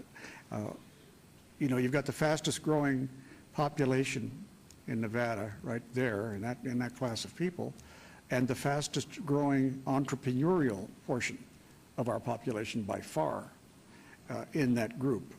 They are smart business people. They don't give their money away for free. They invest and reinvest, and they don't beg.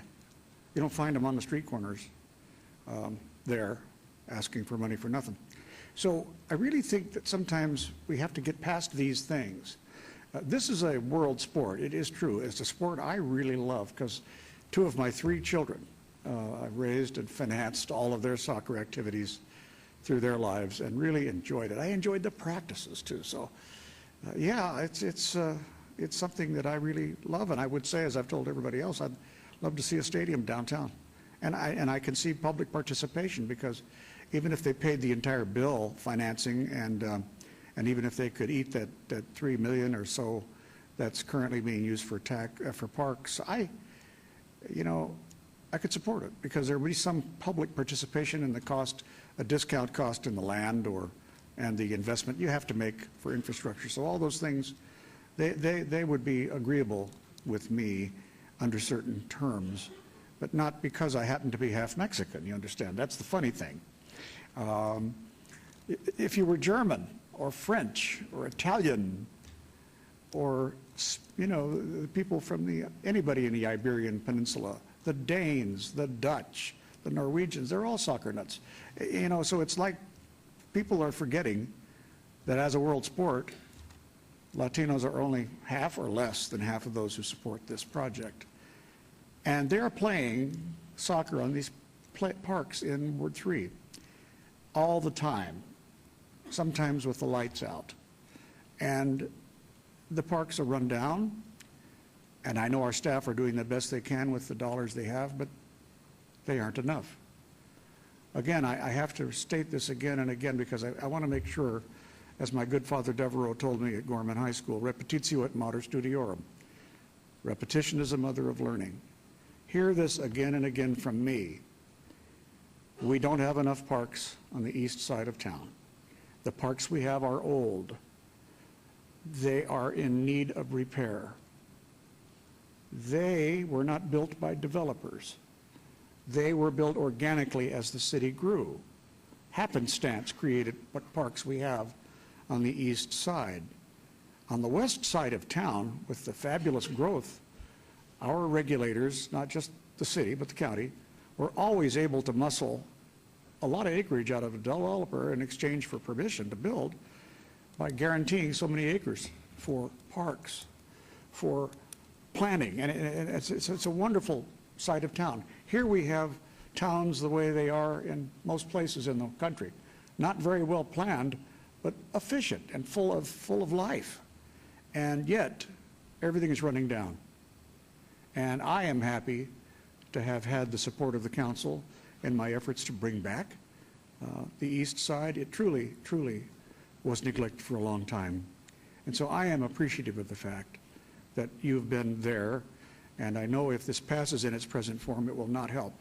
It will hurt our efforts in that regard.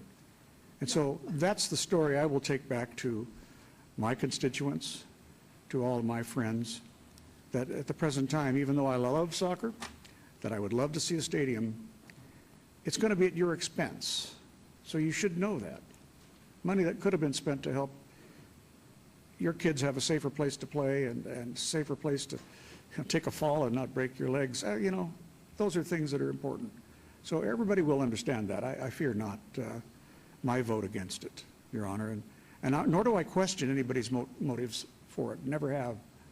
I've never believed that anybody should question the motive of a person voting either way on any issue. It is not appropriate. So I will be voting no at this time unless things dramatically change, Your Honor.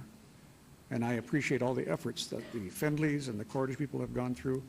They're really not amongst the uber wealthy of the world. They are wealthy, but and I know the Findleys particularly. I played golf on the golf team. Cliff, I mean, he was playing varsity basketball. He was the master of the backboards while I was trying to master the links. So we go back in old Nevada Southern history a long time. They have taken their money and they have reinvested and reinvested and invested. They have taken, and I hope they've gotten wealthy, but I can tell you what, they probably owe a ton of money too, because these are all leveraged businesses. And every piece of inventory out there is leveraged in one way or another. So they're not uber wealthy. I hope they're comfortable and I hope they get rich. But we can't expect them to pay all the whole bill themselves, but we can expect them to step up, I think, more on the arrangements that are here being discussed. And that's so I don't tolerate any criticism of them just because they have some money. I think it's the best thing in the world to get that money through your hard work and your reinvestment in your own community. How often do we see casino owners taking their profits that have been made here in Las Vegas and building empires elsewhere? Well, the Findleys kept their empire here and made it bigger for our benefit. And yes, I hope they continue to make money and employ 1,000 or 2,000 people. That's what they do. So they deserve a lot of credit for even stepping into this thing. I warned them when they told me they were thinking about joining up. I said, this is not going to be pretty. It isn't going to be easy. And just because you come in doesn't guarantee its passage. So there you are, Mayor. Thank you very much. Could I ask you, what would 2 more months do? So you get finite, you may get some interest coming back of ways to do some of the things you're suggesting. Why you would not just go ahead? We've gone so long, so far, a dialogue every few days shows a change. Why you wouldn't let it run its course to December? I'd be happy to discuss that with you here. Thank you. In dialogue. Because remember last January, I think when the Cordish contract, it's an exclusive negotiating agreement. And people have to remember, they didn't bid for this contract. They came in because they convinced the council that they'd be good for developing Symphony Park or doing a project in Symphony Park. And they didn't do it. Now, it may or may not all be their fault because they were responding to the wishes of Mayor Goodman and the council members, trying to please them. That's never very easy to please any of us. I'm sorry, Mayor Oscar Goodman. And I think they didn't deliver in 3.5 years what I'd hoped they would. So I voted no on the extension last January. And then when the soccer came, that came out of nowhere, really. And all of a sudden, it really, really caught my fancy. So in May, I think it was May 21st or something, when we had a council meeting, I voted for it because it included new blood and a new idea. And yet still, it hadn't come from the Cordish people who had the exclusive negotiating agreement. It came from local people with the willingness to risk their own money. And not developers, but rather people who are soccer nuts. You know, they're crazy for sports. If they break even, I think they'd be happy. So here you are. That's kind of the reason. I'm not, I guess, a fan of the Cordish organization. I personally know a couple of them, and they seem really like nice people. But we've spent a lot of time and a lot of money giving them more time, and it hasn't yielded any fruit, really. And so for that reason, I think I'm just tired of it. I have fatigue, the stadium fatigue, and we have a lot of business in front of us to cover. But if I may, it's just the 2.5 months more with our family Findley and not agreeing with you. I know there's been a recession, and I know that's why the Cordish partnership suffered it in their ways as well. But my thought is that's all passed. Here we are in May with a whole new project, just asking for 2 more months. We've gone so long and so far, and especially with this new agreement in May, it would seem reasonable to say, you know what, we need to get the rest of the input. We do want to talk to all those people, both pro and con. We want to hear from them. We are about jobs. We are about building the community. What's 2.5 months more in that? Because at that point, we will know, first of all, what our council feels, which is most important, and then whether or not we have a franchise, which would moot the whole thing anyway. So just my concern is that since May, when it's been a whole new day, can't we just give them the 2 more months to come back with the specifics? Let's see what else happens in the changing, making your suggestions. Maybe the staff could say, you know, well, we could use this fund instead of that fund, and specifically what parks. I mean, we're known in Nevada for the best parks probably in the country already. We certainly, Freedom Park certainly was a huge piece in Ward 3. There's certainly needs, and you were the one that suggested, which I thought was brilliant, that where houses are in disrepair and have been foreclosed upon, to make little parks. But those are just discussion items for the future. All I'm saying is, can't you give the dialogue, and hearing everything you're saying and respecting your opinion that you believe, can't you just say, you know, we have gone this far, and with the Findlay Group now into this so earnestly, and with Cordish having made so many concessions, to continue the dialogue 2.5 months to get the DDA, which would be the final piece, not another draft of a proposal, but the final piece, 2.5 months to maybe see it die, or maybe see something happen that could be changing every area of downtown and the spillover. So I'm asking you, just for 2.5 months of a lifetime for this city. You know, if we were married, I'd never be able to say no to you. Good. Good. Good Lord. You are the secret to a happy marriage. So anyway, you don't have to answer when you I'm not going to vote for vote. additional time, though, Your Honor. Okay. Well, that's too bad. I'm sorry, because I really think, I Thank know you. that you've worked hard, but I will leave it at that. Thank you. Thank you. Okay. This vote decision is probably the most difficult one I have ever made, because both sides in the issues have made tremendous efforts in putting forth their views. In my heart, I feel that the excitement and the possibilities of having a pro soccer team here in Las Vegas is absolutely tremendous. And I feel the soccer team would be a great success. And I share the passion of Justin Findlay and also that of our mayor. You need cheerleaders sometimes to accomplish large objectives. And I can see in that soccer field, rugby and lacrosse, and an addition of many different types of teams that would be of value here within the city, where we have very little use so far for rugby and lacrosse. I can see, and I feel UNLV would agree, that we could have our football team here on this very stadium. And having experienced all the excitement and all that comes with uniting for a team, I can share that. I could almost close my eyes and see the football team with downtown Las Vegas, the same as Penn State's little downtown next to their university, where there's big banners up when games are played, where the band's there, the cheerleaders are there, and everybody in that community, every business, is there backing the team.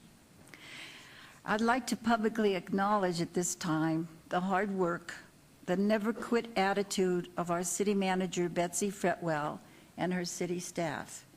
She may have almost driven me crazy, but I managed to survive that. Her staff provided tons of information to us and tried to answer all our questions, and for that, I'm really, truly, Bill, I see you there. I know all of you, how hard you worked, and all those nights, and all the putting together of everything. I very much appreciate that. For me, however, I have to say that the final decision I make rests upon the views of those whom I represent in Ward 1 and other city wards. Not in North Las Vegas, not in Henderson, not for the soccer moms and dads, because I've been one of them that I really respect very much, who live outside the city. My vote has to consider what those families feel that I represent in Ward 1. They elected me as their representative so that I could represent them. And I've received from them numerous calls at my home, as well as a gigantic number of email comments here at the City Hall, numerous personal contacts when I went to the grocery store, when I was at church or out walking, and so on. I feel I know the people in the ward I represent. I've lived there almost 40 years, or a little over 40, I think, and we sort of know each other pretty well. I am convinced, and I will tell you that many calls did come in for the stadium, but primarily they weren't people that I represent or live in the city. And we have to look at those, I think some of the other councilmen represented, those who will bear the burden of the cost. And I know the people that I represent are very, very for having a stadium and having a pro team. But I'm convinced that those wards, the residents of my ward, do not want public monies used for that stadium, even though they are positive about the stadium and the pro team. They do not want public monies used.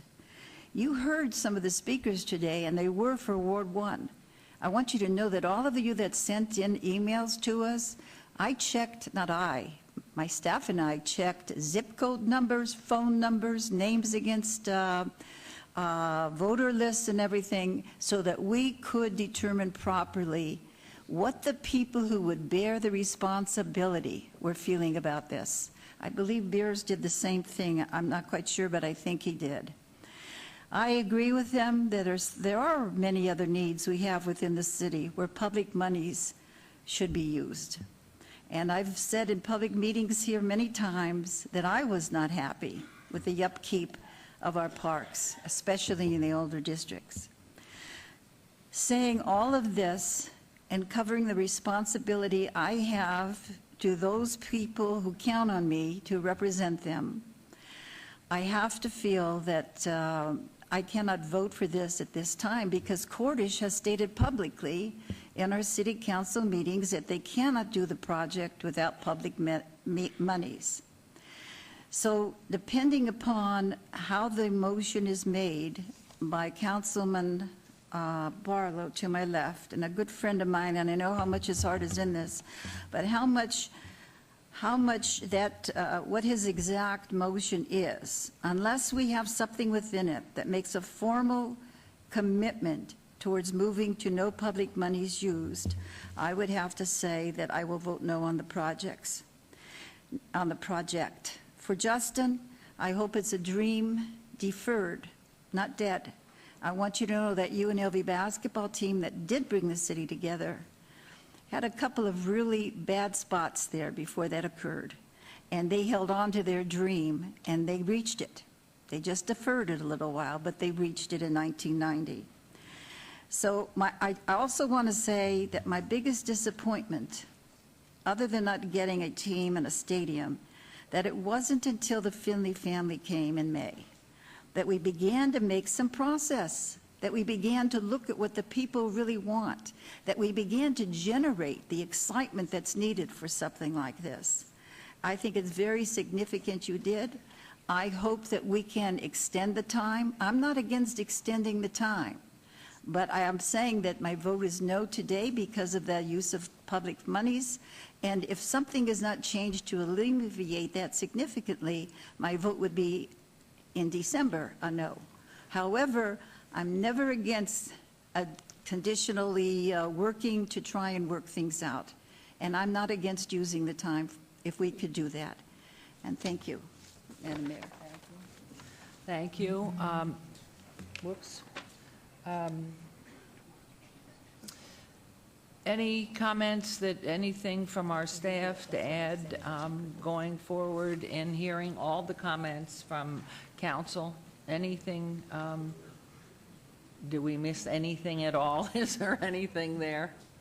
On the deferment, anything else? Mayor, I really don't think we have anything to add at this time. I mean, we're obviously happy to answer questions. There have been a lot of comments. I tried to take good notes about things that need to be considered. Councilman Coffin's concern about the park prevalence in his ward, conditions associated with parks. We're completely happy to run through those things now or sometime in the future if you prefer. I do think that there are answers to many of those issues that are compelling, but we also know that there's always room for improvement. And I'm not sure that that's the best use of your time right now, because a lot of those answers hinge on what you decide to do in your prioritization of this project, among others. And the 60 days, should you choose to go forward, gives us an opportunity to continue to further refine what we think we've heard you say today and what we've heard from participants from the public. But I really think it's your turn to tell us what the next step is for our city. Okay, thank you very much. Councilman Barlow. Mayor, all I can say is wow. Allow me a moment just to take a deep breath. It's been a long time since this council has been in a position like this. And I believe this is government at its best. If the public ever wanted to experience what government looked like in the public, you've experienced it over the last several months. You can witness by way of everyone's comments as to their philosophical differences as it relates to how we get the ball across the goal line. I believe right now that we're, having played sports, we're on the 20-yard line in a great position to score a touchdown. And there's a lot of coaches right now, 7 coaches, that have their own way of thinking as to what that next play should be. And when that decision is made, you all will have an opportunity to see how, in fact, that play is set up. Reflecting back on previous councils and the decisions, the very difficult decisions that were made, starting with World Market Center, a lot of you all may not remember that very tough conversation as to the size and scope of buildings, of square footage that we have never experienced outside of gaming. The conversation as to whether or not the Las Vegas Premium Outlet should be downtown. And today it's the #1 mall in America. The conversation as to whether or not Lou Ruvo Brain Institute would be a success. And why would we do that? And look at it today with a great anchor tenant in Cleveland Clinic. And they're looking to expand to improve the quality of health care in the state of Nevada, trying to take us away from having to commute to McCarran for our in-state health care needs. The Smith Performing Arts Center, very difficult decision. And the structure of that was, it reminds me of, Mayor, the old Rubik's Cube, trying to line up all the colors. That's how difficult of a structure deal this Smith Performing Arts Center was. But look at it today and the impact that it has made, not just for the city of Las Vegas, but for the state of Nevada. East Fremont, 1999. I walked into the city, and one of my assignments, Mayor, was to work with law enforcement to rid East Fremont of all of the derelicts, drugs, crime, and dilapidated buildings, structures, in order for what? To make way for the vision of the council as to what they believed it could turn into. And there's a lot of naysayers and doubters that no one would ever go to East Fremont, ever, regardless if you attempt to put a lipstick on a pig, people wouldn't go down there. Look at it today.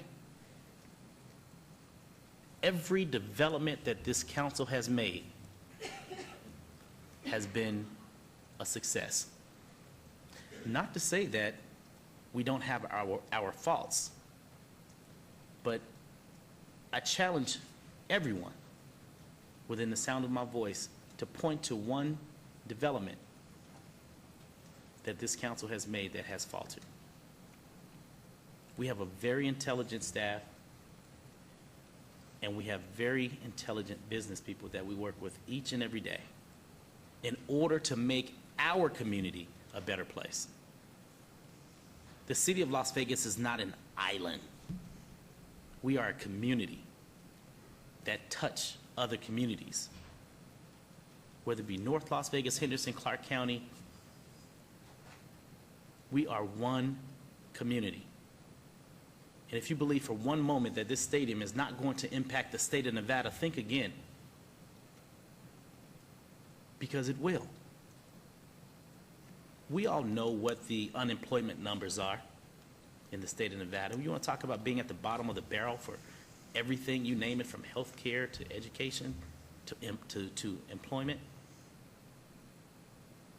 This is an opportunity for us to continue to push and forge forward in order to make our community a better place. But this philosophical difference is, at what cost? And we hear that loud and clear. At what cost? Well, ask that question to your neighbor who's in the process of losing their home, who's unemployed. At what cost do they want to go back to work in order to provide for their family? Ask that to a small business owner who's struggling right now in order to keep their doors open because they have a number of employees that work for them. Ask them at what cost would they take in order to sustain those families that are hard workers and all they want to do is provide for their families. At what cost? That's a philosophical question, not an emotional question. That's a philosophical question that one must ask. Is everything perfect in life? No. Because if it were, there would be a unanimous decision on this day as today. So this is city government at its best, ladies and gentlemen. This is a great snapshot of your leaders, independent thinkers, debating in public, which is not always easy because we have residents in the media that basically will pick apart every little thing that we say. But that's why we were chosen. Because we have a decision to make, and we're going to make that decision. I don't know how, in fact, the votes will line up. But I can share this with you. The real, true question is, what type of community do we want? A community that at least attempted to work towards a stadium, but not stopping at the 20-yard line, or at least a council in a community that at least went through the entire research process to get us to the final date, to make that final decision, because today is not that day. The question being asked and thrown upon us today is whether or not we want to continue to get to that final day, to make that final decision. And once again, you'll see this council once again coming to that philosophical question. Am I going to move forward, or am I going to remain still? Why stop now? There's, in my most humble opinion, there's no reason for us to stop today. 60 days is not going to affect us one bit, because there's nothing that the city of Las Vegas nor the taxpayers have lost. Zero. We are looking forward to gain in the research process. There's been a number of things that have changed just within the last 30 days. A conversation that came forward from the Community College of Southern Nevada, at least that's what it was called when I grew up in the area, but now it's College of Southern Nevada. The conversation of the soccer coach from UNLV. I played soccer for 15 years in this community. And I see State Senator Reuben Keywan in the back of the room. He and I played together in this community. Grew up in the soccer community, just like a number of other people that's throughout the audience. Having traveled to a number of stadiums throughout the course of my athletics in soccer, I've seen what stadiums can do to improve the economic development in communities that were just like ours. As a matter of fact, our community is in a better position than other communities that have just come on with their professional teams. So we're already a step ahead from an infrastructure standpoint.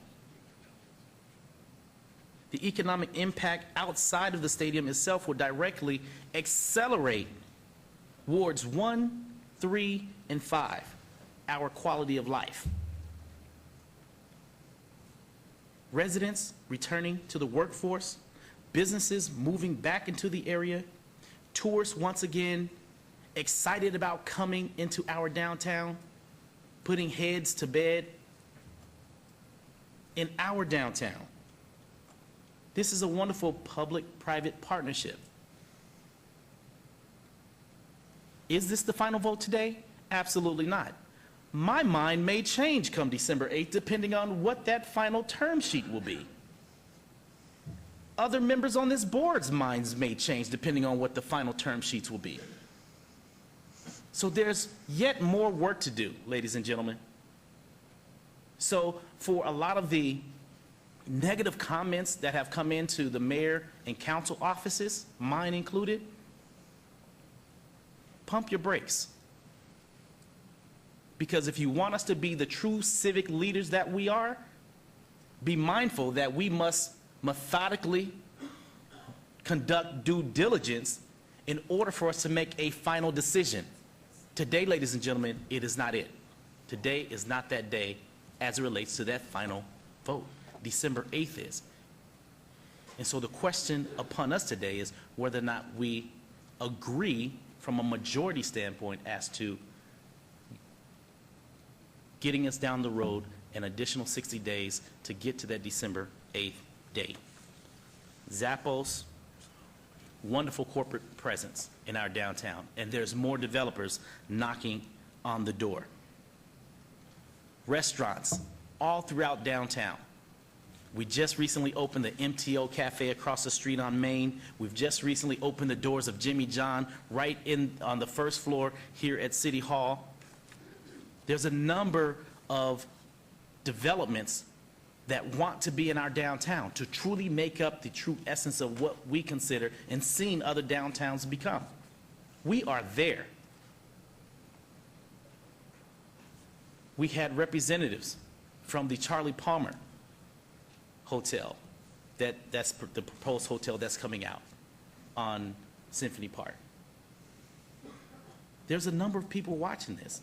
We must continue to do our due diligence. And come December 8th, that will be the final vote as to whether or not we move forward. Imagine this. Imagine if you finished 80% of your homework going back to school, taking some of you back to school. Imagine if you only finished 80% of your homework or 80% of your studies. and you turn that homework in, what do you think your teacher would say? And I'm not asking you to respond, but just think about that for a moment. What do you think your teacher would say? If you only studied 80% for the test, what happens to that other 20%? Just think about that for a moment. Let me share something with you. My parents are no different than your parents. My parents would say, Ricky, do all of your homework and study 100%, because the effort that you put in doing your due diligence will basically improve your score once you have an opportunity to sit down on that final day to take that test. Well, ladies and gentlemen, that test is December 8th for the mayor and council. December 8th. We only have 80% of our homework done. We've only studied 80% because there's yet 20 more % to be conducted. And so for that, listening to my colleagues, and I'm doing all that I can to put us in the best position possible. I'm going to take the liberty, Mayor, and I don't know how this is going to go or what minds may change as it relates to a condition that I'm going to place on the record, and it'll be a condition of my motion. I'm going to take the liberty to condition my motion based on comments from my colleagues and residents that the DDA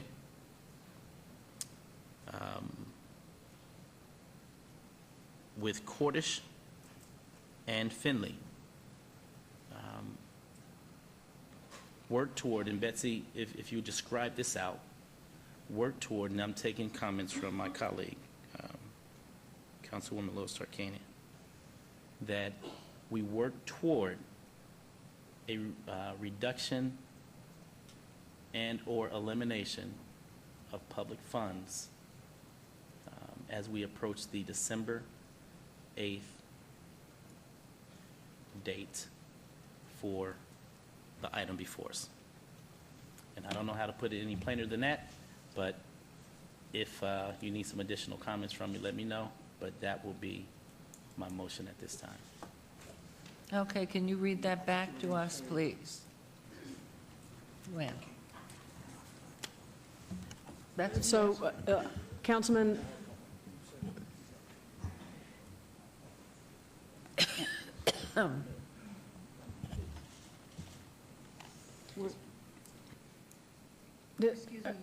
Betsy was saying something. I'm just trying to make sure. I think the mayor was asking for a repeat, and so let me, I don't want to, I want to make sure I understand what you're saying. Are you saying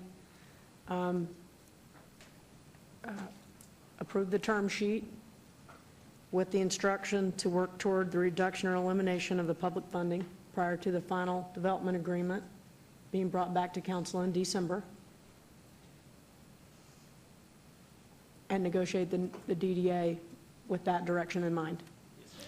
If I might add something here? Yes, ma'am, that is accurate. If I could.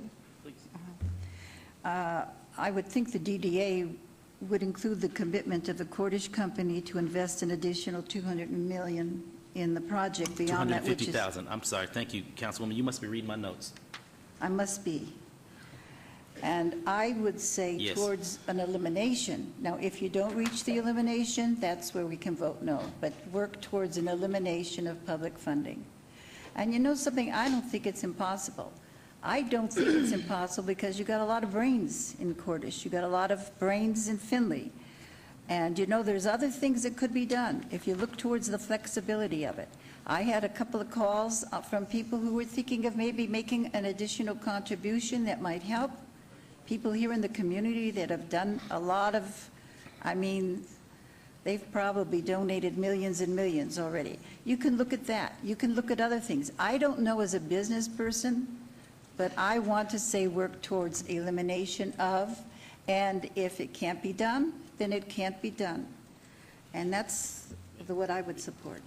Okay, so The- can we the read Mayor- that motion, please? Yes, the DDA must include the commitment of the Cordish Finley to invest in, I'm sorry, the DDA must include the commitment of the Cordish Company to invest an additional $250 million in the project beyond that, which is the current revised term sheet. In addition You have to that. the earlier comment, which is work towards reduction, and Councilman emphasizes elimination of the That's why I public said, funding that's for why I the said December and/or, DD. because we don't know how, if in fact we can or cannot, but whatever that number is, work towards the elimination. Yes, ma'am. Okay, so work towards the elimination of the public funding component. That is correct. Okay. Yes, ma'am. Okay, Thank you. and let's have it read back one more time. I want to make sure that what we're voting on.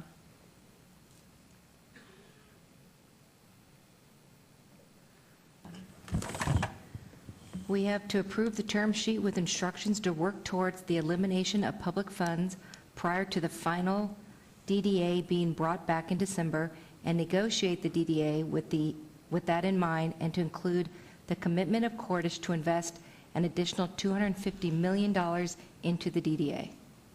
Is that correct? That is correct. And that's your motion? That is my motion. Okay, let's move on the motion, if you will. Madam Mayor, if I Yes? could just say something. Now, this is a motion I can vote on because the people in my ward agree that they like the idea of a stadium, they like the idea of a soccer team, and they're not worried about the additional time.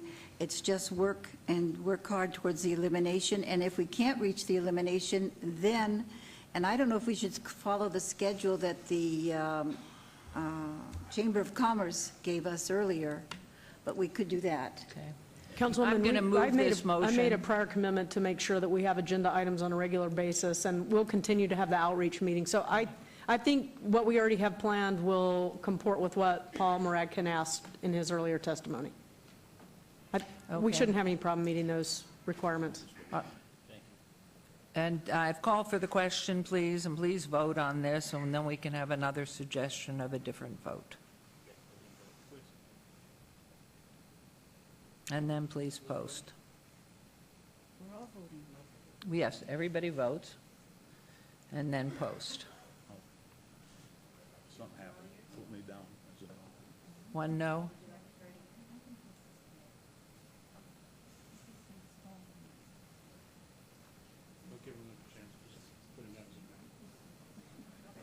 And that motion carries.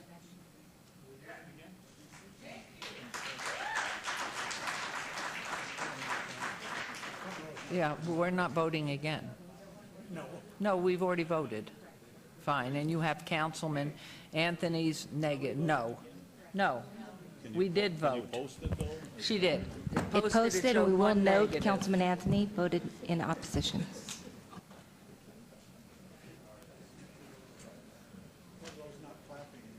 Okay, for the rest of us, we have more duties to continue on with. So this will take us into December.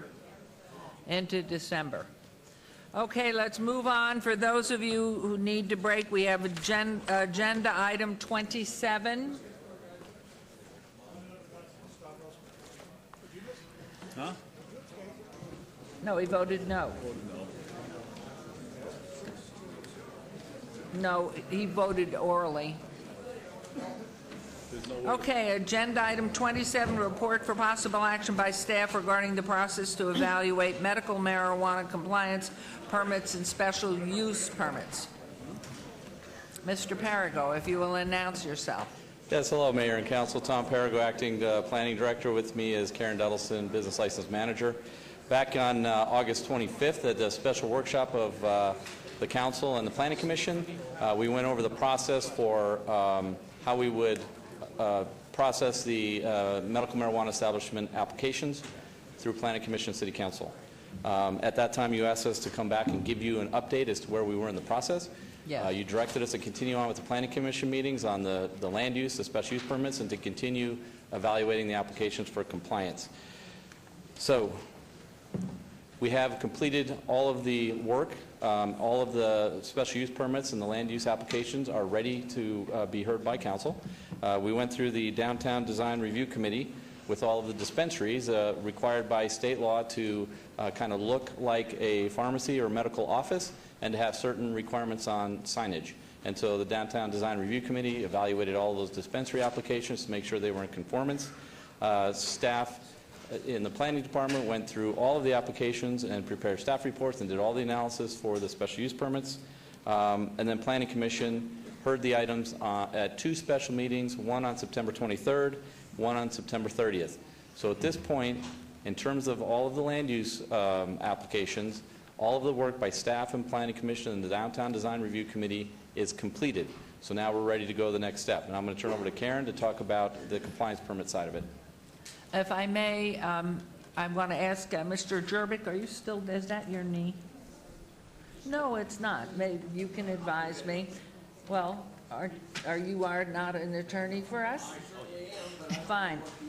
Okay, fine. I'll have to ask because we'll turn this over to Mayor Pro Tem to handle because I have a son and I don't know this. I see it's not for our information and a report only. It is for a motion.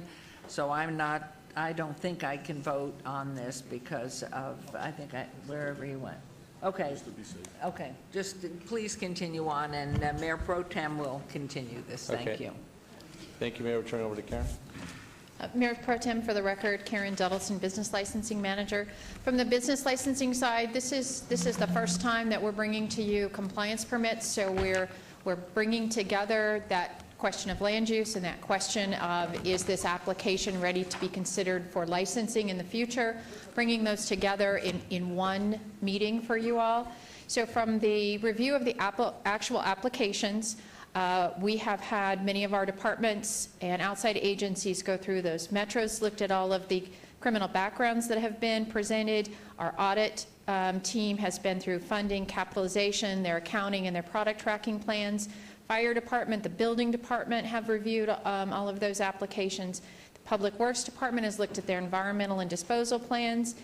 Detention and enforcement have been through all of those required security plans. Business licensing has done our due diligence on their operations. Public Information Office has been involved looking at those advertising plans.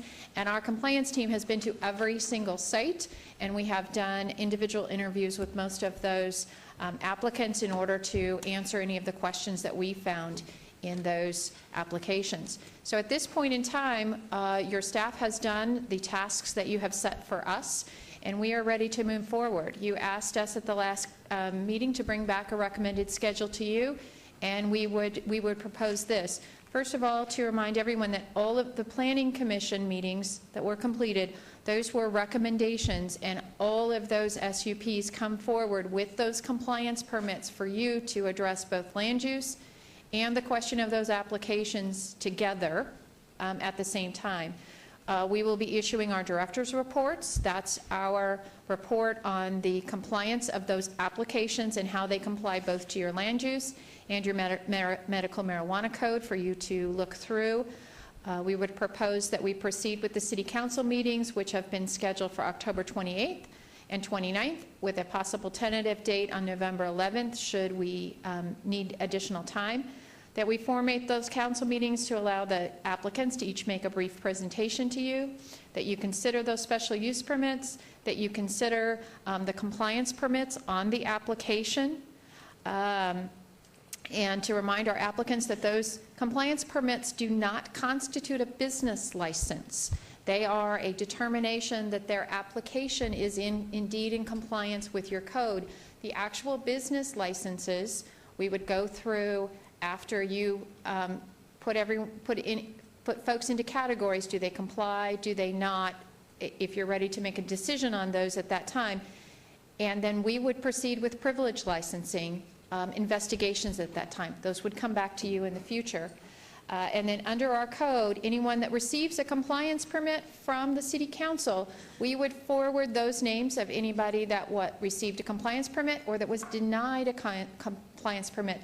We are obligated under our code to forward those reports to the state of Nevada And this would finish our process to get us to that point before those state rankings came out on dispensaries. That's our recommendation to you, and we'd be happy to answer any questions. Any questions from the City Council? So we will initially see all the applications with your investigation and your recommendations before it comes to the City Council, correct? Correct. Okay. Madam, Councilman Beers and then Councilwoman Tarkanian. So, thank you, Mayor Pro Tem. So have we decided yet if we're going to send more than 12 to Carson City, or is that decision still unmade? We certainly, as staff, have not had those discussions. That's certainly up to the City Council. Until you see these applications, until you see these reports, it would be up to you whether you can make that decision or not. Okay. I think your applicants probably deserve the opportunity to be heard and then have you make those decisions. Okay. Thank you. Councilwoman Tarkanian. I was just wondering, after we get to this point, are we going to determine how we send up our, the ones that we feel are the best ones? Are we going to send that up to the state with maybe our selecting the 12 we feel are the best? Or are we going to wait for them to look at our whole list and tell us? I think we might get into trouble that way. On the schedule that we've proposed to you, if you meet on the 28th and the 29th, Right. and you look at each of those applications and you determine which ones, if any, you want to take action on, you could deny them, you could table them for future time, and you could select ones that you would like to approve at this time. Right. Anybody that receives approval, anybody that received a denial, we would forward that information to the state. The state has told us that their rankings will come out sometime in November. So your process would be completed, at least this interim step at that time. Then anybody that actually makes that state ranking list that has land use, has a compliance permit from the City Council, and gets a ranking would then come back to you after their privilege license investigation was complete for the question of licensing. What if we pick someone, or we have someone on our list that we feel should not have it, and then they pick that person as they should have it? Let's say they put them in their top 12. And then we say, no, we determine through our own ways that this is not someone we feel should have this license. If we don't pick them and the state pick them, would we end up in a lawsuit? That's why, from a staff perspective, we are suggesting that you look at these applications before that state process is complete and make those decisions that you want to make prior to any state ranking coming out. But even if we... I'm sorry. I'm sorry, that's okay. But the question is, even if we make the decisions, if we send our decision up there, then how are we to know that if our decision is Corporation A is the best, or shouldn't have one? Let's say Corporation A should not have one, and they place Corporation 5 in their top 12 that they send to us. We probably will still feel Operation A isn't the best and would turn it down, I would think. And then what would happen if the Corporation A says, well, you know what, something's wrong here. I think we should sue because the state said we were number 3. That's correct. I don't believe that we can answer what a private business would do in that situation. What the state has made clear in several public meetings is that if an applicant receives a denial from a local government, they will deny or revoke any compliance permit that was given to that business and go to the next one on the list and issue a new permit for that. So they would be not denied for the state. Also realize that in our ordinance, the state is looking at different criteria for approval than the City Council has for approval. For example, land use. The state has made it very clear that the topic of land use does not enter into their merit-based criteria. So for you to deny someone on land use is a very different from what the state is using to rank them. So in your ordinance, you have a very long list of the issues that in particular that the city council has to address in looking at compliance. That list, while it crosses over with some of the same that the state is looking at, much of it are very different issues that are particular to how these businesses fit into your neighborhoods and into your community, which is not a concern for the state. They are looking at the education and the organizational structure and have made that clear in their weighted system that those are the most important things in the state rankings. Well, could I just ask our council, could we then, if somebody does take us to court, because some people are even talking about this already over what happened in the commission planning meeting, if somebody did take us to court, is our defense that our conditions were different? Would that be a solid enough defense? I think our defense is even greater than that. I don't mind talking about this on the record. We have been granted broad police powers in our charter. Our charter is a creature of state law. It's equal with state law because it's created by state law. And part of those police powers are to regulate certain businesses, and this is one of those businesses, much like liquor. We're going to look at them as a privileged license. And we may apply criteria, just as when Metro looks at people for something, we look at people for something, we make a different criteria for gaming control than gaming control comes up with. Our ability to police our community and select people that we pick based on our criteria, I think would prevail. I think it was given to us by the state, and I think that, as Karen just stated, we may apply a different thing. For example, a background check. A state may do a very limited background check. We may do a more elaborate one. Ours may turn up things that the state does not turn up. If a basis of denial or is bad conduct that the state didn't turn up, would somebody sue us? Possibly. Would they win in court? It seems unlikely because that would seem to be a very legitimate reason for denying somebody a privileged license. So I agree with Karen completely. I think that the city ought to have its criteria, and you ought to go first before the state and make it well known as to what it is that you will and will not accept. Okay, I believe we should go first before the state. I'm just wondering how many we should send up at a time. That's what I'm offering. I believe we should go first. I was just thinking maybe we should send 12 and then go from there. But anyway, I thank you very much. Councilman Coffin? Oh, I'm sorry. Yeah, you did. Okay. I thought you did. That's okay. It was my white hand, but it's okay. It was his. Tell you what, I would say this, for legal counsel and for our manager, I know I have a lot of questions, but I think they can't be resolved today, just as I've heard others. Could we please have agendized properly for the next 3 or 4 meetings, an item so that we can constantly talk about this if we need to as they come up, rather than having to worry about whether or not it's a subject for discussion?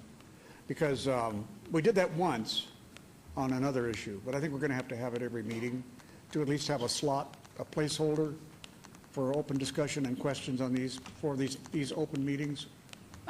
Well, We can't solve it all in briefings. I mean, we because- can have this kind of presentation where we're updating you on where things are, but the consideration of applications and things of that nature have to be specifically posted. So I'm happy to do that if that's what y'all want to do. So think, ma'am, what that I'm would talking mean about, the second Betsy- meeting in October, and then you'll have your 2 hearings the end of October, and then if you feel that we need to have another update and another update and another update, we can do that. Well, it's procedure I'm worried about. It's not who's, right at this moment, it's not who gets a license, it's procedure and how we do it. We have more questions about procedure. Also, the mayor won't be chairing, it'll be the mayor pro, and that means it's especially difficult. And I think maybe we ought to make sure we just know, while all 6 of us can sit in the same room legally, to be able to discuss procedure. That's all. We go into one briefing and out the other, and things change. So I'm not saying one way or the other on what's being presented today, because I have my own opinions. Anyway, I just want to make sure we can discuss this legally at every council meeting from here on out until we're done with the problem. Councilman Barlow? Thank you, Mayor Pro Tem. I appreciate it. Karen, looking at the slide here, I don't see where the option for choosing the,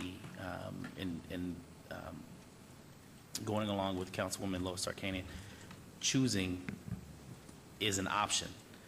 I would prefer to choose here locally and send those choices up to the state to assure that those that we have chosen are those that we want in the appropriate location throughout the city of Las Vegas, and in particular, our wards.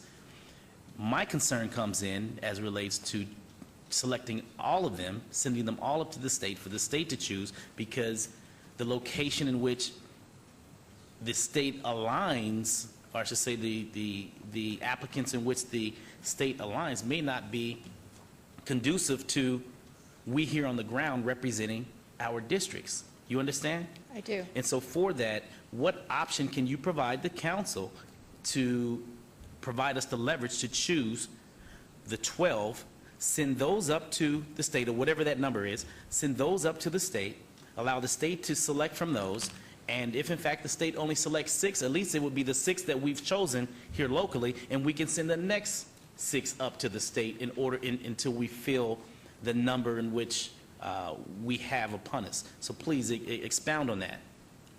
I'd be happy to, Mayor Pro Tem, if I might. The proposal that we would have for your meetings, and we can bring this back at your next meeting if you want to look at it in detail. The question of sending 12 versus sending all that are qualified or a certain number is certainly a decision for the City Council on how many you want to approve compliance permits. The reason we have tried in this particular ordinance to bring the question of the application and the land use together for one compliance permit, do they have the qualifications that could get licensed in the city? And is this location acceptable to bring that together in one meeting at one time, is what we tried to do in this ordinance to answer the exact question that you just asked.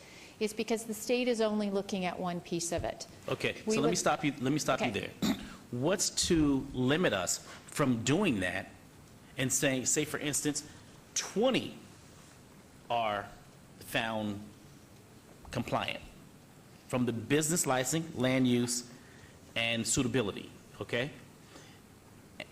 And the council looks at those and basically say, out of these, what are the best 12 that we feel from a placement standpoint around the city, what are the top 12? And we make that decision, and then we basically do the process of elimination moving forward. So we can still remain on that same fast track, however, taking that additional step to package it to make sure that those 12 that we send up are specifically our plan A, and then if the state, something should happen at the state level to where those 12 or 6 of those 12, for example, don't make it out of the state, then we know that our plan B, it will at least be a vetted application, an applicant that we can basically backfill to send in as far as what our plan B is. Because you got to understand this.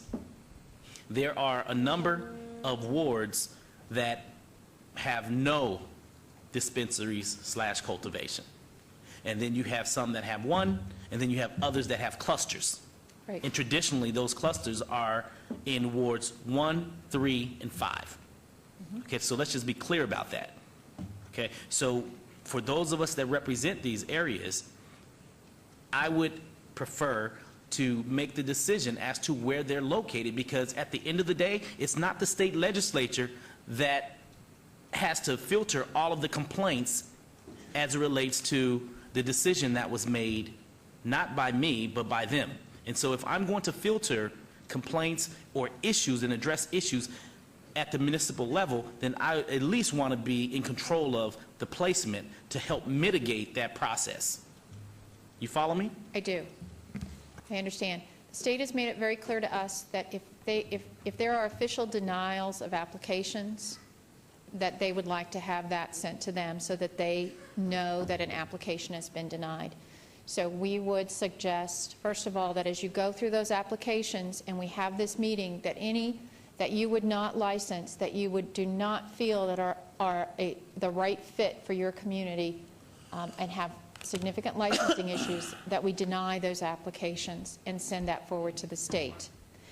then to look at the remaining ones and choose the number that you want to, at this time, give compliance permits to, which means that they have the location, the SUP, and the application package that you would like to see, and that you give those applicants compliance permits, and we send that to the state.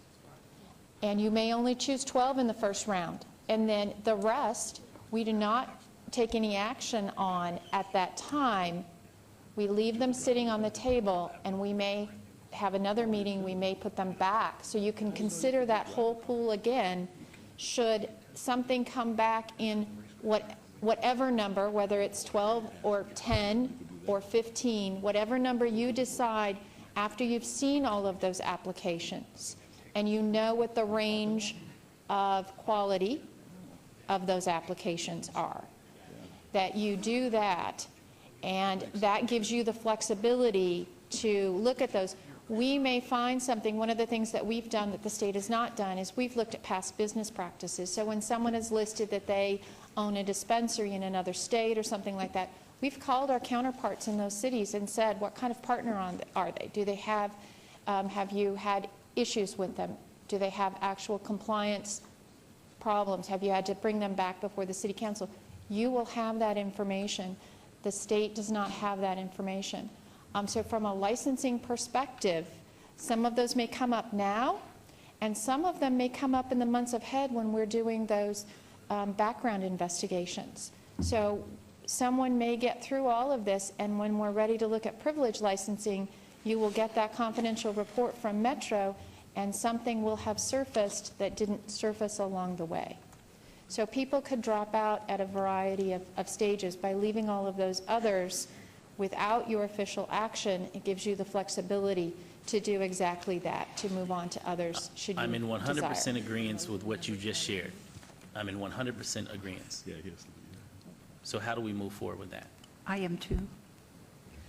What we will do is we will get everything ready for the 28th and 29th. We will be issuing your director's reports to each one of you and meeting with you, doing whatever additional research you need on each and every one of those applications for you. And if you would like us to, we will come back at the next meeting with an actual format for the 28th and 29th for you to take a look at exactly how those meetings will go together, what the applicants will be asked to present to you, when and how you'll be looking at those permits at the end of possibly those two meetings, and seeing how we can put those together for you. Okay, Councilman Ross? I would move to accept that report and direct staff accordingly. Mayor Pro Tem. There's a motion, please vote.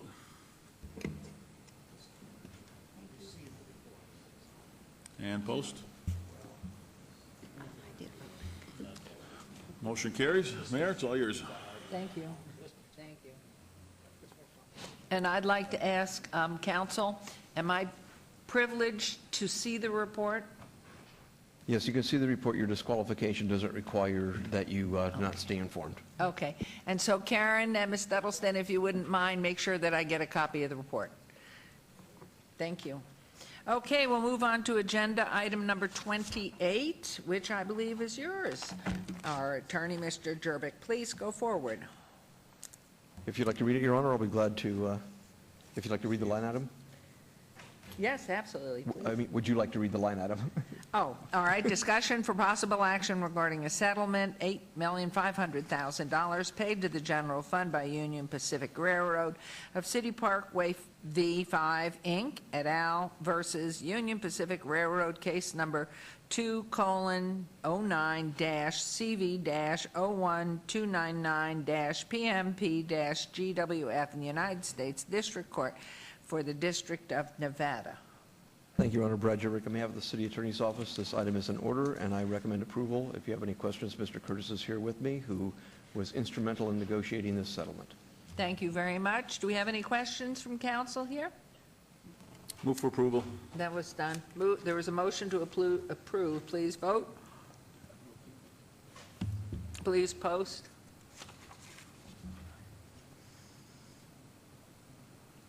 Motion carries. Thank you very much. Thank you. Okay, now we're on to agenda item 29. Do you want to be affirmative in that? No, I'm going to be recorded as voting no. I did not realize it was There's a no vote from Councilman Coffin on that. Excuse That was me. on 28. I made a mistake. I should have been a no vote also. Thank you. Okay.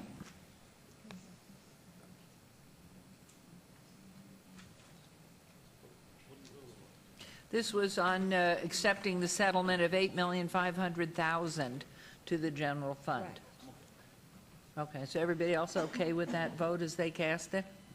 Okay. Did you want to change yours, Councilwoman? Yes, I did. To no. Okay, Yes, we do can you that for the post, record. please. I did, but it would show as negative Councilman Ross, Coffin, and Tarkanian. We will note it for the record. Okay, thank you very much.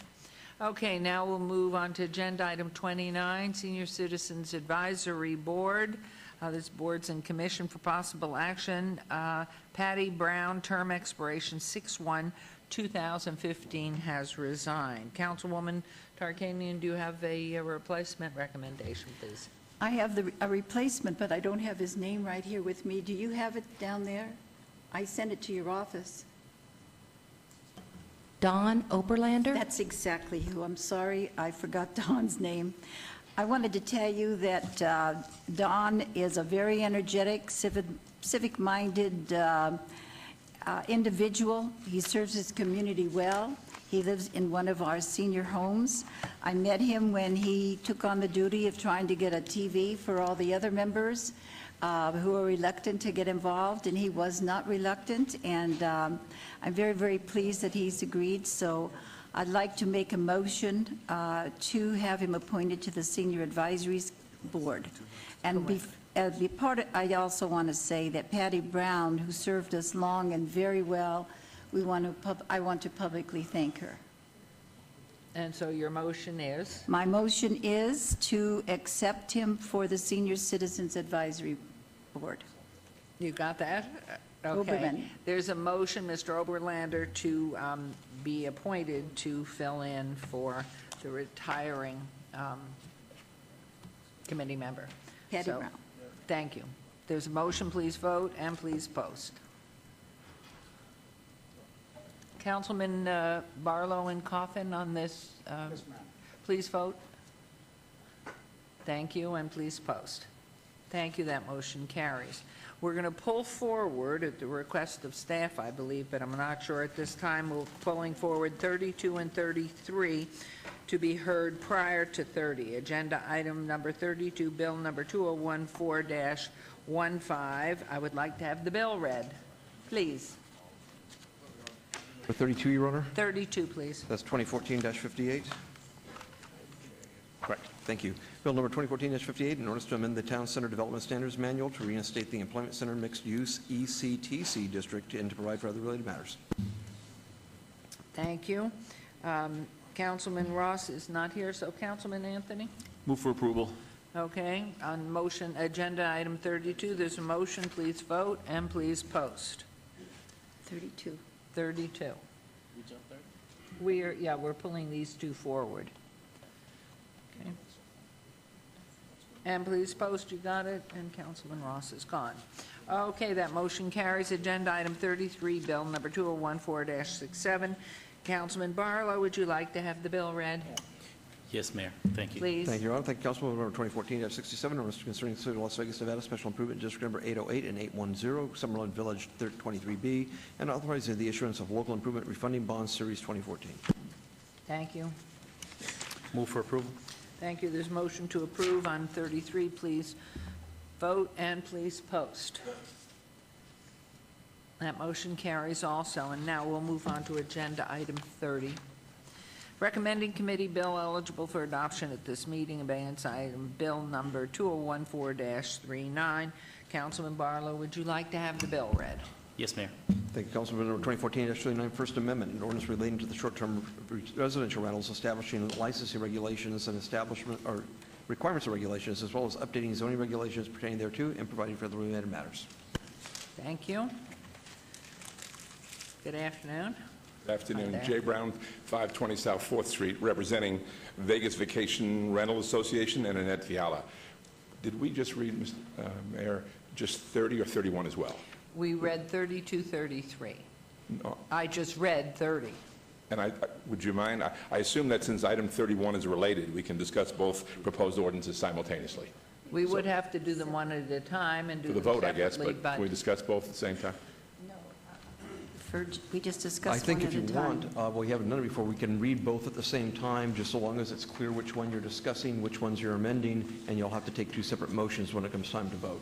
Okay, thank you. And would you like me to read the other one, Your And Honor? I would like you to read them, and then to just be aware, we have deferred these. I have 6 cards of people who'd like to make comments, so.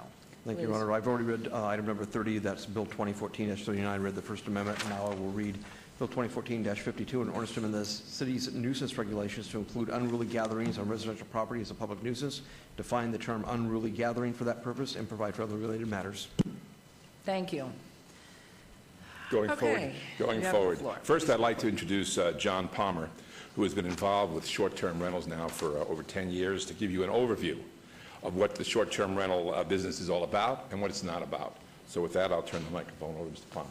Good afternoon, Good Mayor afternoon. and council members. John Palmer, 7582 South Las Vegas Boulevard. My partner and I have run Las Vegas retreats for over a decade now. We're one of the more successful vacation rental businesses here in Las Vegas, and we serve the entire county.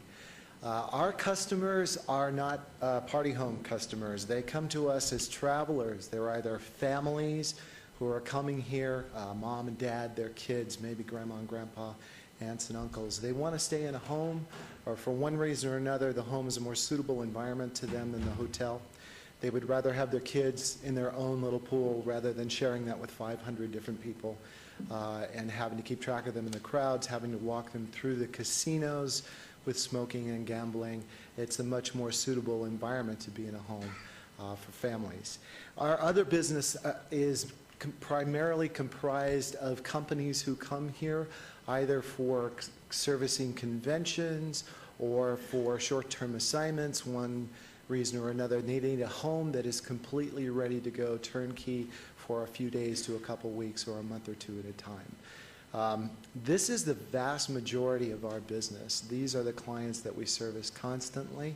And this is an expected option anywhere in the world where there's a major city, especially a tourist destination like Las Vegas. People come here from all over the globe and they expect this option. This is a real and existing market. It's growing and expanding dramatically, especially since the internet has become such a predominant way of booking residential or booking reservations in the world these days. Companies like VRBO and so forth have made this a much more mainstream product. People are becoming more aware of it all the time, and companies like ours put a good face forward for Las Vegas, and that's what we do for a living. Thank you. Thank you.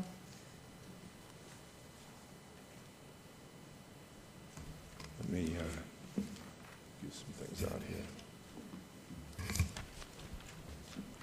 Can I ask you to give this to one for each member, please? Mr. Brown, with your permission, may I hear from these cards and let them make their statements? Or would you You're the like mayor. to go first? No, either Okay. way, we're going to finish So whatever let's your go pleasure. ahead, let's have David Saunders here.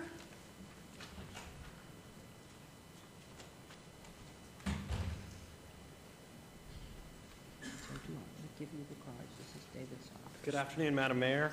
I think I'm probably the only person in the building who thinks this mic is at an adequate height, so I thank the city for that.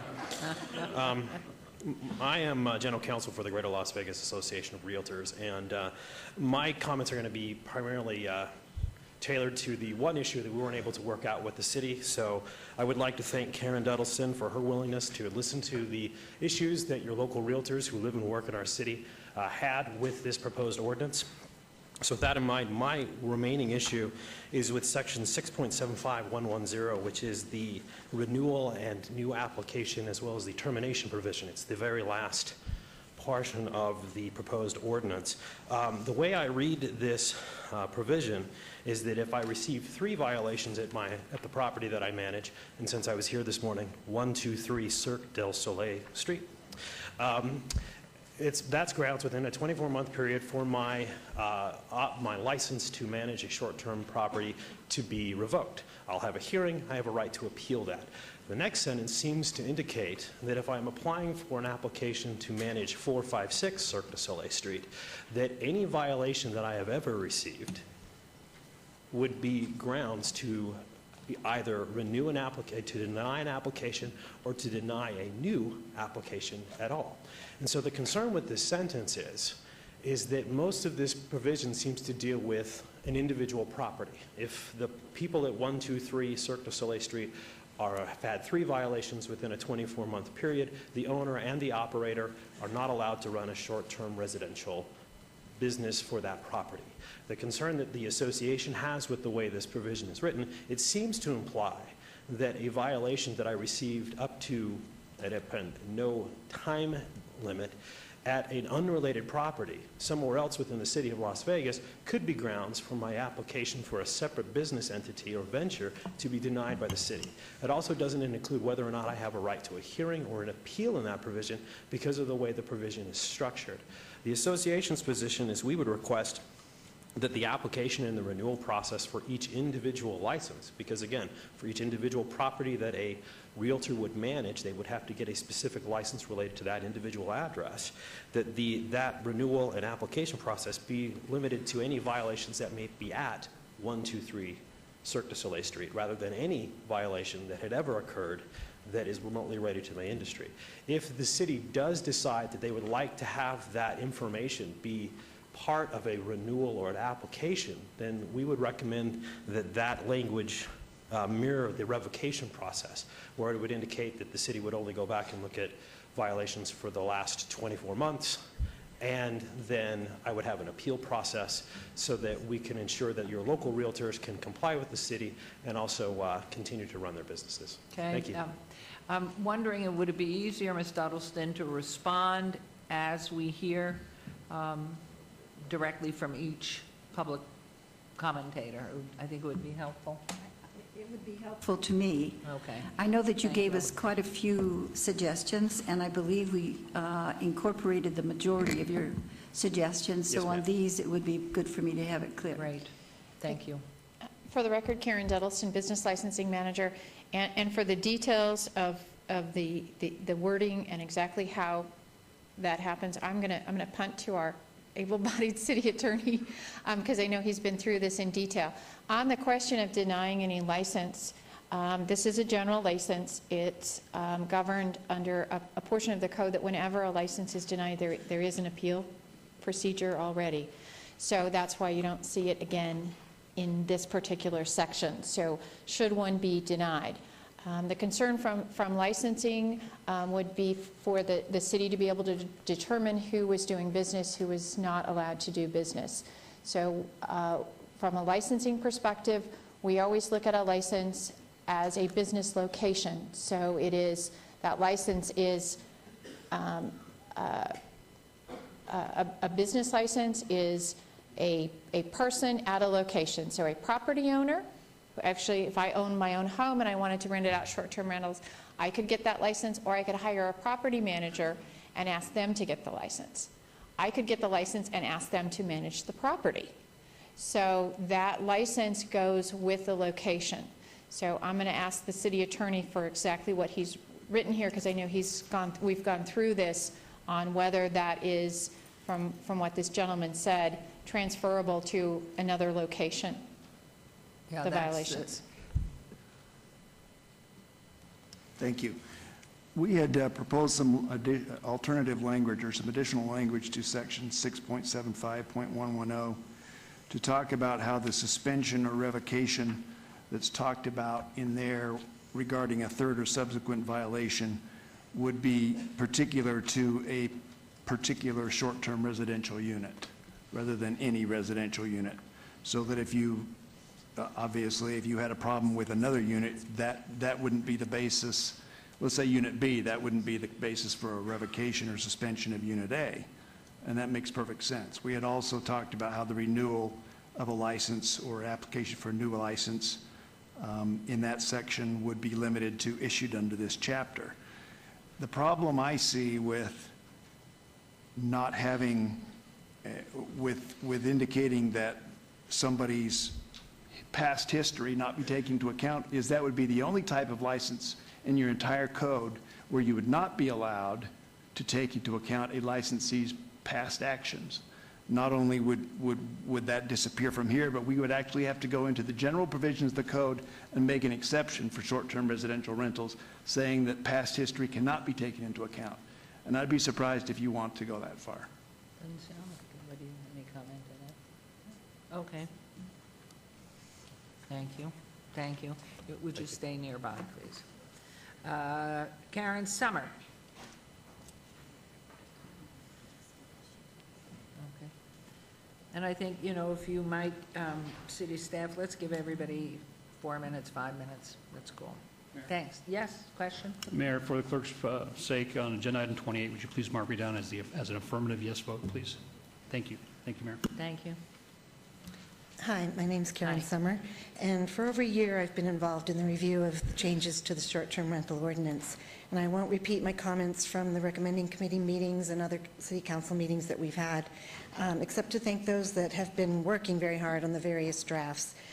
Several areas of concern that I had have already been changed or deleted completely, so I appreciate that. And you also have a change to the nuisance ordinance before you after this, and I think that they definitely go together. There are two remaining areas of concern that I see. The one is the requirement of a special use permit for the larger homes. I don't really feel that a special use permit is necessary because of the way that the revisions have been written to address any problems that could come up. I believe that that review of the conditional use permit for bedrooms 1 through 4 would be sufficient for anything larger. And, you know, it's just a fact that in Las Vegas, we do have a lot of large homes that a lot of people do want to rent. Also, I am concerned about the cost of the license altogether because it's in addition to the cost of the state license and the city business license, as I understand it. And then there may also be additional costs that we haven't discussed yet, such as the fire department. There's quite a few sections in there that requires them to review the property. So I would imagine that they're going to have some kind of a fee for that review, and we don't know that yet. So the total cost, and if we do have a special use permit for the larger ones, that's an additional $800 on top of everything else. We're starting to talk about a lot of money. And to be honest, when you look at vacation rentals over a year or short-term rentals, we have to consider in a lot of vacancy in our cost analysis for the whole year. And we're not making as much money as people think. So to add, you know, the special use permit on top of that, it puts us over and above, might put somebody out of business, actually. I'd also like to remind everyone that the current ordinance already allows short-term rentals. So you're not voting on whether or not to allow short-term rentals. And I think people that have spoken before have maybe gotten that confused. The matter before you would not ban them. A no vote would actually continue to allow them as they are, and we know that that does not take care of some of the problems that we've had, particularly with the party houses. You know, we recently had somebody get a permit renewed, and he in particular was one of the biggest problem places. So approving this new language will really help that. A yes vote will modify the ordinance to give more enforcement to the city to control short-term rentals. There's no guarantee that it's going to stop the problems with parties, but the new language in the nuisance ordinance will certainly help that. And that will also help not only the short-term rentals, but the long-term rentals, as well as private residences that are having parties. People do use homes for parties, whether or not they have obtained a license or not. In closing, I just would like to submit with my comments 2 pieces of evidence here that, as the gentleman spoke earlier, this is the way of the future for a lot of vacationers. If you look at the VRBO website, which is Vacation Rentals by Owner, It's very popular in all the cities, and I would hate to see Las Vegas not be at the top of the list to provide this excellent kind of housing for families and other groups that want to rent a home. Also, I have a map, also from VRBO, that shows all of the residences that are listed there. There's 620, that changes all the time, but that was the last time I looked at it. And in the city, there's really 80 that have, of course, they don't have legal licenses, and I hope that we will enforce that and that they will get licenses. But not having, not allowing them doesn't make them go away. If you can see in the county, there's the rest of them out of the 621, that's about 540. They're there. So I think that this ordinance will help control them and, If you'll make give them those to comply. the city clerk, we'd Yes. appreciate it. Thank you very much. Madam Mayor, could I just say a couple words? I want to thank Karen for her interest, and also, Karen, you gave us the information on Newport Beach, I believe it was, and we have tried to incorporate a lot of what Newport Beach has. And you operate mostly in the county, right? No, I'm actually... in the city. I don't actually have any vacation rentals right now. I'm hoping to in the future, but I do have short-term, what I call 30 days or more. Well, in any case, the county, I don't know if the city, our council is aware, has an absolutely no short-term rentals rule. So they have a rule like that, and they're having problems, and we're just trying with this to get a better control on it. Thank you. Thank you Yes, very thank much. Paul Moradkin, boy, you've been here a long day. Did you leave and come back, I hope? Hope you had lunch. Hope you left and came back. No, I enjoy spending the quality time. Paul Moradkin with Las Vegas Metro Chamber of Commerce. I would like to first of all thank Karen Dellison for the conversations we've had and along also with the Realtors Association on this item. It has been good dialogue. I would like to take this opportunity to express the Metro Chamber's support for the proposed ordinance regarding the residential properties that are being used for commercial use. We believe that the license requirements and the associated permits are appropriate since these properties are being used to generate revenue as part of a business operating model, and that the criteria that's been developed is also appropriate for this ordinance. As we have heard throughout the past several months, there are issues and concerns that have warranted these discussions and the drafting of this ordinance. We support the intent of the ordinance as submitted by Councilman Tarkanian, and thank you very much for your time and consideration today, Mayor and Council. Thank you for staying. We appreciate it. Any question there? No. Okay. Joe Locatelli. You've been here a long day, too. And thank you. Did you give your letter to the city clerk? Good. Thank you. I did. Hi, Honorable Mayor, council members. My name is Joe Locatelli of Carrera, Nevada. I'm the Director of Government Affairs representing the Greater Las Vegas Association of Realtors. On behalf of the Greater Las Vegas Association of Realtors, we appreciate the opportunity to have submitted written comments. And I want to thank Karen Dellison here. She's really been helpful in this process of working out a few of our concerns, as well as you, Madam Mayor, Councilwoman Tarkanian, sponsor of the bill, and council members up here. Well, if I would have went first, I would have deferred to our general counsel, but he pretty much addressed 675-110. And if I'm correct, we had a suggestion here. But just for the record and clarification, we were going to ask for that at the last sentence on 675-110, that as related per property of a particular short-term residential unit. So I think we pretty much cleared that up, right? That is per property for violation or violations. Per property. Maybe if you could tell us what that, over here. Sorry. Maybe you could tell us what that addition, I looked at it and I'm not sure what it means. So if you could explain what it means as related per property, I just don't get it. Actually, because you speak the same language, I will defer to our general counsel. Thank you. And restate your name, please, as you come up. David Sanders. I guess, again, the concern, and I apologize, we're slightly out of order. The concern, again, is that for the renewal and the new application, that if I'm managing a property and I have recalcitrant owners and I terminate that relationship, that as a operator, as a local realtor who is a property manager managing that properties, that if I get a new client and I apply for a new license at a separate address, the concern is that if there are violations that occurred at some point in the past in an unrelated business, because it's a different business client, I'm retaining the license, they've retained me to manage a property, it's completely separate. The entire structure of the ordinance seems to imply that, the license stays with the address. But there seems this last sentence at the end of the ordinance that seems to imply that any violation of the ordinance can be grounds to terminate a completely unrelated license at a completely separate property.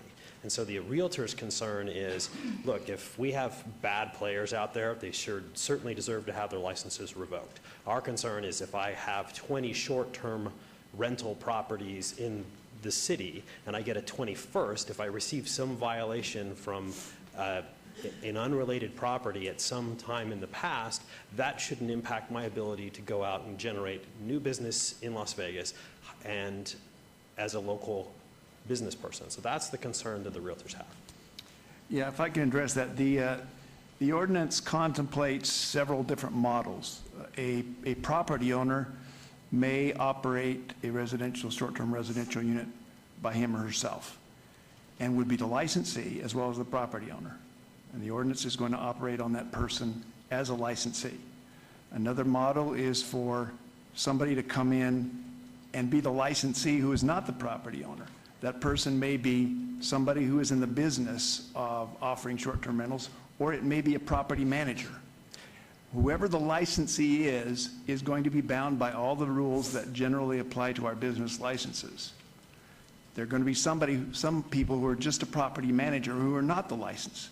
We're not going to take somebody's property management license for a violation by a licensee. The licensee requirements apply to each unit, whether you're a property manager or not, if that makes sense. I'm a lawyer, and I think I lost you, so let me make sure I understand. Well, if the council, like I say, if the council doesn't want to hold licensees responsible, that's fine. I have no problem with that. I'd be surprised. And again, that's, I guess, the question, is that the way that I read state law is that anyone who isn't the owner of the property pursuant to state law would have to be licensed with the real estate division in order to do this. I realize that's not your fight. I realize that's more of an issue that I have with my association. And so the concern is that you have licensed realtors who, under the way I read the statute, would be deemed to be an operator for the business license purposes, or at least in one of the scenarios could possibly be.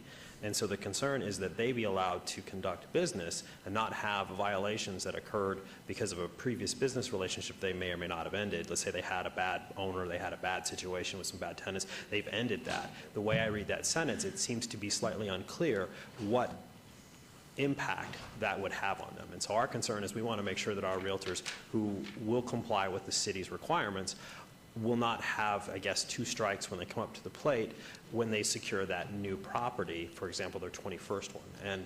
And if you're saying that the city has a separate review process and they can address that, that I think would address our concerns. We just want to make sure that our folks who are in this industry, which is allowable under the city's ordinances and under state law, doesn't have strikes against them, because this seems to imply that any violation can be used to terminate a license without termination, when a revocation says if I get a certain amount in a certain period, it goes away. So I guess we just would like some clarification on that so we could take it back to our members and instruct them how to comply with whatever the city votes on today. Again, if a property manager who's licensed under state law, under the real estate division, is also a business licensee with the city of Las Vegas, he or she is going to be subject to the normal rule, which is if you have problems with one of your licensed locations, the council can take into consideration your past history when they're looking at either a renewal or a new license. If you're managing a property for somebody else who's the licensee, nobody's going to disturb your property management license, either from the real estate division or the city, for your work with that licensee, because your license is not for short-term residential rental, your license is for property management. And we're not going to reach across categories to take action for somebody who's not a licensee. I have a question. Is that license per property or just blanketed in general? For a short-term residential rental, it's a separate license for each location. For property manager, I think there's one license for as many properties as you manage. Is that correct, Karen? Yes. For the record, Karen Duddleston, that is correct. Also, as I stated earlier, that denials by business licensing do have an appeal process. So that would be reviewed by someone else. Right. should they There's a want. whole chapter of the code that would apply to that if a license is denied or non-renewed.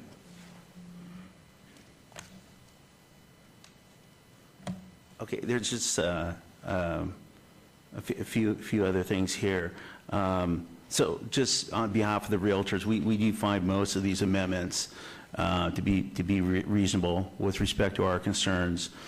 And as adjusted in 675090, E, that's been moved from 1 hour to 3 hours as far as response time, and then F regarding signage of 5 bedrooms or more. So we're fine with that. And then I believe that we've kind of jumped from 675110 and in 675020, it looks like we do have some clarity here now with respect to the holder of the license. So that could be either the person that owns the property or managing the property, but the onus is on. And the reason why I'm mentioning this, because I need to go back to my members and say, you may be a property manager, but you don't have to get that license. That's something you have to work out with the owner of the property if you want to enter in that type of agreement. But it's the onus, the responsibility is on the holder of the license, correct? Okay, thank you. I don't mean to beat that too much, but just wanted that clarity, and thank you. Thank you very much.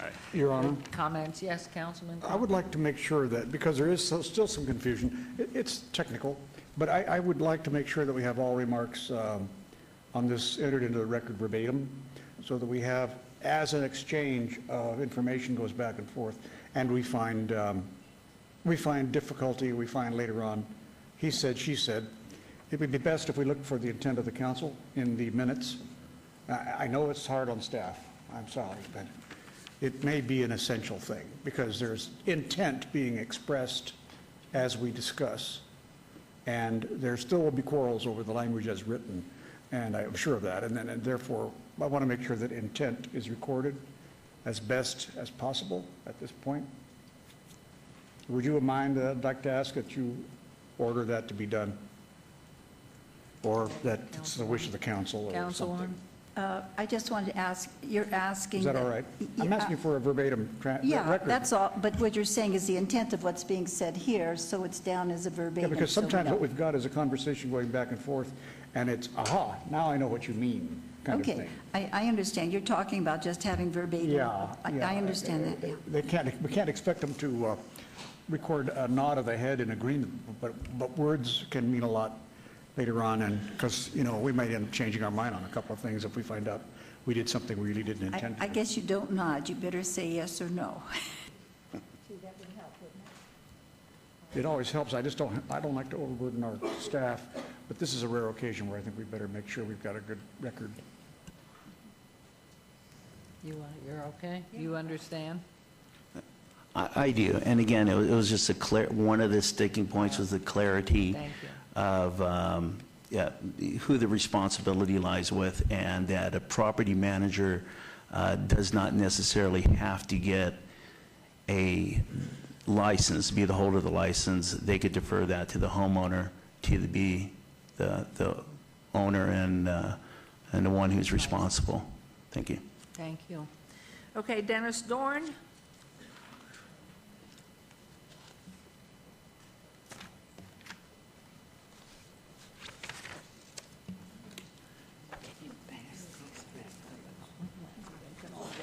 Stacy. Thank you. My name is Dennis Dorn. Good afternoon, Mayor Goodman and council. I'm just a little guy. I retired from state service.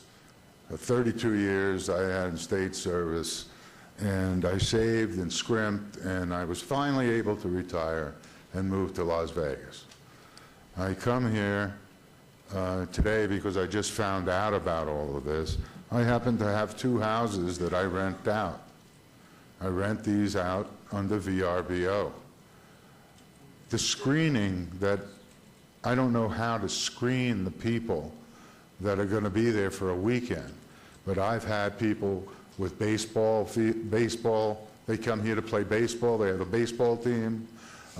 Just last weekend, we had a women's baseball team. You're thinking about building a stadium. You know, where are these people going to stay? You know, you get a whole team, then they're not going to stay in a hotel.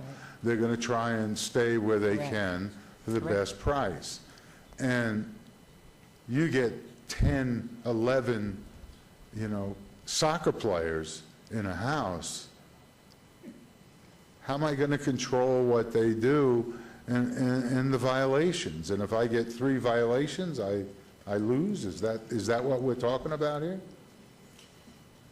That is what we're talking about here, because you're operating a business in a residential area. And it's a favor, really, to operate a business. It's a, pardon me? It's a favor, really, to operate a business in a residential area. I consider it a favor. Remember that your house is zoned for residential use, which means people living in it for more than 30 days. So if I rent it for 30 days, I'm good. If you rent it over 31 days, I think if you rent it 31 or more, you're fine. And remember, if the people are doing fine, you don't, if you're talking about an SUP, for example, the SUP is only when you have 5 bedrooms or more. They're not talking about an SUP for smaller houses. It's just 5 bedrooms or more, because 5 bedrooms is like a small motel. And if you know, we have people that they get inundated with kids practicing lacrosse in the middle of the street on a weekend and causing problems with them getting in and out of their houses and things like that. It's just something that you show the courtesy to the people who have the residences. But I don't think, since you've been doing so well, that you would have a problem. The key is those larger homes that are causing a problem. And that's what this is about. Okay, well, thank you very much. I've had people come from doing construction out at the, you know, the big solar plant. There's another solar plant. These people are corporations that come, and they work nights and you never see them. Those are fine, but I don't know how to screen a bunch of, you know, young people, or even adults. Well, this is Las Vegas, after all. If a certain league came and they caused a problem for you, I wouldn't sort of rent it the next year to them, but to another team. I think that's the way you'd go on it. Well, I would never rent to somebody that caused a problem for my neighbors, definitely. No, I don't think you have a problem. And 2, you know, it's really letting your renters know what the policies, procedures are, and how to conduct themselves. And I'm sure they would want to do that, having had, you know, teams stay in our house with sleeping bags overnight or whatever, and it's just how you conduct yourself. And Well, I screen, I try to screen every Good. person Good. that comes, but, you know, I've You know- had people that just wreck the house. Well, I'm sure you don't invite them back, and I'm sure you ask them to pay for the damage. Okay, Thank well, you. thank you. We know that the majority of individuals are not causing a problem. It's the 10% or more, a little more, that are causing the problems. And that's what this is all about. If you don't have the problems, then I don't think it'll be a difficult thing for you. Thank you. Thanks for coming forward and asking. And the last card that I have is Robert Romans. Could you pass that on, please?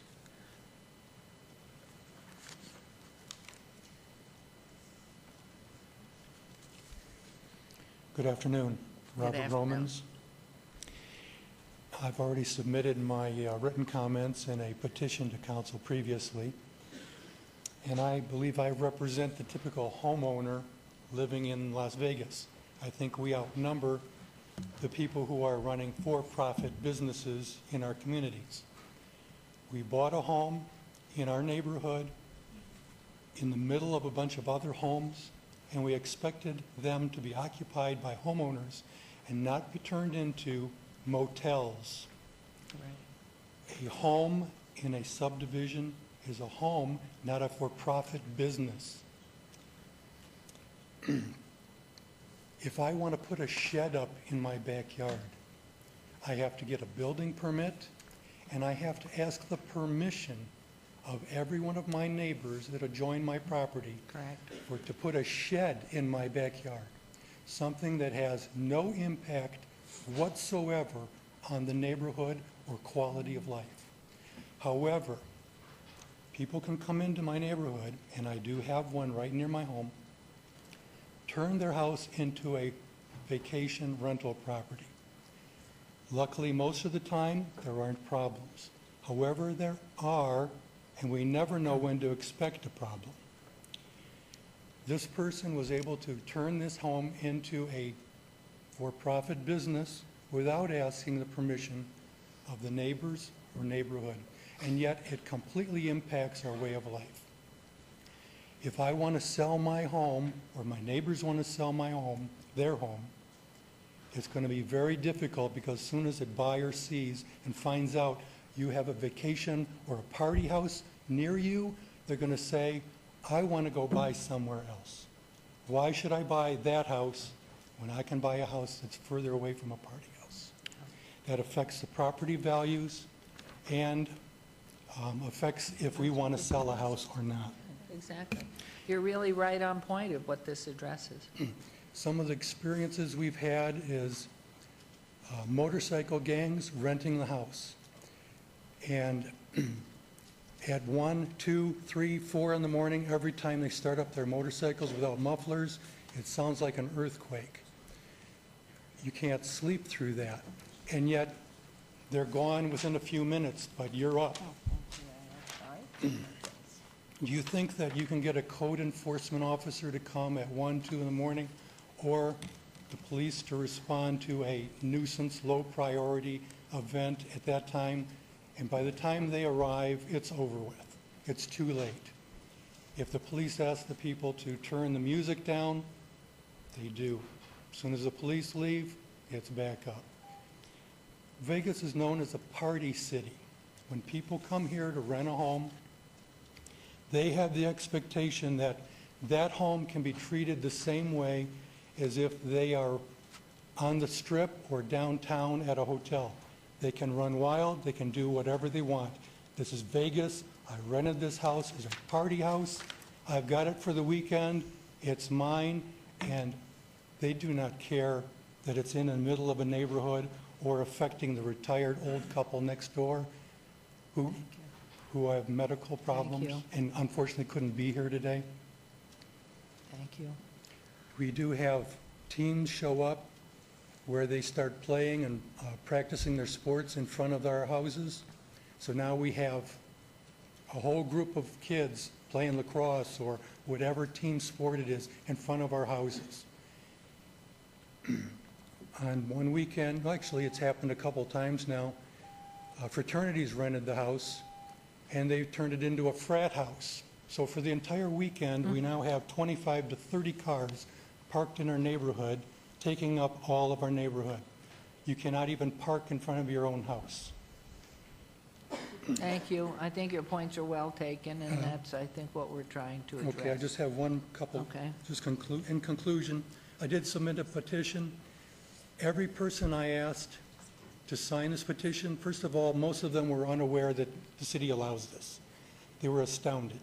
And then they were happy to sign it. I had 100% response from every homeowner saying this could be next door to me. What as ward it are could you be in, next to sir? you. Beg your pardon? Which ward? And Councilman Anthony's. Councilman Anthony's ward? Okay. Mhm. I do not oppose vacation rentals as long as the neighborhood allows it. All I ask, and this is my final point, if the neighbors oppose it, they should be required to get permission from the neighbors, just like I would have to get permission from the neighbors to put in a shed. Thank you. Thank you very much for coming forward. Appreciate any comment. Okay. Anyone else wishing to be heard, come forward, please, and state your name. Hello, my name is Chuck Berg, and my wife and I have lived in Las Vegas for 14 years now, and I'm as opposed to party houses as much as anybody here. For years, our Visitors Bureau has advertised to the world that the people could come to Vegas and not be held accountable for their behavior, and now we're paying for that. But in my opinion, to equate party houses with short-term rentals is a mistake. Our homeowners association prevents rentals from less than 30 days, but that doesn't stop homeowners who live in our development from throwing big noisy parties. So I would ask, if at all possible, that you focus attention on big noisy parties rather than, or regardless of whether they're held in short-term rentals, long-term rentals, or in residents-owned homes. My wife and I recently celebrated our 40th wedding anniversary with a 5-day weekend house party for our family and friends from all over the world. We don't have room for all those people in our own home, so we went and looked at rental properties. And our event almost didn't happen because some of the legislation that you and your counterparts in the county are considering had every rental property owner we talked with afraid of what we had planned and what you might do. One property owner backed out of a signed contract with us after attending one of these meetings last fall. And my understanding is if the legislation that you're discussing had been in place, I doubt our event could have happened.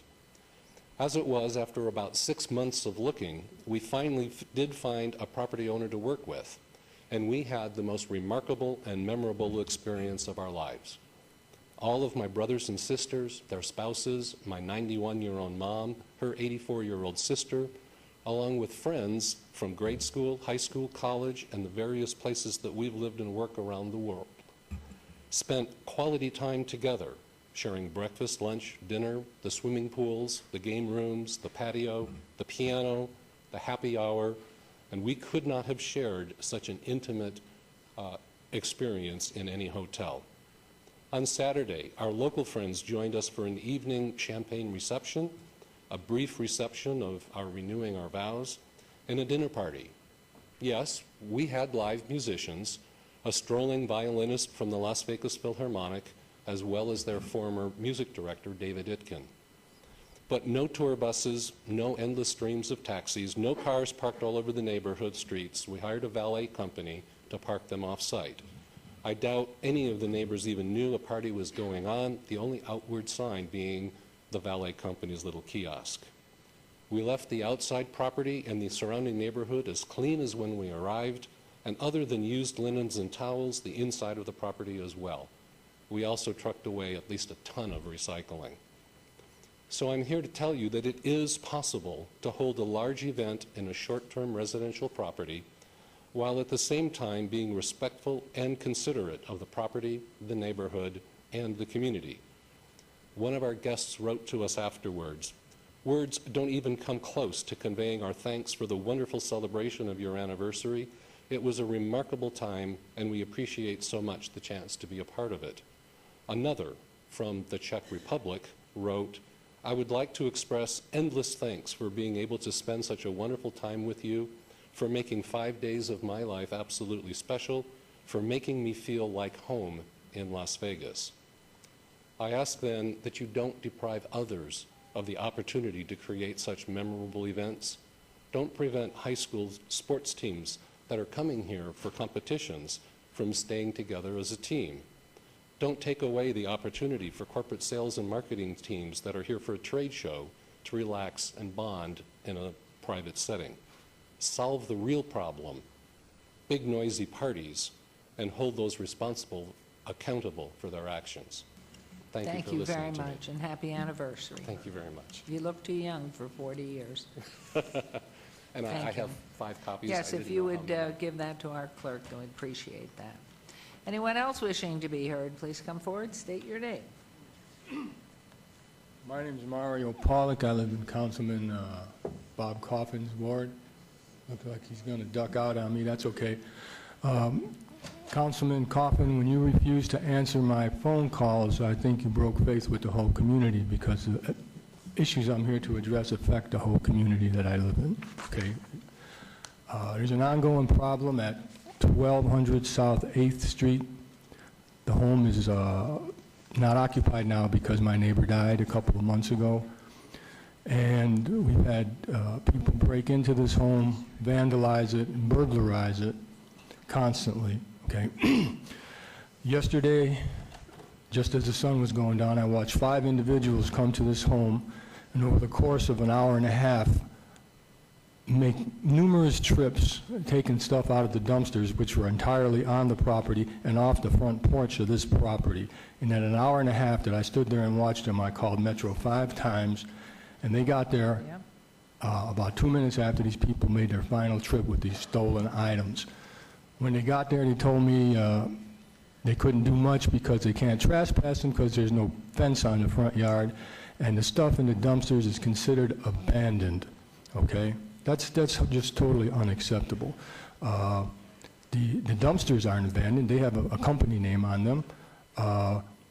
When you put out your recyclables, they're not abandoned. You can't take that stuff. It belongs to the company that has the name on the container. I don't understand. Excuse me, sir. Councilman Coffin would like to respond. Yeah, I would like to say, first of all, I think you're talking about another issue. You're not here to talk about the short-term rentals.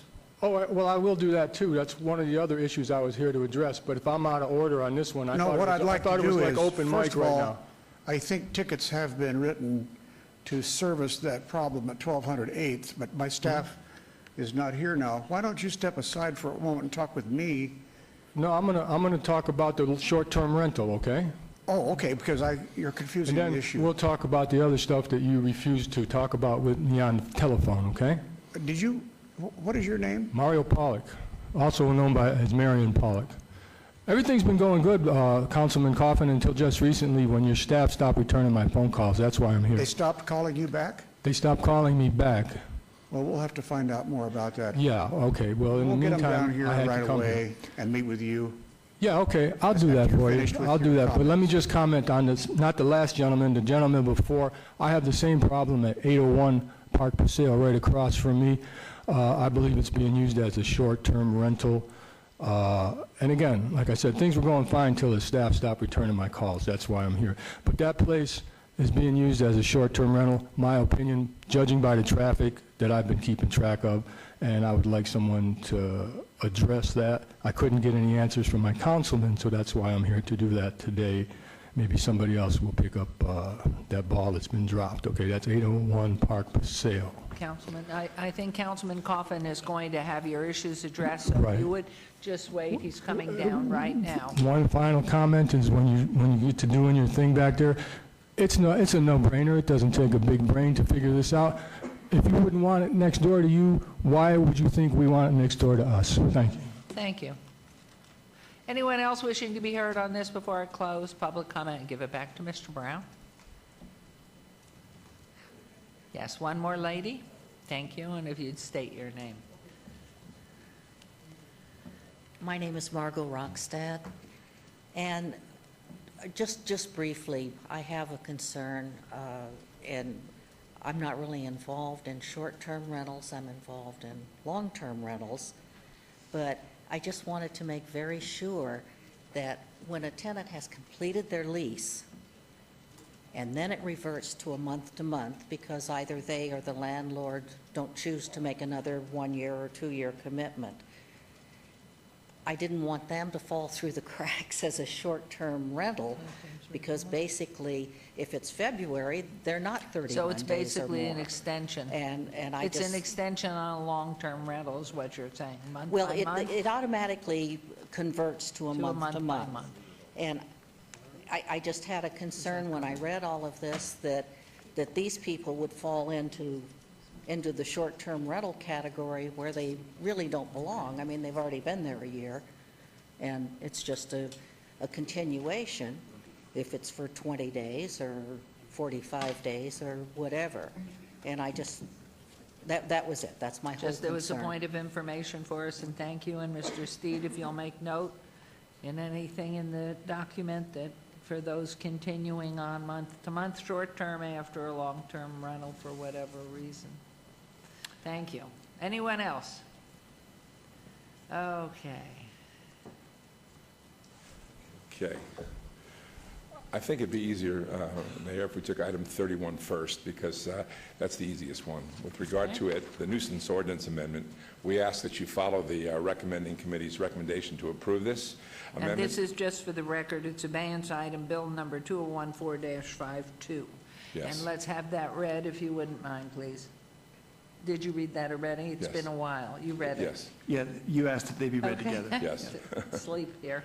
Okay. In any event, we'd like to see that approved without any change. We think, as has been said earlier, it puts some teeth in the present ordinance to stop party houses, which again has been said earlier, is everybody's concern, whether it's a short-term rental, a long-term rental, or if the owner, occupies the house. With Ms. Fiala's... Let's move on that then. Okay, that'd be great. Let's move on that, Councilman Barlow. On agenda item 31, everything's cool. 31. First, we're taking them out of order. They asked for that because... Move for approval. Thank you. It's a motion. Please vote. Please post. And now we're going to go back to... Item 30. Yes, this is a posts and carries. Thank you. All right, here we are in agenda item 30, Okay. which is abeyance bill again, 2014-39. Right, the short-term rental ordinance. With Mrs. Viala's assistance, I've taken the liberty of giving you a red-lined, markup of the city attorney's draft. The city attorney's draft followed the recommendations of the recommending committee. The committee was clear in recommending that this be adopted without the necessity of a special use permit. We agree, and we don't think a special use permit is necessary. The nuisance ordinance now has some teeth in it, and we think that, again, because of that, that's one reason why it's not needed. The other, from a practical standpoint, this requirement will prevent approval of short-term rentals in this category because neighbors, as a matter of course, will mark no on their cards. As evidence of this, we recently had I didn't see the full list for September 30th, but on the September 23rd Planning Commission marijuana discussion, staff recommended approval for, I think, every item but one. Every item but one, and if I recall correctly from the planners, they were over 700 cards coming in denial, even though staff recommended, approval. We're very concerned that what's going to happen here, it was certainly hundreds, and I think I'm right about the number. But in any event, more importantly, we're just worried that as a matter of course, people are going to get those and just say no. And then you're going to be put in a very difficult position, and we're not going to be able to go forward. Secondly, I'd like to address, we had some markups in the ordinance amendment that I just gave you. I think Mr. Steed, as he usually does, has handled the red line on page 2 very well, and there's no reason to pursue it. We're fine with his findings. We want to spend a moment on page 5, where we're concerned about the proposed cap of 12 occupants in the larger bedrooms. We think that's too low. The present law we'd like to see stay in effect. And I think my friend Mrs. Viala might want to even opine on that a little bit and say how it affects her, because she has some of the larger If you'd bedrooms. be sure to give us your name, please. Annette Fiala. On the occupancy, given the teeth in the proposed nuisance ordinance that you just adopted, all rental homes, regardless of the number of rooms, will be held equally accountable. The requirements, if you had a special use permit with 5 bedrooms or more, would effectively obliterate this segment of the short-term rental market. We advocate returning to previous occupancy limits, and I think you all have a copy of that right there. And the larger house, a hotel room allows up to 4 adults per 1 room. Short-term rental should not be arbitrarily penalized. Larger houses are able to accommodate the celebrity clientele, professional athletes, amateur sports teams, family reunions that small houses and hotels are unable to accommodate. And the larger houses will bring in greater room tax and usually have a greater number of rentals per year. So that's my So that was one we marked up to keep the existing law the way it is today. And the last suggested change we have was on page 7. Okay, and that talks about, you know, who has to file for an annual permit and who does not. We think whether you're the property manager or you're the owner or the owner's representative, you only should be able to have to obtain an annual permit and not one quarterly, monthly, et cetera, for each rental. And with that, I'd like to know the reasoning behind that. Why was it annual rather, suggested as quarterly rather than annual? I think it's for rental is what they were talking about for other than the property manager, but I'll let Mr. Steve. It may help the discussion here. What's on page 7 that has been indicated in red line, all is within brackets. That's the existing law that's being proposed to take out. That's the way we handled it under the zoning code. And because we're replacing much of the zoning regulations with licensing, all of that you see between brackets, beginning with the second line of number 1 through the end of number 1 comes out, and so there's no need to change any of that language in the middle. We agree. You agree with that? Appreciate the clarification. Okay. Which ends me to my closing comments. We want to thank Mr. Steed and, of course, Mrs. Duddleston, and particularly Councilwoman Tarkanian. We have spent so much of their time on this, and there have been so many of us. They always have their doors open, and even though I disagree with the good Councilwoman on special use permits, she may disagree with me, but she's never disagreeable. So we all appreciate all the time, and thank you very much. Thank you. Thank you for coming down. And so, Councilman Barlow? Thank you, Mayor, and I appreciate Mr. Brown and sharing his position for his client. I know this came out of committee 2-1 with the removal of the special use permit, but my motion would be to restore the special use permit for units within 5 or more bedrooms. So at this point, I would move that the bill be amended to restore the original Section 4 of this bill, which requires that short-term residential rental, 5 or more bedrooms, require a special use permit as a condition of my motion. Councilman Anthony? Thank you, Mayor. When I was at the recommending committee, I believe I made the motion to eliminate the special use permit. And, you know, what it really came down to is speaking with these folks that rent out these short-term rentals. I believe that they know it's in their best interest not to have problems caused in the neighborhoods. They don't want that to happen. These are legitimate business people trying to make a living, and the last thing they want is a situation where the police are going to be coming out to these houses and code enforcement and shutting them down. They don't want that to happen. So I know Councilwoman Tarkanian and everyone has gone through a process of really putting some enforcement teeth into these ordinances. So it seems to me it's like an extra undue regulation to add a special use permit to something like this. I think this is a good start without the special use permit. Let these folks prove that they could run these businesses without the permit. If it doesn't work out, we can always come back and add these special use permits. So I want to give these folks a chance to run their business without having any problems, and they tell me, and I believe them, that a special use permit is going to cause a big hardship for them. So I won't support the motion the way it is. Okay, and Councilwoman, I'd like you to respond, if you would, to Councilman. We began this. In fact, I saw Councilman Wolfson just recently, and we remembered how we began this about 4 years ago. I think 4 years is enough time to see if it solved the problem without the SUP. It did not solve the problem. We have more and more coming up. I just got, and I hope that each member here on the council got, a copy of an ad that's running now.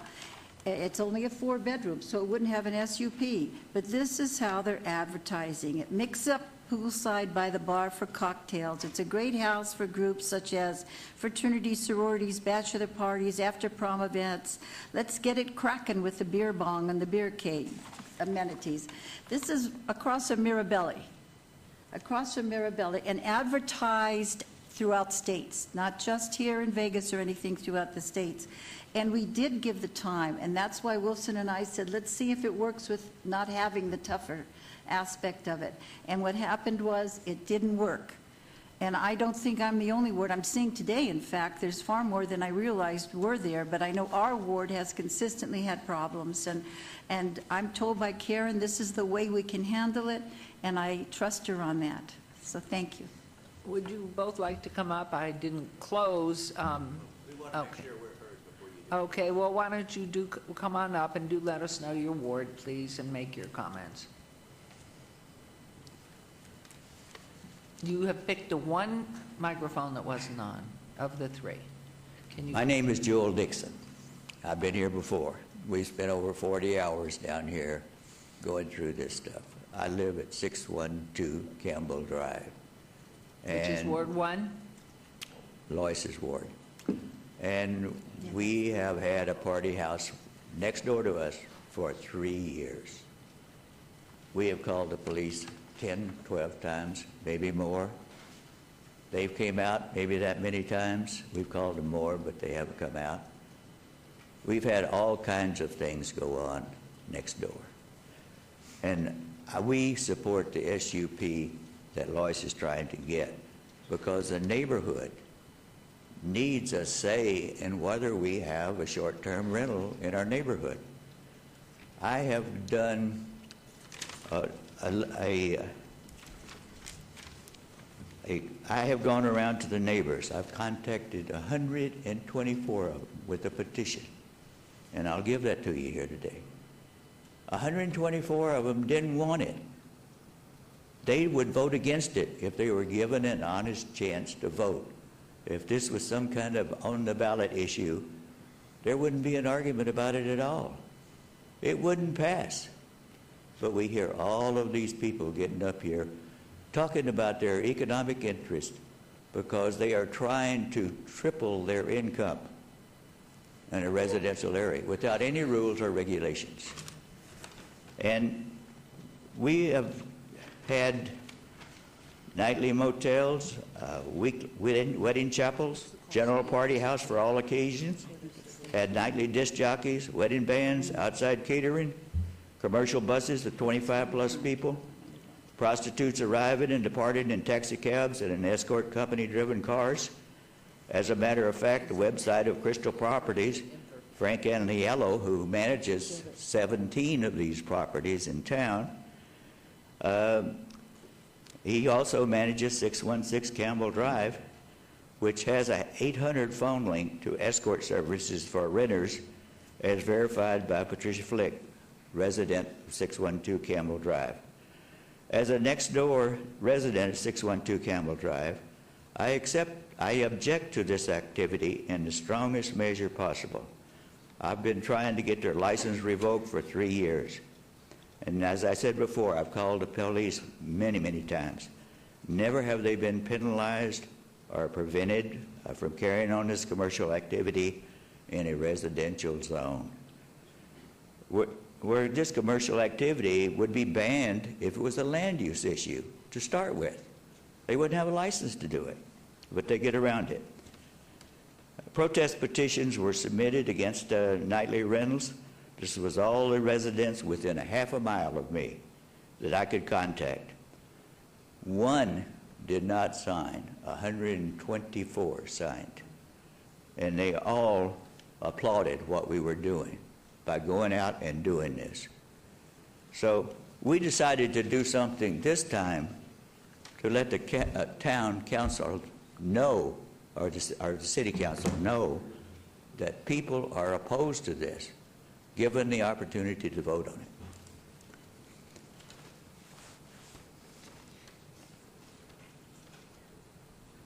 The nightly rental people also want to make huge profits on nightly rentals and could, because they can triple their income. The place next door is probably paid for in 3 years. He bought it for $600,000. And we would like for you to submit these people that also do not want weekly rentals. We have 124 of them here. Some very notable people and all of them have signed. Thank you very much. Ma'am? Patricia Flick, 612 Campbell Drive. Thank you, Mayor. Thank you, council people. You've seen me here before. You requested that I keep notes. You've seen my huge folder. You've seen over 400 pictures. The proof is in the pudding.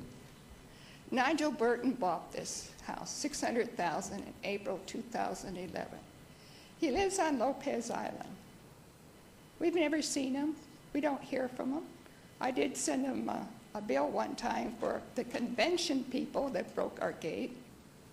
After 3 months, he did donate $300. It cost us about $6,000. Pete Anello, Crystal Properties LLC manages it. I've talked to Pete. We've done walk-arounds, what they can do about their property, even keeping it up. Still nothing. We call code enforcement. They don't get up there. I finally found out if we get a number, at least we can report it. But if Pete doesn't report to you how many times we call, if you don't get the numbers from code enforcement, what can we do? I'm your enforcer next door. And like Mr. Dixon just mentioned, we've spent days going around passing flyers. We've got 150 flyers. We got 126 local neighbors. I didn't come here with an attorney. I don't live in the county. I'm your neighbor. I could be your next door neighbor. You do not want a party house. None of you want it. Even Pete Anello told us out in the lobby at our first meeting, he didn't want a party house. He doesn't call it a party house. We have, or should say had, the same contractor. They were built in 1990, 1990, 2 houses, exactly alike, same contractor. The contractor chose to live in our house. Has 5 bedrooms, 5 baths. He advertised it, sleeps 28. 10 bedrooms, 10 baths. How's he get away with it? I even asked him. I even went to the county. You'd think the county would be interested what they're advertising. It's all over the internet. They didn't take an interest in it. And Pete didn't want the county inspector there because of what he advertises. He doesn't want his taxes to go up. But this Nigel Burton in Lopez Island, you think he gives a darn? Do you think he has a party house on the island next to him? I'm going to, with your permission, ma'am, thank you so much for coming forward again. One of the questions I just asked Councilwoman, is there any ward-specific problem that certain wards don't have the same ward problems that one would have? That's a question I'm going to ask you. And then the other is, Mr. Steed had some comments too to make, but I'm wondering if it's different in different wards. And I will get to you, sir, in just one second. If you have that data, and is it ward specific? And should we try it in just certain wards, or is it pervasive? And then I know Mr. Steed has comments too. For the record, Karen Dettleston, Business Licensing. We did do a review of the complaints. Understand that right now this is a zoning permit, it's not a business license. So business licensing has a very limited role. So this has traditionally been something you got, you applied for. We were the administrator of that, but it's a permit. You can get it for a weekend, you can get it for a year. So we go through a lot of them. We tend to have complaints that come into business licensing. We handle those complaints for locations that have a valid permit. Code enforcement handles neighborhood complaints for issues that don't have a permit, so they have to provide and figure out if it's a renter, if it's a long-term renter, if it's an owner that's having those issues. Of the locations that business licensing has had complaints on, they are larger units, and it seems to be a function of how they are managed. It does not seem to always be a function, especially in those 4 bedrooms. That's why originally when we were working with Councilwoman Tarkanian, we went through and analyzed all of those complaints. And on 2, 3, and 4-bedroom homes, we just don't have a significant number of complaints from neighbors that come in. It is on those large ones that people will tend to rent for an event or something like that, that seem to generate those complaints to us. We have a couple locations, some out in the west, some in the central. It seems to be where there are larger lots and larger homes, and those are pretty much throughout the city in different places. But I think that you all know your wards, you get those complaints into your office as much as we do, but we have done that analysis. Our bottom line conclusion was it seemed to be a function of size and lot size and what those units could be used for, rather than just that they were a short-term rental. Okay, and has this been coordinated at all with code enforcement to see if their data reflects what your data reflects? That it's the bigger lots, the bigger homes? We have on the bedroom and the size of those homes, we do have some smaller homes that are just poorly managed. So it's not that they don't exist. They certainly don't exist. But not in the numbers. On the numbers, and I can provide that back to you. I'm sorry I don't have it to you today. I know we've produced that before when we were discussing this at recommending committee. I don't need, I don't know about someone else, but trust your report anyway. If I might, Councilman Barlow, don't go away, please. Mr. Steed, you wanted to make some comment here, and then Councilman Barlow has a comment or question. Yes, thank you, Your Honor. I just wanted to point out that the motion that's before you is a perfectly good one. What it would do essentially is plug back into the First Amendment, which you have in front of you, sections 4 through 6 of the original bill in place of what's in the First Amendment as section 4. In other words, that would be the special use permit requirement. What it would not do is address the other issues that have been raised here as possible amendments. So one way to handle that would be to vote on this one. If it passes, then somebody could address the others, but that would be a subsequent amendment. Okay. Another way to handle it is for us to go through issue by issue, like we've done in previous cases, and either decide to include those issues or not include those issues, and then make a final vote on what would be a second amendment. Okay. I do know that from what I've heard, the proposal that we made to amend section 6.75.020 on pages 1 and 2 probably is not controversial. It would clarify that the holder of a license is primarily responsible for compliance. Secondarily, in the case of a licensee where the property owner is not the manager, the property owner would be secondarily liable. I don't believe that's controversial, nor is the one on page 6, I believe. There's a subsection F where it was discussed that only units with more than 4 bedrooms would post the placard. It's my understanding the sponsor was okay with that as well. And then the clarification that we talked about for section 6.75.110, where we link suspensions, revocations, non-renewals, denials to particular units. I don't think that was controversial. What's remaining that's controversial is the special use permit requirement and the phone number. In subsection E of section 090, 6.75.090, I believe that's on page 5. Right now, the bill says 1 hour. An operator of a short-term residential rental has to provide a local phone number that provides the capability of producing a response within 1 hour. There's been a proposal to move that to 3. There's an intermediate proposal to move that to 2. And I know that that's something that the councilwoman wanted to discuss. So we can take a vote on that motion that was made, but it doesn't address all these other issues, which we can either do now or later. Mayor, may I just ask Mr. Steve, Yes. would you also address the occupancy one as well? Okay. Correct. That's another item of controversy is the occupancy. Oh, my God. Okay. Well, do you want to try and go for it all? No. Yeah. Go ahead. No, Ross wanted to speak. I didn't hear it. Did you tell if we had a motion? There is a motion on the floor. Did we have a motion on the floor? Yes. You have that? That would be to adopt as a second amendment, the First Amendment, but adding back in the special use permit requirement. And none of the other changes. That motion is on the floor. Okay? Okay. So let's put your microphone on and move for your, I already did, man. did we vote it? You just got to call for the vote. Okay, but I don't even see it.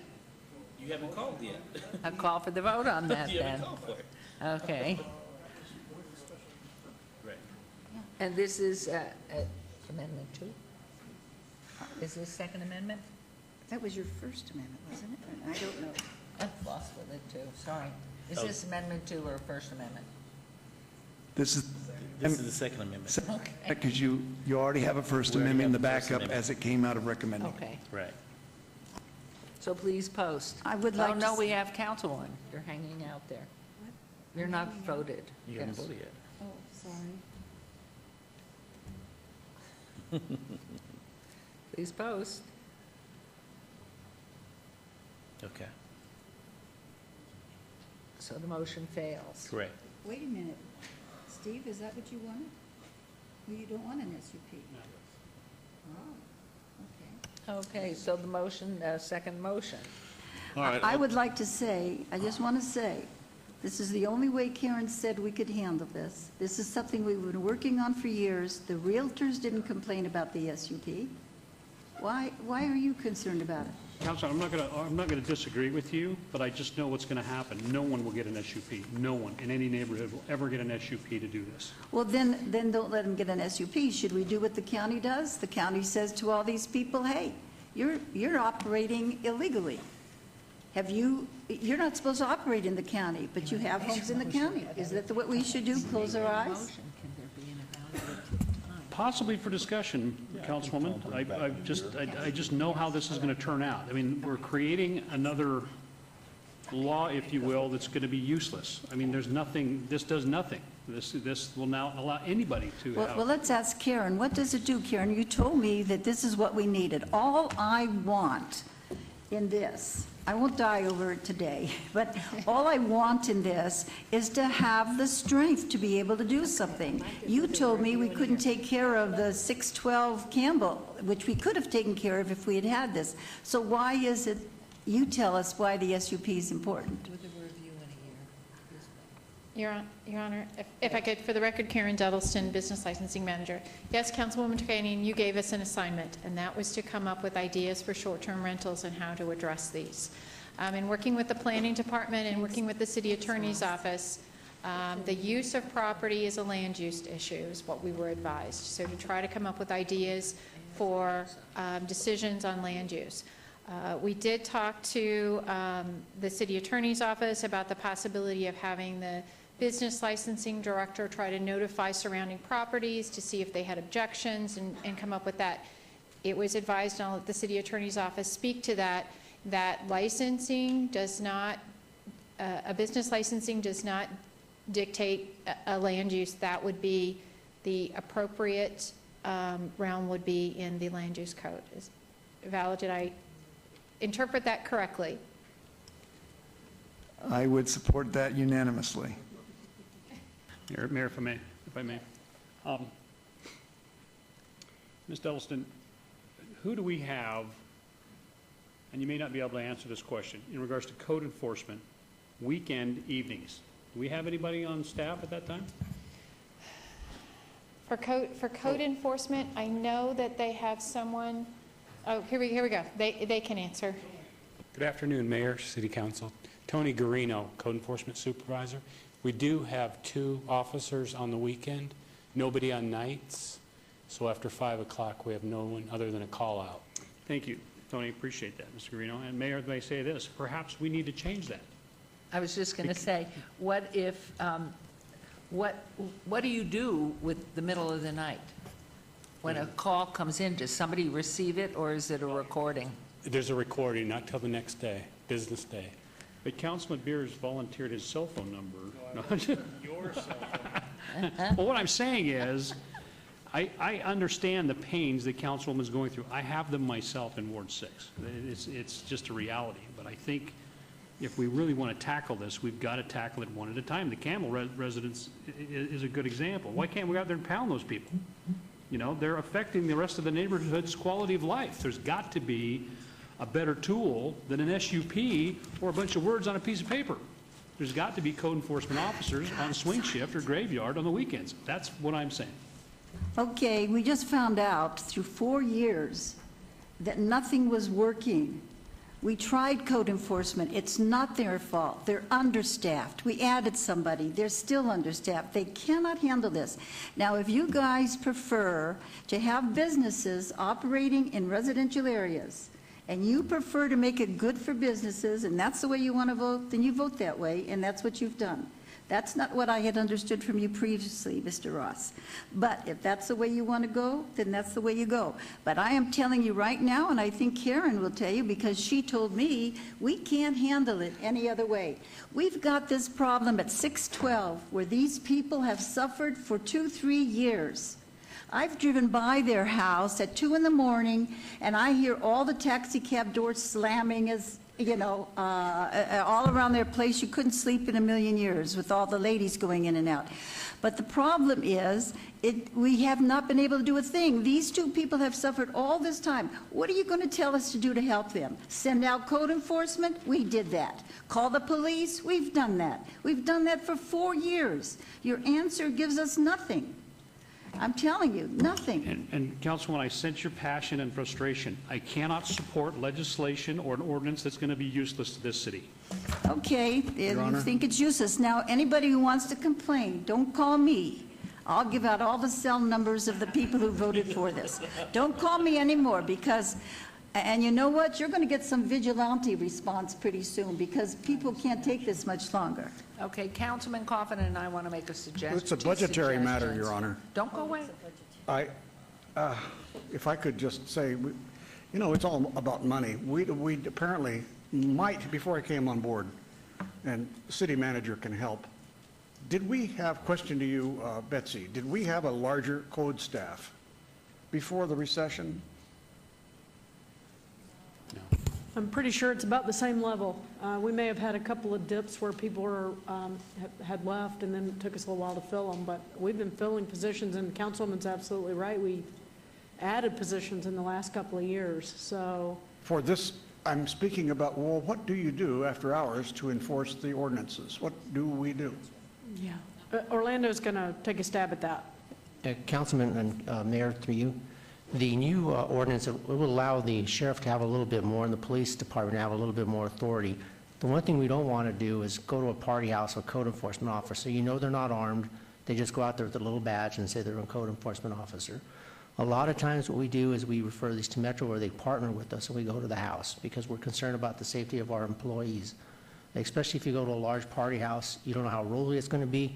So we want to, that's basically, but this tool here would allow the sheriff to go out there, have the tools he needs to go out there and enforce our laws and our rules and our ordinances. Okay, let me follow up then, Mayor. If what we have here is a growing problem that may not have existed before we were in a static position on employment, and that we maybe have the same number of people, but maybe we didn't need somebody at code, you know, at night for code. Maybe now that need has arisen because of this increase in the number of party houses, and of course the normal unruly nuisance types.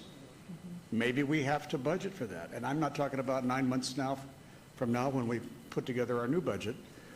What would it cost us to do the right thing for all those folks? If this is the right thing, and after all, an SUP is in a sense a piece of paper, but if you've got a witness, you have the ability, Metro will respond better if they know that a code person is going to be on the site, who will witness and be able to cite. So then Metro will also witness the offense, and the Metro guy will be able to also write violation of City of Las Vegas ordinance, blank, blank, blank.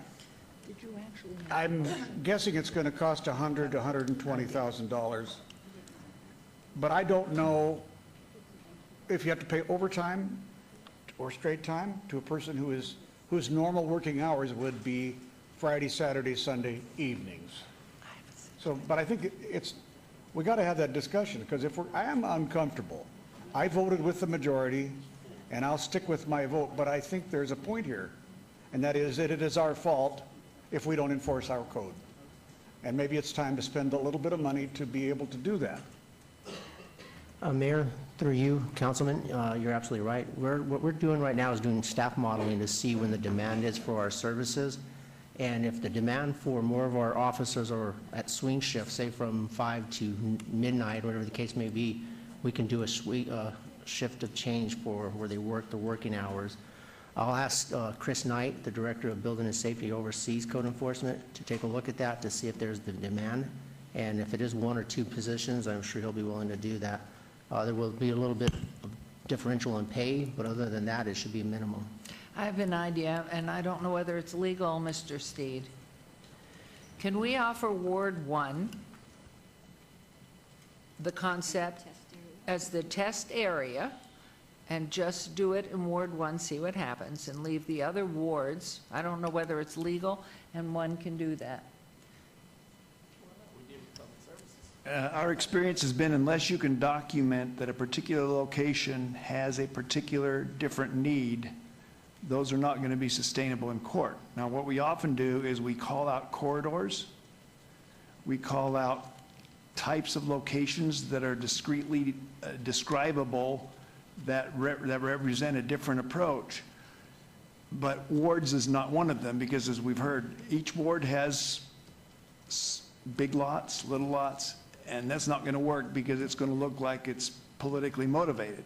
We can come back at some point and describe historically where problems exist, if there exist How in about particular along. age-wise? Age and lot size is the, Your Honor.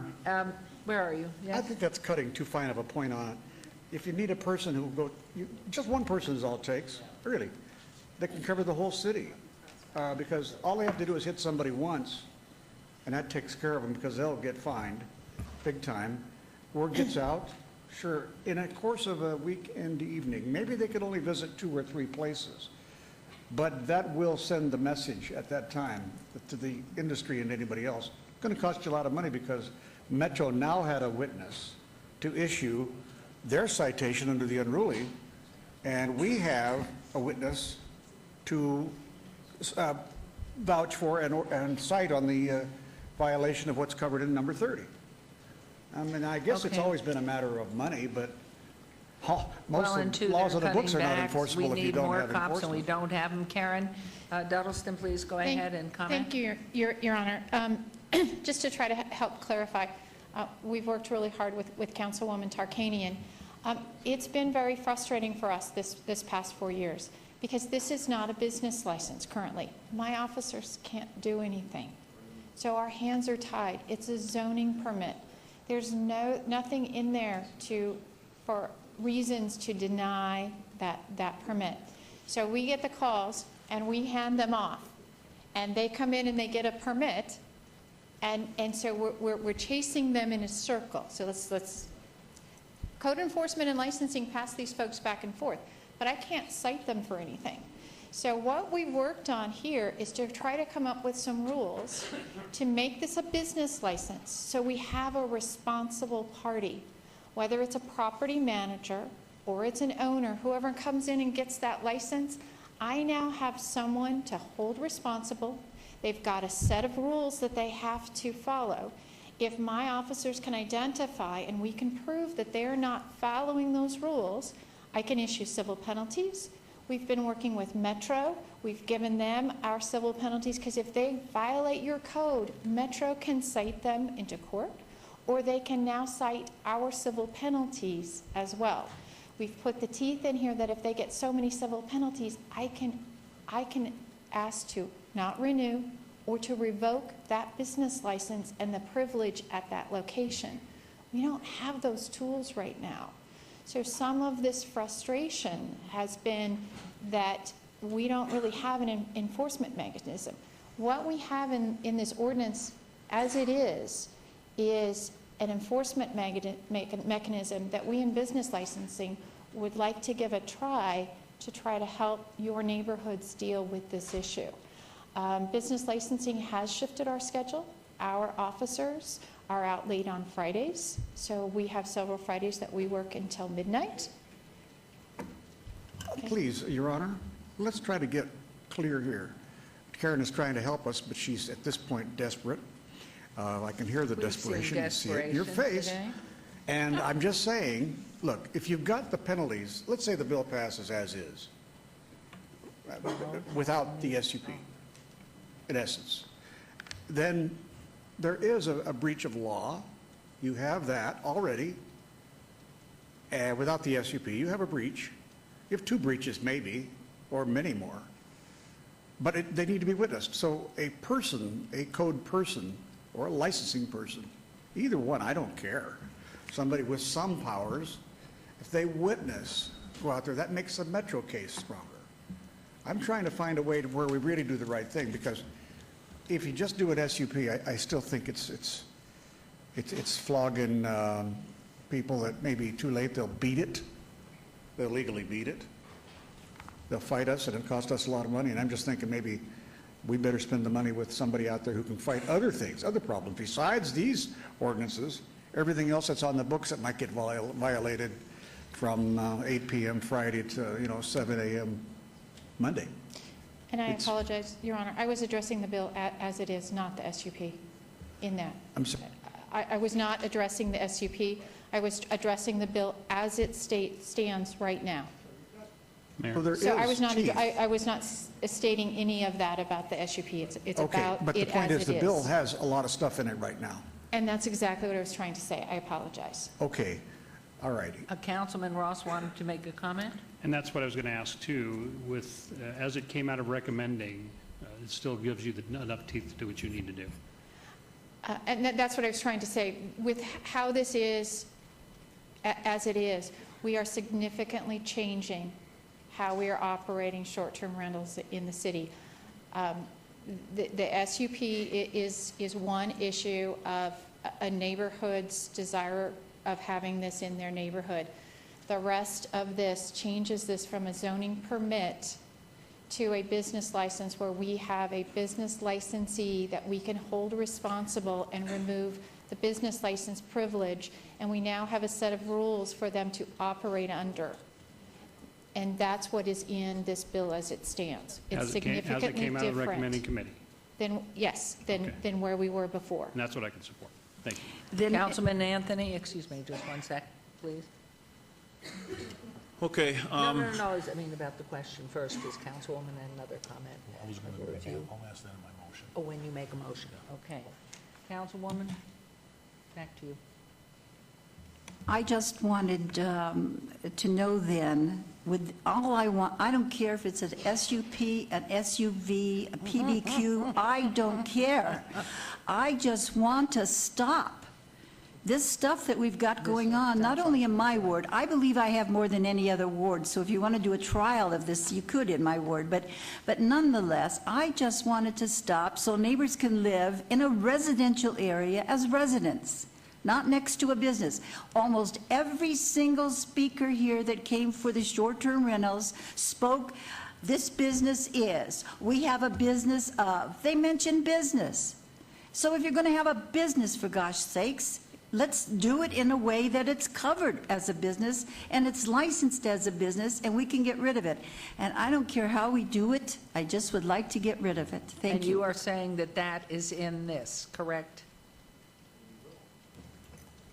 The rules and regulations for operating short-term rentals as a business license are in the bill as it stands. What A is not business there license. is the land use approval for bedrooms of 5 or more. And all I was addressing was what is in the bill that came out of recommending changing this to a license with regulations. So enforceable. Correct. Okay. Hello. Okay, I'm going to make a motion on item number 30. Val, you're going to have to help me on this. So my motion will be to adopt the ordinance.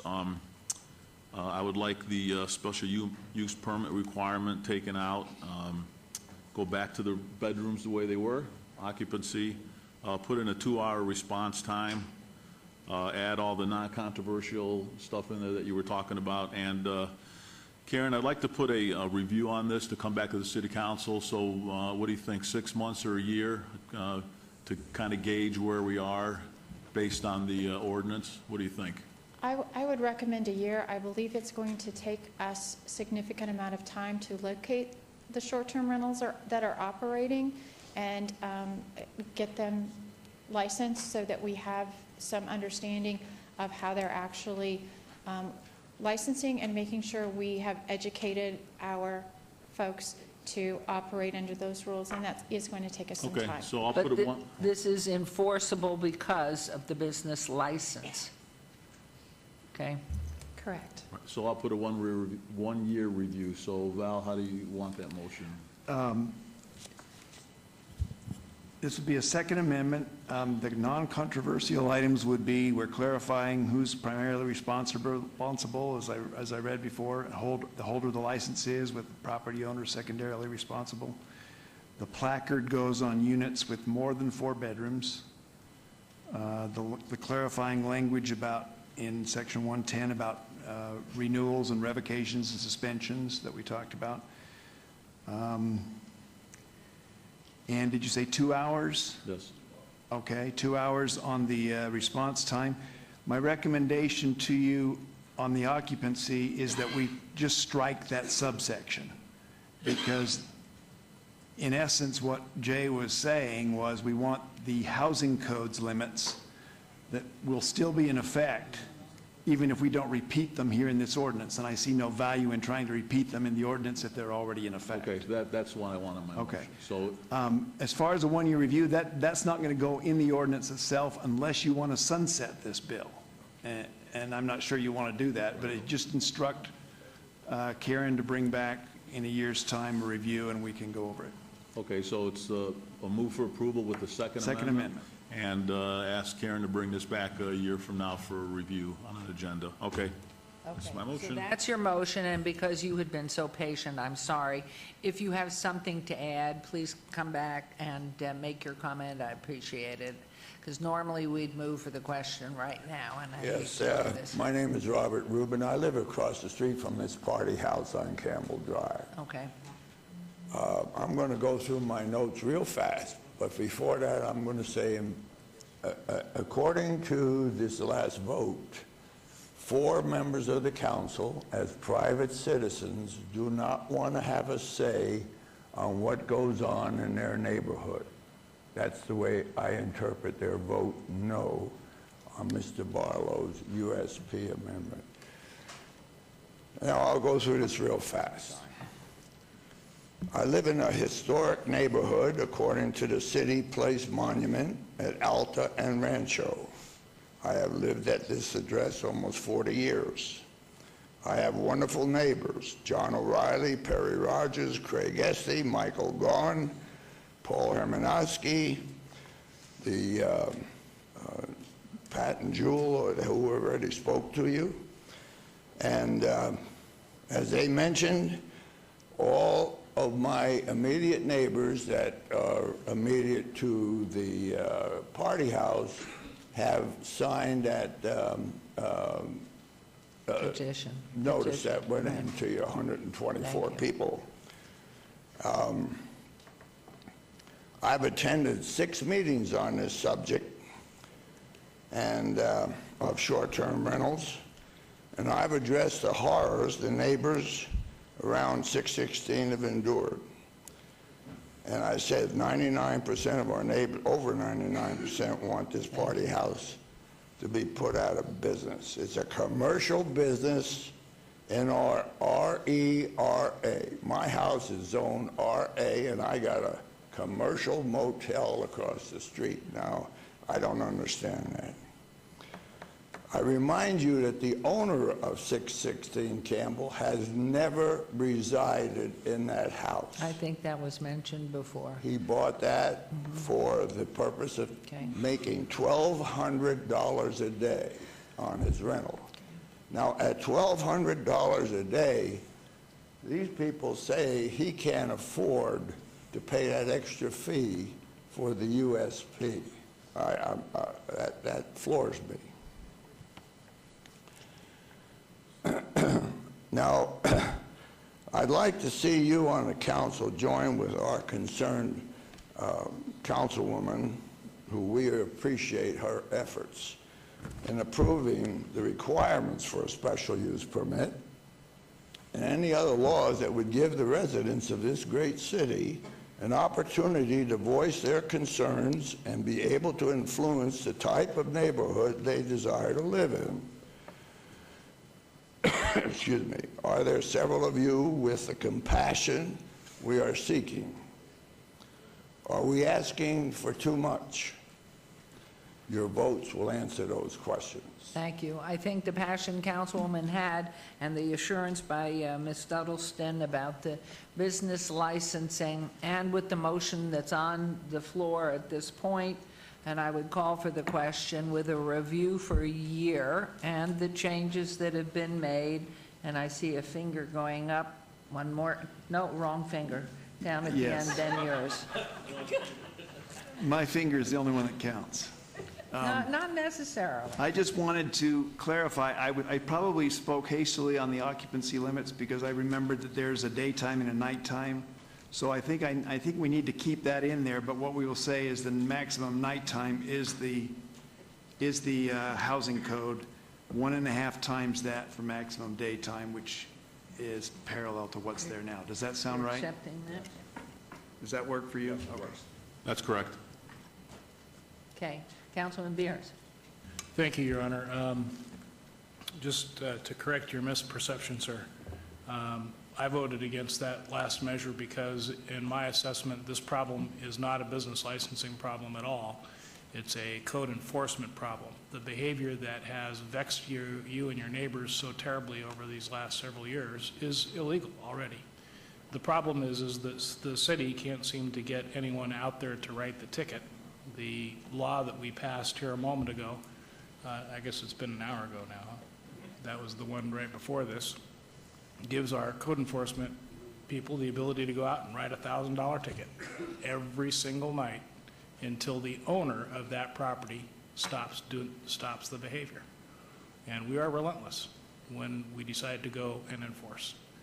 I'm hopeful that out of this discussion today will come a reallocation of resources so that we'll be able to go out and do just that, write those $1,000 tickets every time something gets out of hand, and that will curb the behavior. And we haven't been able to do that, or we have not done it for the last 4 years, and that's why you're seeing this repeated behavior. We all want this to stop. And therefore, the charge inherent in there to our city manager is to make sure that the ability to enforce is brought to bear. However you do it, with the sheriff, with our code enforcement, whatever, it needs to be brought to bear, and now. Your Honor. We will work on that. Thank you. I have a Your Honor, on the question, it's still important. I never got an answer on the question I had before. I'm going to support this motion, but I just think that we make sure that we understand that we have to do something, and it's going to cost money. Now, those fines will add up to a lot more than that enforcement will cost. But I really want the city manager to get back to me, if not all of us, to let us know what it's going to cost for a position to do this for us. Is it overtime, or is it straight time, or is there an adjustment for those typical hours? We don't have anybody in the daytime either on the weekends. So let's find out what it will cost to truly enforce not only this ordinance, but the 1,000 other ordinances that aren't being observed or enforced on a weekend. The non-criminal things. With a timeline on that response back to us. I think we could get that in a few days. This has to stop. And Mayor, Please. if I might just say, at the home that's next to Jewel, code enforcement went out one night, and one of the 3 code enforcement people was a young woman.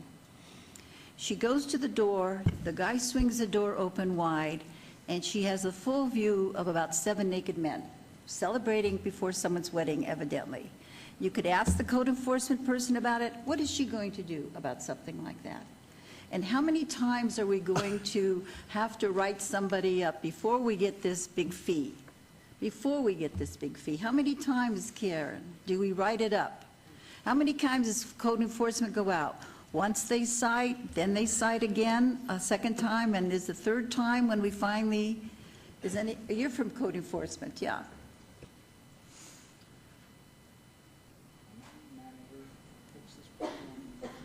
Tony Garino, Code Enforcement Supervisor. I'm sorry, the question? My question was, when code enforcement goes out, and I don't know if you're aware of the time the young lady the guy opens the door real wide and she was with the naked men. That was right next to Jewel. And code enforcement really couldn't do anything that night. Correct. I'm asking, that's right, correct. They couldn't do anything. Right. And they were having a rowdy party and all that kind of stuff. What do we do in code enforcement? Don't we cite and then we give them a Fine. second warning? When is it before we can There's different fine? avenues. We can issue a notice. We can cite immediately and take them to court. So it all depends on the officer. So in the case, if it's really bad, then the code enforcement could cite. Exactly. And it could then go right away into a penalty? I'm looking Well, for the we'd take it in penalty. front of the judge, municipal court, and hope for a fine. We This put a has to go case- before the judge? Correct. Do all our code enforcement go before a judge, or it's No, just only- the way the license is? Code enforcement does, and in the past, this has been a zoning issue. With the ordinance that was passed today, it now becomes a business license. And I do an inspection, I give a notice, I give them a correction notice ordering them to correct the situation, and then I can fine them $250 for the first day, and then it goes up for subsequent violations to $500 a day. Goes to a hearing officer. The way this is written is they get 3 in a row, and I may take away their license. So you have the authority at the first time to fine? I do. You don't have to give all these different citations. You can, if it's a bad situation, you can fine. We can on the first time. If it's a correctable situation, we usually try to work with the business owner and get them to correct it. In a situation such as a party that's obviously disturbing a neighborhood, our officers would probably go right to a fine at that location. One of the tools that is in here now is for us to be able to address the business license after 3 confirmed violations. Those go to an independent hearing officer, so it's not just my officer doing that. But it gives us the ability to stop these with repeated violations, which we haven't had in the past. I just feel sorry for Jewel. I think, Jewel, your problem was you weren't a business. You would have received more protection. Okay, what I'm going to do at this point, I'm sorry that because of the past requests for Metro and code enforcement, that we can't just close that particular building down and tell that owner that he can no longer operate that as a rental. There've been too many complaints over too long a period of time. We haven't a legal leg to stand on with that particular location. They've been cited so many times or reported so many times. We have nothing we can do? Well, up until this ordinance and the one you just voted on went into effect, you had the tools that were then available. In the future, going forward, these tools will be available. Okay. Okay, but hopefully, Ms. Fretwell, you'll be able to handle the requests here and get back to us within a very reasonable short period of time. There's a motion, and I'm going to ask you to vote on that, and that was with a request of a report back in a year, but really would like a report back on that particular address, too. So please vote and please post.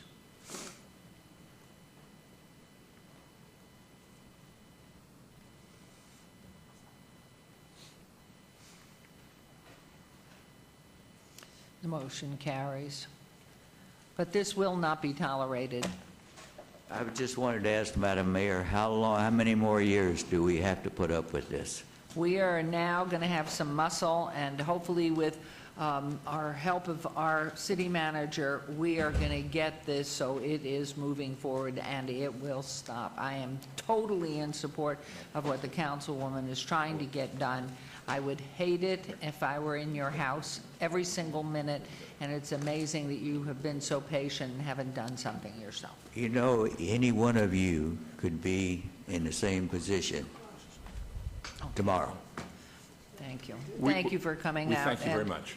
Thank you. Thank you. All right, we're going to go on to, we've been so long here. Where are we on 35? Okay, 35, sorry. Agenda item 35, EAR 54353, abeyance item, public hearing, applicant owner Sharon Williams for possible action on a request for a variance to allow a 0-foot side yard setback where 5 feet is required, a 4-foot rear yard setback where 15 feet is required for an existing room addition with no internal access, and to allow an existing 10-foot tall sidewall fence where 8 feet is the maximum allowed on .15 acres at 4420 Mark Avenue, R1, single-family residential zone, Ward 5, Councilman Barlow, PRJ 54096. Planning Commission staff recommend denial. Mayor? Public hearing, which I declare open. Anybody want to be heard on this, or is the applicant present? Hearing no one, I'm going to close public hearing. Councilman Barlow. Yes, Mayor.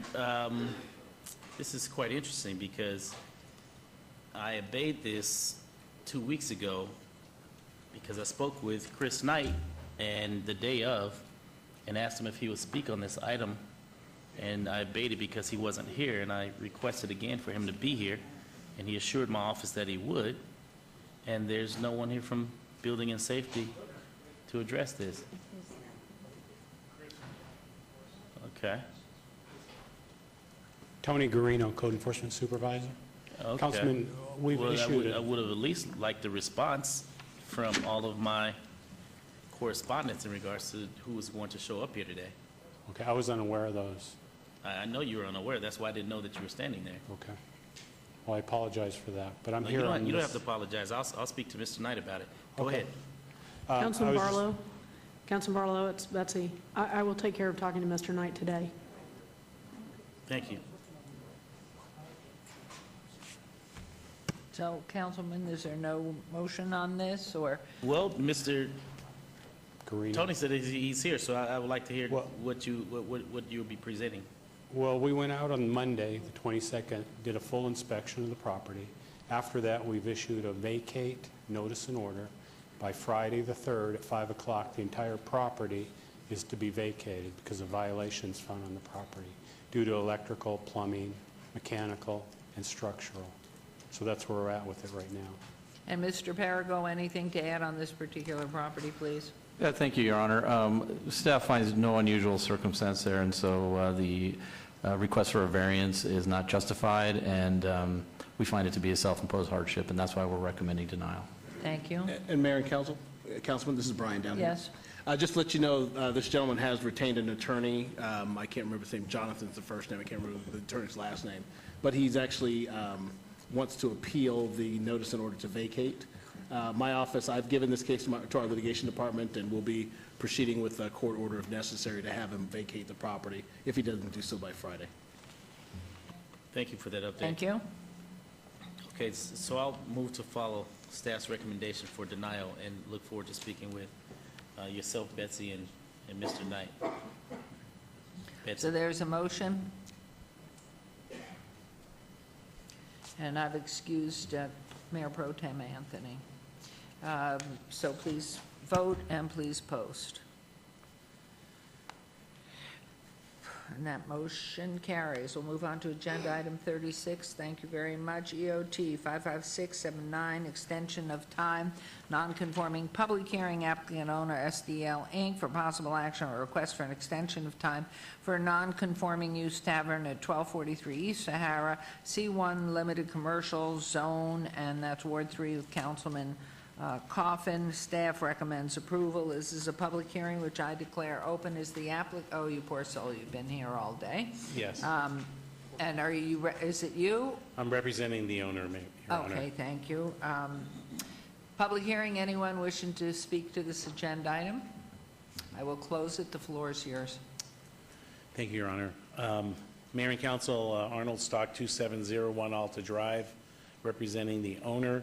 Application for an extension of time request so that the owner can attract a new tenant for the space. Okay.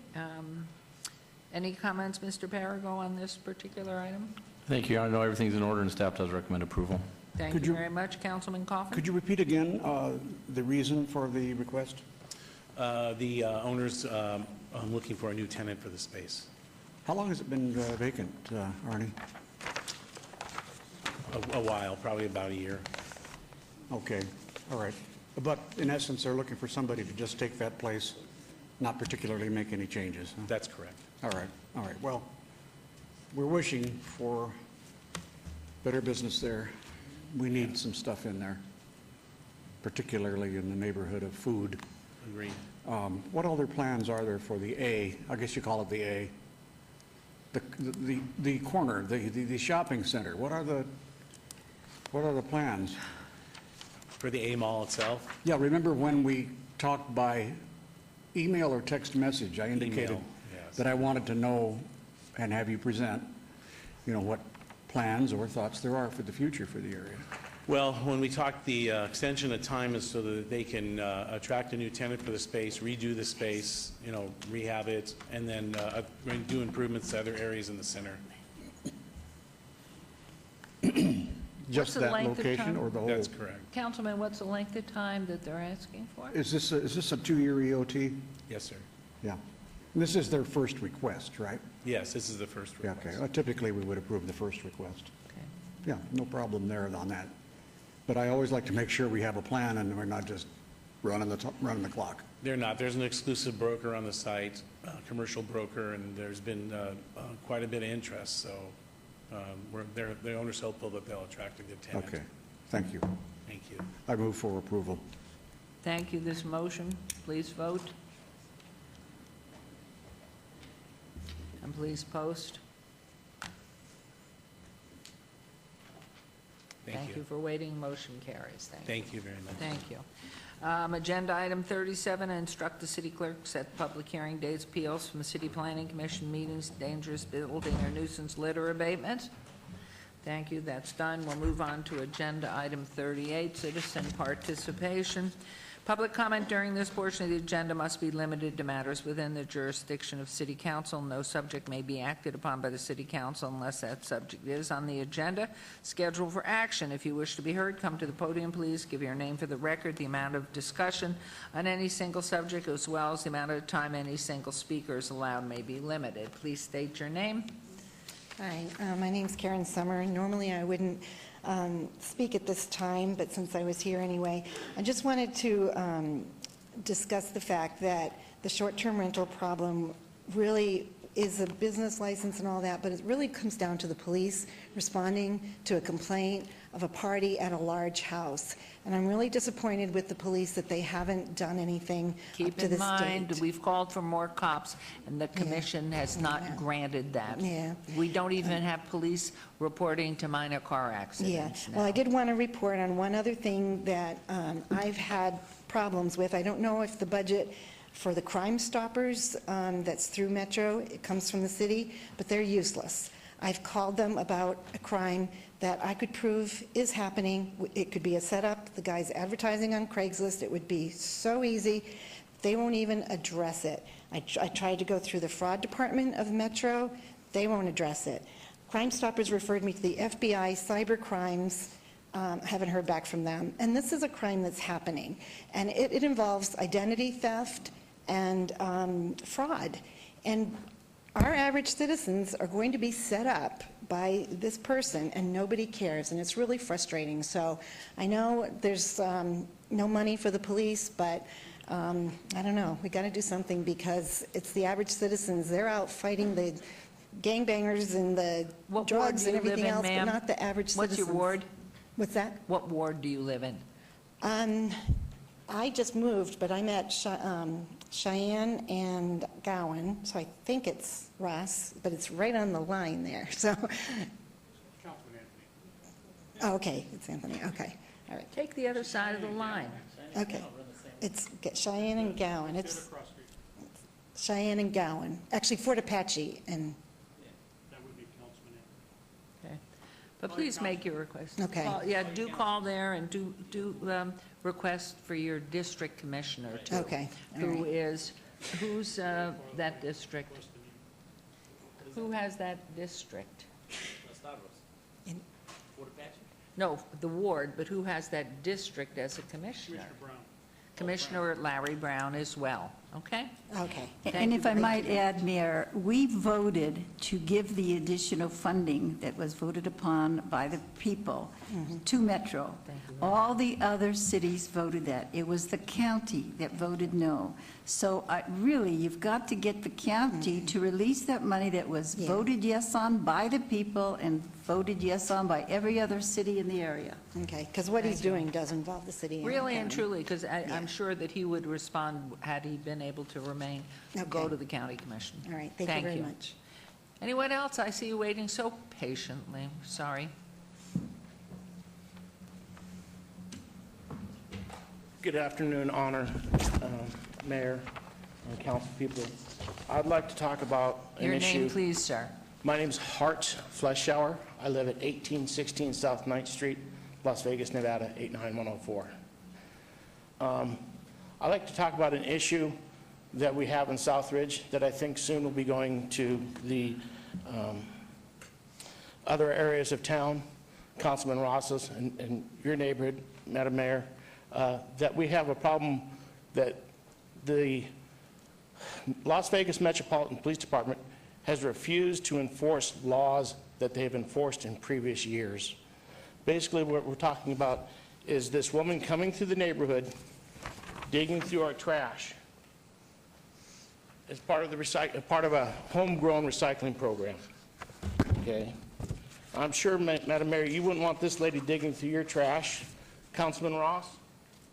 I believe you wouldn't want her coming through your neighborhood digging through your trash either. And always in previous years, when we called Las Vegas Metropolitan Police Department, they would respond to this. Okay, so she started to do it again this year, and usually what would happen is we'd call and report her, a police officer would come out, cite her, give her a warning, and we wouldn't see her for another 10 months to a year. Now what has happened is we have a new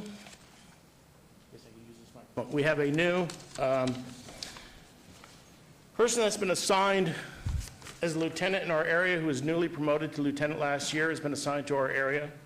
Okay, this is clearly, there does not need to be any more legislation because there is a city ordinance against this person going through the neighborhood digging through the trash. In the past, we've had the police officers that come out tell us it's not illegal, that once it's on the curb, it's public domain. Clearly, there's a city ordinance that is not true. This is illegal. Not only is there a city ordinance, but there's a Nevada state statute against this. And previously, Metro has come out and enforced this. But now we have a new lieutenant who's been assigned to our area who says he doesn't want to do this because if he stops this woman from digging through our trash, she'll have to go out and get a job. He doesn't think it's fair that she has to go out and get a job. This is literally what this lieutenant told me. I have witnesses at a First Tuesday meeting, he said this. Interesting. Okay. Councilman Coffin, this is your ward. Well, it is, I mean, as Hart has explained, it is a conundrum because, yes, I remember the state law being passed, which was primarily, maybe solely to address recyclables, that you're paying $1 a month for your recyclables to be picked up and saved, and it really is the property of Republic at the point you put it out there in the right-of-way, which is usually 5 feet from the edge of the street. So yes, she's in the right-of-way. The trouble is the curb, it's also public area too. So I don't know what Metro, why. First of all, I think we ought to call the captain, and we will do that. Felipe and I will call the captain, Hart, this week, tomorrow, and ask him about Lieutenant Valenta's point of view, because, you know, I'm just wondering why he would say something like that, because I know they can enforce it, that maybe they don't want to do it as opposed to chasing somebody around who's naked, as was happening in your neighborhood as well. You have a very interesting street. Yeah, well, I understand that this is not a priority, and by no means am I saying, you know, stop and let the bank robber out of the car and go chase the lady who's stealing recyclables. I'm not saying that at all. What I'm saying is this is illegal. Metro has enforced it before, but since we have this new lieutenant, He turns around and says he doesn't want to enforce it because if he stops her, she'll have to go get a job. And he doesn't think it's right she has to go get a job. We'll talk to Captain Anderson tomorrow, and that's a fact. And then we'll meet with him and the lieutenant. Well, there's another similar issue, and that is the guy selling tamales out of a cart. Selling what? Tamales and corn on the cob out of a cart. Oh, tamales. And corn on the cob out of a cart. Once again, previous years, I've lived in the Southridge neighborhood now for 10 years. And in previous years, whenever we called Metro, they would come out, write the person a citation, or in some cases arrest the person. Because if they've been given one citation and they didn't appear for the citation, there's a warrant out for them. So in some cases, they'd actually get arrested and their property taken away. We've been referred to code enforcement in the past, and this is not a code enforcement issue. That's been verified through our neighborhood association meetings. This is not a code enforcement issue. The next thing Metro did was refer us to the Southern Nevada Health District, who told us, yes, this is illegal, and yes, they would like to enforce it, but they need the help of Metro because their officers are unarmed. More cops. More cops? Okay. And I'm aware, Your Honor, of the 0.25% tax that was voted down by the county commission, but I'm also aware that this year, the city of Las Vegas gave Metropolitan Police Department, the city's contribution to the Las Vegas Metropolitan Police Department was $2 million more than the previous year. Okay? I'm also aware that 3 years ago, all of Metro got a 2.5% pay increase, a cost of living increase. And this year, they got a 1.5% cost of living increase. So, and I voted for the tax increase as well, the 0.5% or 0.25% tax, sales tax increase to hire more officers, because I do believe we need more officers in the city. But using that as an excuse not to do your job is not an acceptable answer. Well, and hopefully Councilman Barlow, when he goes back to the Metro Finance Committee, can just talk about the issues we're hearing as well. And Councilman and Felipe could attend to your lady issue.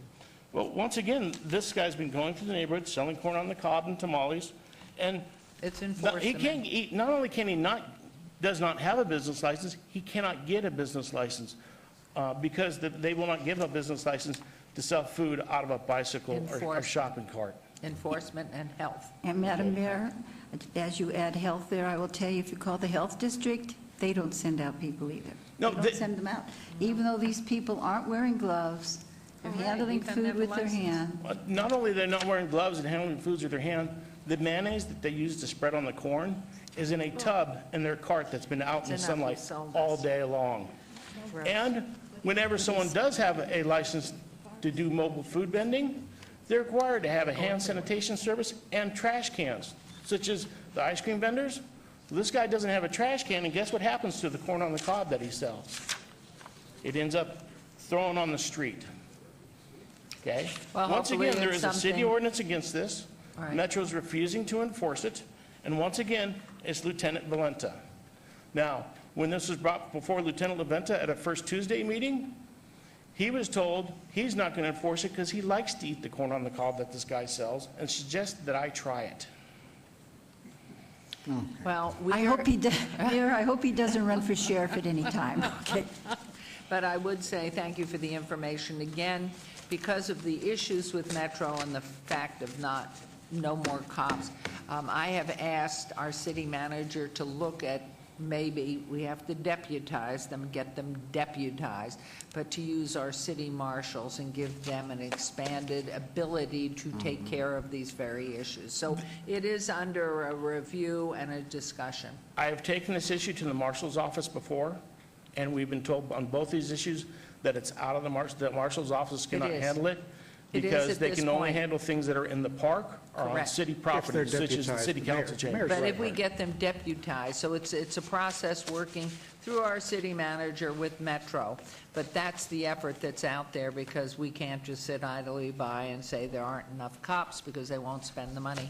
But thank you, we appreciate it. And if you will speak with Councilman Coffin and Felipe, who's forever raising his hand. I would like to make a recommendation that, along with City Councilman Kaufman contacting the captain, that possibly the mayor can make a call to the sheriff himself. We have a new sheriff being elected, and one of them has already come to see me, and I have asked him just that question.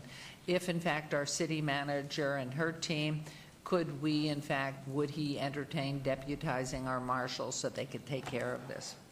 Thank you, Your Honor. Thank you, you. council members, for your time and your consideration. Thank you. Anyone else wishing to be heard, please come forward, state your name.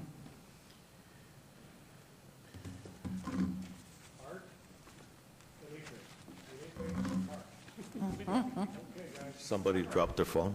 Oh, somebody left their phone here? No, I was in one of the seats back there, so. Oh, would you give it to her? We'll get it from you. Thank you. Is it yours? Yes. Okay, my name is Jose Mendoza Jr. I am the Amalgamated Transit Union Local 12, 1637 president. I represent almost 1,000 bargaining unit employees for the fixed route here in Las Vegas. We represent drivers and also mechanics. While I do not live in none of your wards, I am here to raise a concern that we've been raising to the RTC commissioners for the past years regarding the splitting of the system that they did last year back in 12. We do appreciate Ms. Tarkanian's concerns when they awarded the contracts to MV and Keolis. And just for your information, Ms. Tarkanian, the individual that showed up for MVT stating that there was going to be no changes in our wages and health benefits, well, apparently the individual is gone, just for your information. We are disappointed that the RTC commissioners do not hear our voice, but we're here to let you know that there's a strike looming. We have been negotiating with MVT for the past 19 months, trying to get a decent contract, and we have been going to the RTC commissioners, letting them know also. We're just here to inform you, Mayor and council members, that in looking in the map, it will be an affected area if the members do decide to go on strike, and it will be out of the Simmons Yard, and that's where MVT was awarded the contract. Mr. Ross, he came to our office to express support for splitting the system. At that time, we told him we were not for it, and this is the reason why, because now we are having problems in negotiations, and the holidays are around, and we got some more meetings coming up in October with MV Transportation, and we'll keep the RTC informed. And thank you very much, Mr. Aquino, for being very outspoken to our concerns. And we just wanted to let you know the next city council we're going to go to is North Las Vegas, because that is the area that also is going to be affected should we go on strike. Last strike, my understanding, was back in 2002, and it was not a good one. The RTC lost a lot of money. So whatever input or whatever you guys can have to say to the commissioners, we appreciate if you can let them know that they should terminate the contract of MVT, because there is language on the RFP that RTC can terminate that contract. I just wanted to thank you for allowing me to speak here, and to allow me to represent my members, who are almost 1,000 for both yards in the Sunset Yard and Simmons Yard. Thank you. Thank you for coming. Anyone else? We'll close this portion, and agenda item 39, which is council member recognition. So we will start on the left here with Councilman Barlow. Thank you, Mayor. What a day. 36 items on our agenda, and it still took us an entire day to get through these agendas. But this is a special time for the community, which is the end of the day for the council members, to highlight a number of activities that are taking place throughout our ward. In Ward 5, Coffee with the Councilman is taking place October 2nd. Please join me for the next Coffee with the Councilman, which is tomorrow from 9 a.m. to 10 a.m. for coffee and conversation at the Starbucks located at 751 Rancho at Bonanza. So please come out if you're looking forward to speak with me in regards to any topics of conversation. We will be there for an hour, so we always have a great turnout, and I look forward to speaking with the residents as well as business owners that come in to conversate with me. In addition to that, an hour after Coffee with the Councilman, a new pedestrian signal will be activated. So please join me tomorrow at 11 a.m. as I activate the new pedestrian signals on Martin Luther King Boulevard near Belzar. This is one of 3 intersections to receive upgraded crosswalks with flashers that will be activated by pedestrian safety.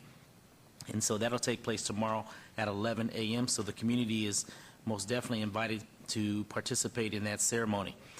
On Sunday, October 5th, Bluegrass in the Park, the monthly Bluegrass in the Park, which is the first Sunday of every month. The next Bluegrass concert will take place on Sunday, October 5th from 7 p.m. to 9 p.m. Come out and enjoy the music of local bluegrass bands playing traditional American music with banjos, fiddles, guitars, and mandolins. This is a free event which the entire family will enjoy, so please visit my website for the full schedule for the remainder of the year. On Thursday, October 30th, the new Kianga Isoke Palacio Park at Doolittle Complex. Please join me for the grand opening ceremony for this newly renovated park at Doolittle on Thursday, October 30th at 11 a.m. Enjoy free children's activities and brand new park amenities. This will be a fun-filled event with a health and safety component, music by KCP Power 88, and more. This renovated park is a new and beautiful park for the children and residents in our West Las Vegas community. Upcoming in November, the Ward 5 Fishing Derby. Ward 5 Fishing Derby will take place on Saturday, November 8th from 8 a.m. till 12 noon. This is an event for school-aged children and their families. There will be prizes and raffles and a continental breakfast, and lunch will be served while supplies last. For more information, please contact my website. And please, if you have a young boy or girl that you would like to enjoy teaching how to fish, please bring them out. And we also provide all of the equipment, the poles, as well as bait. And we will be overstocking Lorenzi Park, the pond, to make sure that our young people have a greater opportunity to catch a fish. I also would like to recognize the principals of Ward 5. It was a pleasure to host a dinner with the Ward 5 principals last Wednesday to discuss how the City of Las Vegas can bridge relationships with the Clark County School District to address their needs and also to provide them with opportunities that they may collaborate or tap into from the City of Las Vegas. And of course, ladies and gentlemen, you may follow me on a number of social media outlets, Facebook, Twitter, YouTube, so please remain informed with my office, or just feel free to check out our website at www.lasvegasnevada.gov/Ward5, and feel free to send me your email, and I will be glad to also include your email on the weekly Ward 5 e-newsletter. So thank you, Mayor and Council, and thank you all once again for blessing the stadium to move forward to the December 8th date, which I believe will be significant. And with that, Mayor, great job. Thank you very much. Good job. Councilwoman. Ward 1 will have a safety fair on October 6th from 2:30 to 5:30 p.m. in conjunction with the RTC and the Safe Routes to School group. And we will have, it's at Rotary Park, which is on the corner of Charleston and Hinson and adjacent to Hyde Park Middle School. It's a kickoff to National Walk to School Day. It will include raffle prizes, helmets, bikes, and more, a bike rodeo and a helmet check, Fright Dome characters and face painting, vendors with safety information, and free food snacks while the quantities last. And if you need additional information, please call 229-6405.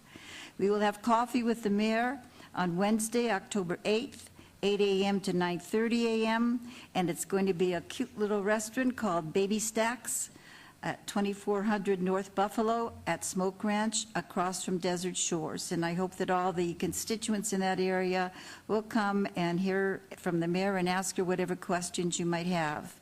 We will have on Saturday, October 11th, a Ward 1 Art Fair in the park. Really, it's art in the park at Rotary Park, again at the corner of Charleston and Hinson, next to Hyde Park Middle School. It's across from Fire Station 5. We'll have a variety of crafts, jewelry, artwork, music, and dancing. And they'll have a chuck wagon food truck there on the site for people to purchase food if they wish. We hope everybody will get involved in these community activities because it's very important that we sort of get to be a good community. Thank you. Thank you very much. Thank you very much. Councilman Ross. Thank you, Mayor. I'm exhausted listening to Councilman Barlow and Councilwoman Tarkanian, but... So you have nothing? I have just a couple of things, but I want to echo what Councilwoman Tarkanian said about becoming a good community at these events that we all put on throughout our wards in the city of Las Vegas. I do want to point out, a year ago tomorrow, I was in Washington, D.C., testifying in front of a Congressional Lands Committee on the very important Tule Springs National Park National Monument. And we're not there yet. Hopefully we'll have something mocked up before the end of this year coming out of Congress, but that's where it is. But I just wanted to make mention of that because I remember clearly that day. It was also the first day of the government shutdown. Oh, you did So that all by just yourself. flashback. I only have one serious note, Mayor and council members. Of course, our continued partnership with Nevada with Nevada Child Seekers. We have a missing young lady, Michelle Perez Lopez. Michis, I think, is her nickname. She's 15 years old, 5'4". She was last seen in the area of Hollywood and Cary. Michelle was last seen wearing a gray shirt, blue jeans, white shoes, and maybe carrying a bag with personal belongings. She does wear glasses. Please, anyone that recognizes this young lady or has seen her anywhere in the city of Las Vegas, please contact the Metropolitan Police Department at 702-828-3111, or of course, always Nevada Child Seekers, 702-458-7009. And it's awesome when we get these young people back to folks who want to care for them and take care of them. So that's it, Mayor and council members. Great, thank you very much. And Councilman Beers. Thank you, Your Honor. You know, I think when this does become a Tule Springs national, whatever it ends up being, we'll draw archaeology students from around the country, and I think they're going to find new species of dinosaur, and I'm looking forward to my little grandchild growing up knowing the Rossosaurus. Now, wait a minute, your grandchild is now how old? 5 weeks. Ready, Yesterday. just ready for it. 5 weeks. Yes, the Rossosaurus. 5 weeks yesterday, the Rossosaurus. A week from Thursday, on October 9th, it'll be the grand opening of downtown Summerlin, which is going to be a huge shopping area. Eventually, it'll turn into a residential area. And so for Ward 2 residents, this is right next door and will be a focal point for us all. On the next day, Friday, October 10th, that's if you're listening live in 10 days, we'll have coffee with the councilman. We'll be way out at the Dunkin' Donuts at the corner of West Charleston Boulevard and Pahrump. Well, it's not quite that far, but it's out there a long ways. It's on the outside of the Beltway. And we'll be out there from 7:30 to 9 o'clock talking to folks in the neighborhood, see what they're thinking. On Saturday, October 18th, one of the great things that District Attorney Wolfson left behind when he exited his building, the car show and free Halloween festival will be from 10 in the morning until 2 in the afternoon. A big assembly of old and cool cars. They'll start lining up at 8, and then kids are invited by 10 to go from trunk to trunk trick-or-treating. We have lots of activities for the kids. It's great fun. You can see the image there on the screen. There's the contact information, but if you'd like more, call our office, 229-6405. And then our next Beers with Beers will be at Steiner's Nevada Pub, Thursday, October 23rd, from 5:30 to 7:30. This is technically going to be in Councilwoman Tarkanian's district. Very, it's right on the border. Buffalo's the border. It's actually... Root beer for You absolutely can have root beer. Have some root beer. And it's also not far from Councilman Anthony's district, Mayor Pro Tem Anthony's district. So we may end up with... for him? We're going to try to talk more council members than myself to showing up, but that will be on Thursday, October 23rd, 5:30 to 7:30, Steiner's Nevada Pub. Mark your calendar. On this day in music history, I know that Councilman Ross is well aware of this man. John Philip Sousa was named the director of the United States Marine Corps Band. He wrote many songs that Clark County band students back in their day played as loud as we could. And when the band director wasn't watching, you played it as fast as you could, too. So it was great fun back in those days. Also on this date in 1962, the classic album Surfin' Safari was released. Boy, did that turn some heads back in the day. That was their very first album release, and even today, the brains of the outfit continues to release the occasional album, and they're quite good. That's all we have, Mayor, from Ward 2. Thank you very much. Oh, you know what? One more thing, ma'am. I think that the December meeting that we are going to be entertaining the stadium is the 3rd of December, not the 8th of December. We've referenced it a couple of times here.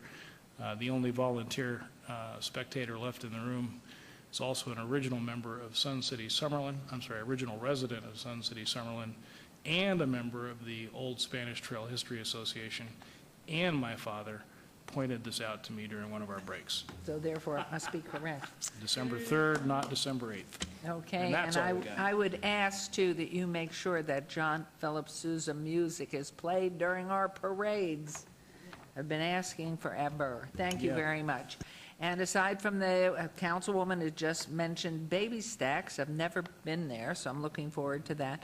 Our next council meeting is Wednesday, October 15th, here in Chambers at 9 o'clock. And I want to thank our technical support, Felipe, are you still here, who's here forever?